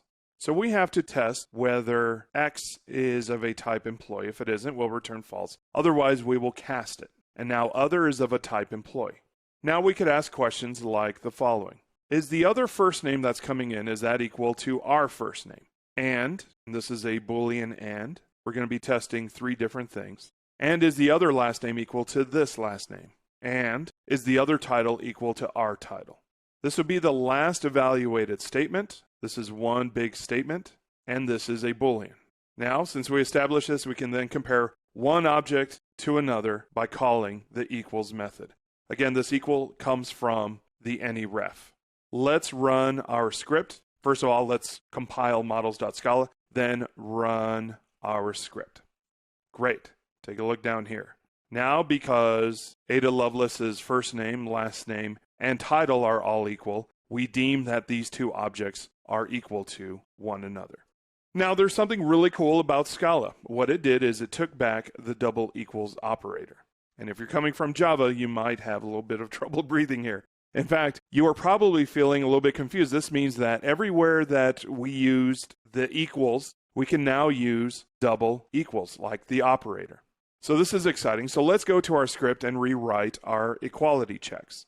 Okay, so right in here, we're calling the equals method. But we could forget all this and just state the following. We could also use not equals to as an operator. Let's run the script again to make sure that this works. Now, this should say true, and this one should say false.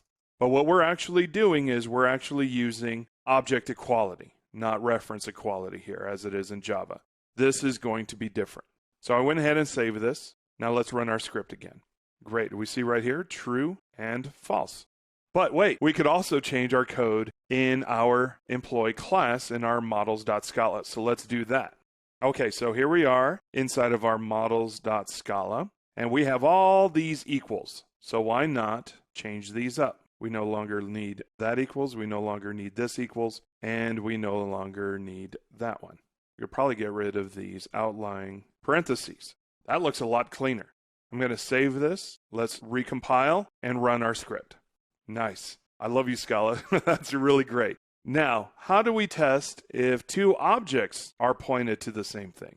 First, let's take a look at this diagram and see what is meant by references. So we see from this diagram that these two objects are equal. We created a new eta and we created another eta. First name, last name are the same. The title is the same. So these are actually equals, but they're not pointing to the same thing.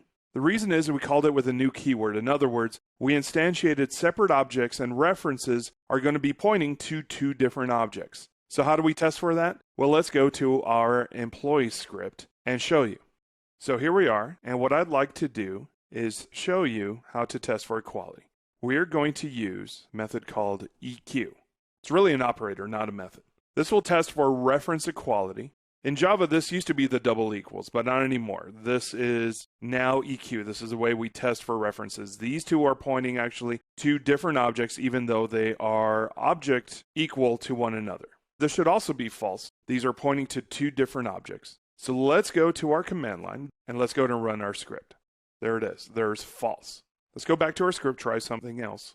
Now we have another eta here. If we just so happen to say even another eta is equal to another eta and ask if these two are pointing to one another, then this should be true because we asked even another eta to point to the same object as another eta. Let's save that and run the script. There we go. That is true. Now let's try out our hash code. Hash code is a generated number that is used to calculate where to store an object in things like hash maps and hash sets. Many object-oriented languages has this notion for a hash code. Hash code has to make every attempt to be as unique as possible and will need to return a 32-bit integer to identify that object. It's kind of like an employee number or social security number, some kind of number that identifies the object. I'll use Josh Bloch's recipe for hash codes from his book, Effective Java, 2nd edition. So we move over to models.scala and add a hash code. Okay, so we just got done with equals. So now let's create a hash code. This is an override def hash code. This will return an int. What we'll be doing, we'll be setting up a var here. And even though using a var can be a little bit dangerous, and over here it's going to be just fine. We're going to choose a constant non-zero value and assign this to a result. And what we're going to do is we're going to change the result. We're going to use a prime number, multiply it by the result, and add first name's hash code to it. Take that same prime, and we'll add last name's hash code to it. We'll take the title, multiplied by 31, and then finally return the result. Here's our hash code. Now, once we return this number, it's no longer mutable. It was only mutable within the context of a method. And that's why the var in this case is okay. Not leaked outside. Nowhere outside this particular reference can this be changed. Now to test if we do have an efficient hash code, let's test our objects to ensure that something that is equal has the same hash code. This happens to be a part of the contract to test for equality and test for an effective hash code. So let's go to our script. And the next thing what I'd like to do here is type out if new eta's hash code is the same as another eta's hash code. This should be true. And we could also test, let's use eta for example. Eta, remember, had a different last name. So this should also be true. That eta's hash code, remember she has a different last name, the eta reference does, and another eta should have a different hash code. So these two should not be equals. Let's save this, compile our models.scala, then run our script. So we have true and true. Let's go back to our code as the last two. True and true. The hash codes work. Now, because we have an effective hash code, we can then use our employee objects in collections like hashMap and hashSet. So lastly, let's work up our toString. And as it stands right now, if we print out any employee object, we get some sort of messy output. Let's try it out first. So we're already here in our employee script. So let's add the following line. In fact, I'm going to do a print line new Ada toString, but we don't actually need the toString right here. So I'm just going to call new Ada. Why? The default implementation for print line is that it's always going to call toString regardless. I could be explicit about it by adding toString if I wanted to, but I really don't need to. So I'm going to go ahead and remove that. Now let's run our script to see the result. So we see employee at 5E1F756B, some sort of messy output. This shows the name of the class as well as an integer representation, really a hexadecimal type of representation of the object address. Not very helpful. So let's create a toString method for our employee. So let's go back to models.scala. We're going to do an override def toString, and we'll use string interpolation for this. You could do whatever you want here. Whatever kind of string you wish to represent your object, you can do so here. It is all up to you. Now, let's compile models, and let's run our script. Keep in mind, I didn't change anything with script, so what should appear is the actual representation that we defined. Now this is human readable. Employee Ada, Byron Countess of Lovelace, programmer. A nice string representation for our object. So equals tests for object equality, and we would need to override this equals method. But when we call it, we don't have to call it with equals. We can call it with the double equal operator. We can use EQ to test if two objects are pointed to the same object, or if they're sharing the same reference. Hashcode is a near unique, and I do say near unique. Sometimes collisions will happen, but you should try your best, and should return a near unique 32-bit integer that represents the object so that we can use it in things like hashMap and hashSet. And toString is a string representation of the object. And just an added note, equals toString and hashcode are all overridden from any ref. In this session, we discuss case classes. Up to this point, we've been pretty hard on you since we manually coded methods like copy, toString, hashcode, and equals. Case classes will do all of that for us. All we have to do is add the word case before the class keyword, and we can forget all about that equals, hashcode, toString mumbo jumbo, since all of that will be created for us automatically. I will say there will be some caveats to that though, but we'll discuss that at the end of the session. But first, let's try out our case class with department in our models.scala file. So let's head over there now. All right, so here is models.scala. And what I'm going to pick on is I'm going to pick on department, just because it's easier. We have department has one property, name. So let's go to our script, and we'll check to see that we indeed have a copy, toString, hashcode, and equals method. So here we are in the script. So what I'd like to do is give this a try. I'm going to create a toy department. First, let's try out toString, print line, toys. Now let's head over to our command line. Give this a try. So I'd like to compile models.scala first since we made a change to department. And now let's run our script. And as we see right here, here is department. So it indeed created for us a toString implementation automatically for us. Next, let's try equals. Let's go back to our code. So given this, I'm going to create another reference called toys2. This is a different object called department toys, same thing. And we would like to make sure that toys is equal to toys2. Let's save this and run it. That is true. Really good. So now let's try hashcode. Remember that checking two hash codes of two equal objects should be equal themselves. So let's verify that. So toys.hashcode should equal to toys2.hashcode. Let's run that. So you see right here, that is true as well. Now let's try the copy method. The copy method is going to work the same way as our copy method did, the one we did manually earlier, a few sessions ago. So let's go back to our code and give that a try. So this time I'd like to create hardware, and we're going to take toys and make a copy of that. But in our copy, let's change the name to hardware. Let's go run our script. And there we go. Department hardware. So we have toString equals hashcode implementations. We have a copy method, case classes for the win. There are some other neat effects that case classes can give us. For one, we don't have to use the new keyword anymore to create an object. Let's go to our employee script and try that out. So this new keyword, get rid of it. This new keyword, get rid of it. Let's save it, and let's give it a try. Remember, this only works for case classes. If there isn't a case in front of it, this will not work. Script works just the same. Again, because we put a case in front of the class, the new is optional. One of the other neat things about case classes is that we don't need to declare vals in our primary constructor, since it's now assumed by default. So let's change the way our department looks by taking out the val for the name. And to do so, go to the models.scala. Again, we no longer need it if we're using a case class. So here we are under models Scala, case class department, and we have val right in here. Do we need it? No. So I'm going to get rid of it. Save it, and now let's check that everything still works. First, we compile models.scala since we made a change, and now we will run our script. Again, everything works as expected. Now, just so you know, if you don't like what is provided for you automatically, you could always override your own method while maintaining the other methods created automatically. So for this, let's say we want to create our own toString with department while keeping equals and hash code and copy the same. So let's go back to our models. And what I'd like to do is override only toString, again, keeping the rest the same. So let's say that I don't like the way it looks by default. Let's go back to the command line just to show you how this displayed. So here's department toys and here's department hardware. That's what it looks like by default. States the class name, parens, and lists out all the properties for that one particular object. So what I'd like to do is just change the way this looks. Go back to our code. So I'd like for it to say now department, space, and then the name of the department. So I'll go ahead and save this. And let's go to the command line to see the effects of this. First, let's compile models.scala. Then let's run our script.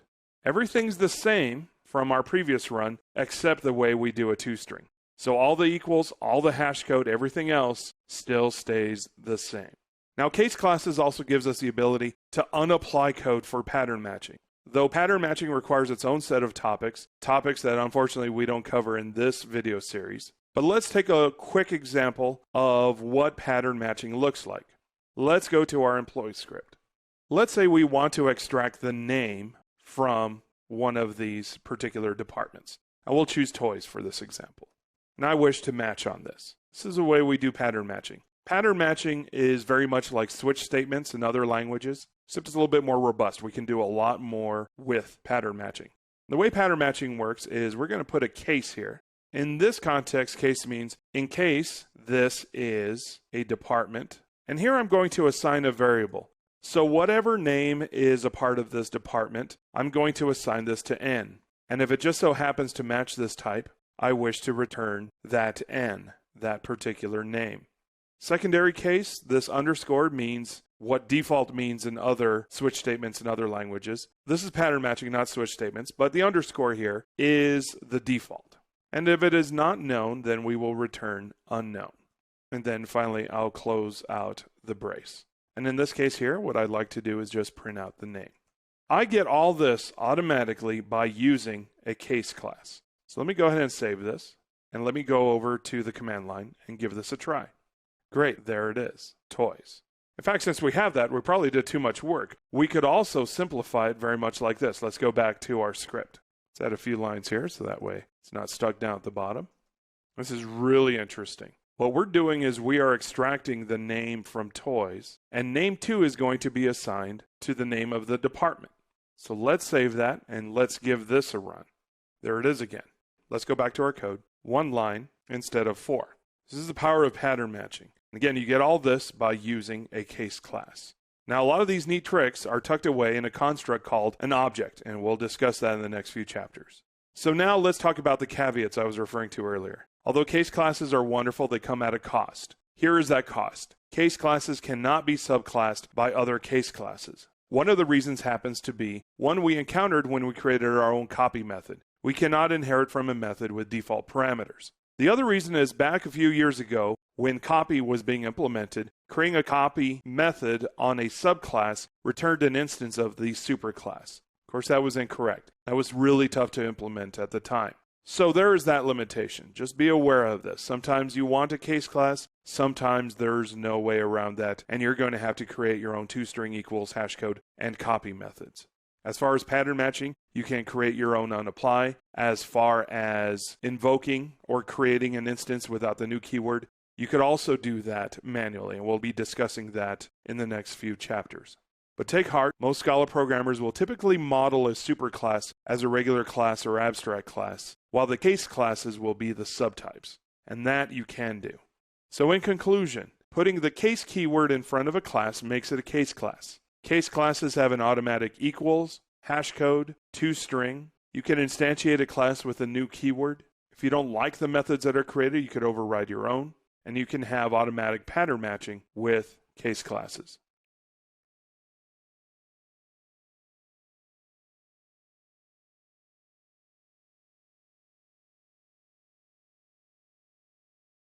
In this session, we discuss abstract classes. Abstract classes are classes that have 0 or more abstract methods. What are abstract methods? Well, abstract methods are methods that must be implemented by one of its descendants, since there are no concrete implementations for abstract methods in the abstract class itself. Furthermore, abstract classes cannot be instantiated. So you cannot use a new keyword to create an abstract class. Since it is a part of the inheritance tree, any subclass of the abstract class can be assigned to that abstract type.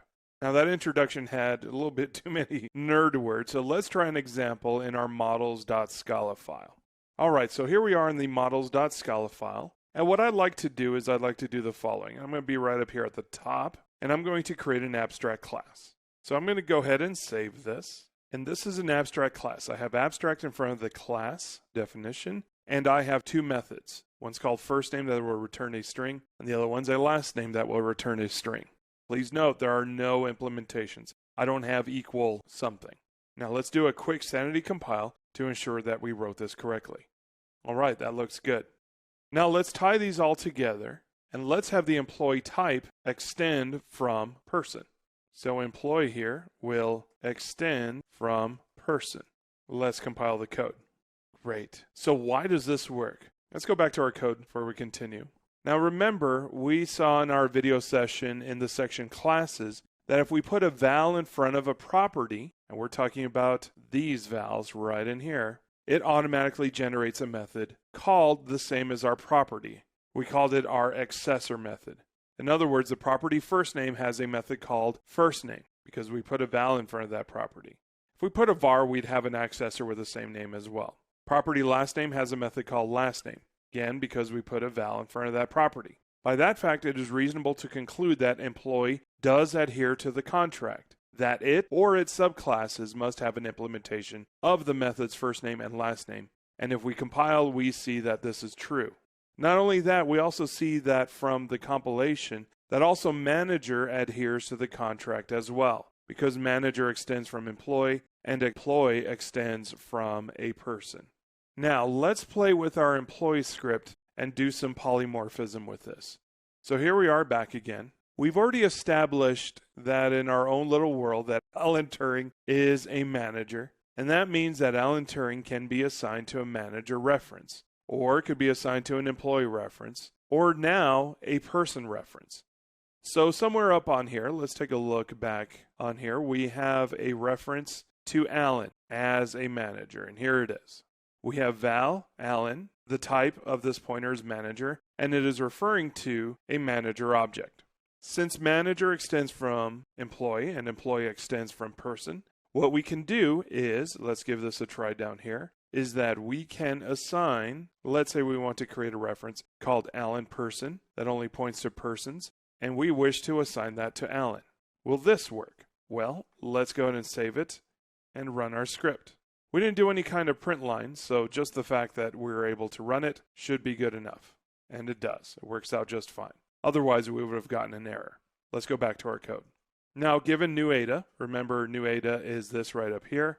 We're taking an ADA reference, copying it, changing the last name. Regardless of what happens, both ADA and new ADA are employee objects. So it stands to reason that we should be able to do the following. So we're taking an ADA reference, which happens to be an employee reference, and we're assigning it to ADA person, which is a pointer that points to person. Therefore, this is correct. This is just polymorphism. And again, though we have no output in this example, the fact that we are able to run it is proof that polymorphism does indeed work. We can assign employees and managers to a person reference. So we'll save it. Let's go ahead and run it. Everything works out fine. Let's go back to the code and review. So here it is. Abstract class has two methods. These are abstract, meaning there are no definitions. It is up to the subclasses to define these particular methods. But they are defined merely by the point of fact that they have vals. And because they are listed as vals, a method is developed automatically for us for first name and last name. So it adheres to this particular construct. So in conclusion, abstract classes cannot be instantiated. Abstract classes have 0 or more abstract methods. Abstract methods don't have the keyword abstract. They just have the implementations, and we're talking about the methods. The classes has the keyword abstract, but methods do not. You just don't create an implementation for it, and by that, it is already an abstract method. Since abstract classes are a part of the inheritance tree, very much like we had with person, employee, then manager, any object based off of that subtype can be assigned to that abstract type. In this session, we discussed parameterized types on classes. We've already discussed parameterized types on methods, but now we discuss what happens when we apply them to classes. First off, we know that parameterized types use square brackets. We've seen that with methods. Of course, the same holds true for classes. So to keep things simple, let's create a class called box in its own file, box.scala. So here's our editor. We have box.scala. We've already created the file. And I'm going to create a one-liner. Case class box. And here we'll have the parameterized type t. Meaning we could put anything we want in the primary constructor. We could put in an int, we could put in a string, we could put in an employee, we could put in a date time. So we'll finish here. Let's go and save that. This is a complete line of code. In the parameterized t states that the box can accept any type and that the Scala's type system will keep track of that type. So if we extract t at any point, we'll have the correct type. Now, the same rule as applied with parameterized types on methods, the parameterized type is always one letter, T, U, V, A, B, C, D. So let's create a script called box script that makes use of this box. And in here, let's create the following. I'm going to create one called int box, and this will be equal to a new box of 1. Therefore, T becomes an int. So what is the type going to be? A box of int. Let's try another one. This time, let's be explicit. What is the type? Well, it's already listed there explicitly, but this too is a box of int. Now, one thing, we don't have a new keyword. That has nothing to do with the parameterized type. That has to do with the box is a case class. Now, how about this one? Now, this one's using coercion. We're creating a box of 1. Although the type inferencer will already know what type this is, what we are coercing it, stating that this is a box of int, and do that before you assign it to int box 3. So this too is a box of int. In fact, if I have int result of type int, if I call int box3 and get t, remember t is the property. Let's go back to our box over here. Here's that property. T is a parameterized type. So if we give it an int, t is now established as an int. So therefore, when we call t, remember this is also going to create a method. We could have had a val here, but we don't need to. It is a case class. Therefore, it's going to create a method called t. And this method called t is going to return an int if what was given to this box is a type of int. So let's go back. So therefore, when we call t, this is of a type int. So let's save this and let's run it out of the command line. So first off, let's compile. Then let's run our script. Okay, everything ran just fine. We didn't have any print lines, but because it ran just fine, we know that our assumptions are correct. Let's go back to that script. Of course, we could easily use different types in our box. So let's try some. We can create a box of hello. We could do something like this to reinforce it, that what we want in here is a string of hello. Now for our next example, let's create a manager box. Again, with this box, we could put anything we want in it. And this will be a box of new manager.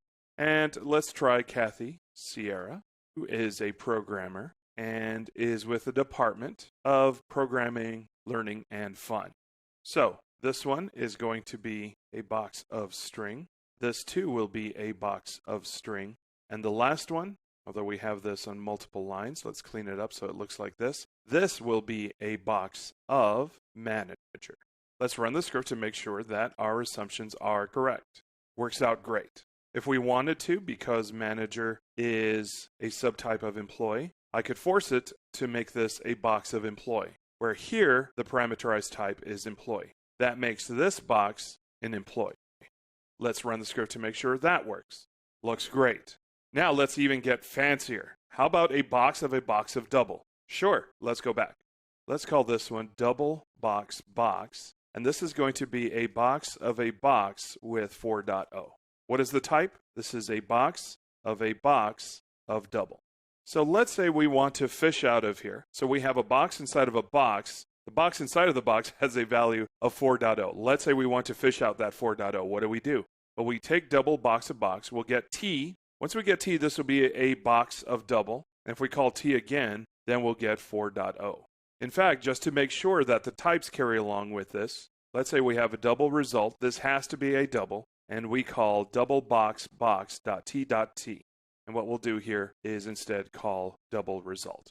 And again, this is the reason for the parameterized types. We don't want to return an any or any ref. We want to return the actual type that is within this box of a box. In this case, that would be a double. So let's save this and run it. There it is, 4.0. Again, the parameterized type can be anything. And in this case, we have a type T. We could give it an int. We can give it a string, whatever it is we'd like. And the type system will track all of it. It's very important that all functional programming languages, and really all static type languages, keep track of these types, no matter how many layers deep it is. So how about classes with two type parameters? Sure, so let's create another file called couple.scala, and we'll create a class called couple, and this time with two parameterized types. Let's go back to our editor. So here we are at couple.scala, and a nice little one-liner once again, couple A and B, and we'll have one called first. This will use the type A, and again, type A could be whatever it is we want, and second will be of type B. Two parameterized types, whereas box only had one. So let's compile it. That looks great. Compiles, again, type A could be anything, B could be anything. And again, once established, type system will track those types. So let's create a script called couple script, and let's give it a script, and let's try a few different ones. Okay, this type is going to be a couple of int and string. This too will be a couple of int and string. And in fact, we could even make this explicit. Let's try another one. Okay, this is a couple of double and int. And this one is a couple of string and string. Now, let's try a complicated one. Couple of a string and couple of int and double. Interesting on that one. So let's say that this one is going to be a couple of hello, and this will have a couple of 3 and 22.2, for example. What is this type? This is a couple of string and couple of int and double. Okay, so as you see here, you can even place a couple inside of a couple. So given all this, let's go ahead and save it and run our script to make sure this works. That was the box script. What we need to run is the couple script. Works great. Now let's take apart one of these couples. Since it is a case class, we could do the following. Let's head back. So let's say the couple string, couple int double. We want to retrieve the 22.2. How do we do that? Well, what we'd like to do is we would like to get the second item and the second item from that. And this will return a double. Not only that, it's going to return a double with the type double, not any or any val, double. Go ahead and save that, and let's run it. There it is, 22.2. Not only that, the 22.2 is of a type double. Let's go back to our code. So just to point out again that when we call couple string couple int double dot second, we're returning a couple of int and double. Once we call second again, we are returning double because of the type system. So parameterized types use square brackets. Parameterized types are managed by the type system. You can have as many parameterized types on a class as needed. Remember, they're all single letters and all capitalized by convention. A, B, C, D, U, V, W, etc. And as we saw with a couple of a couple or a box of a box, a parameterized type can contain other parameterized types. And the type system will keep track of all of that for you.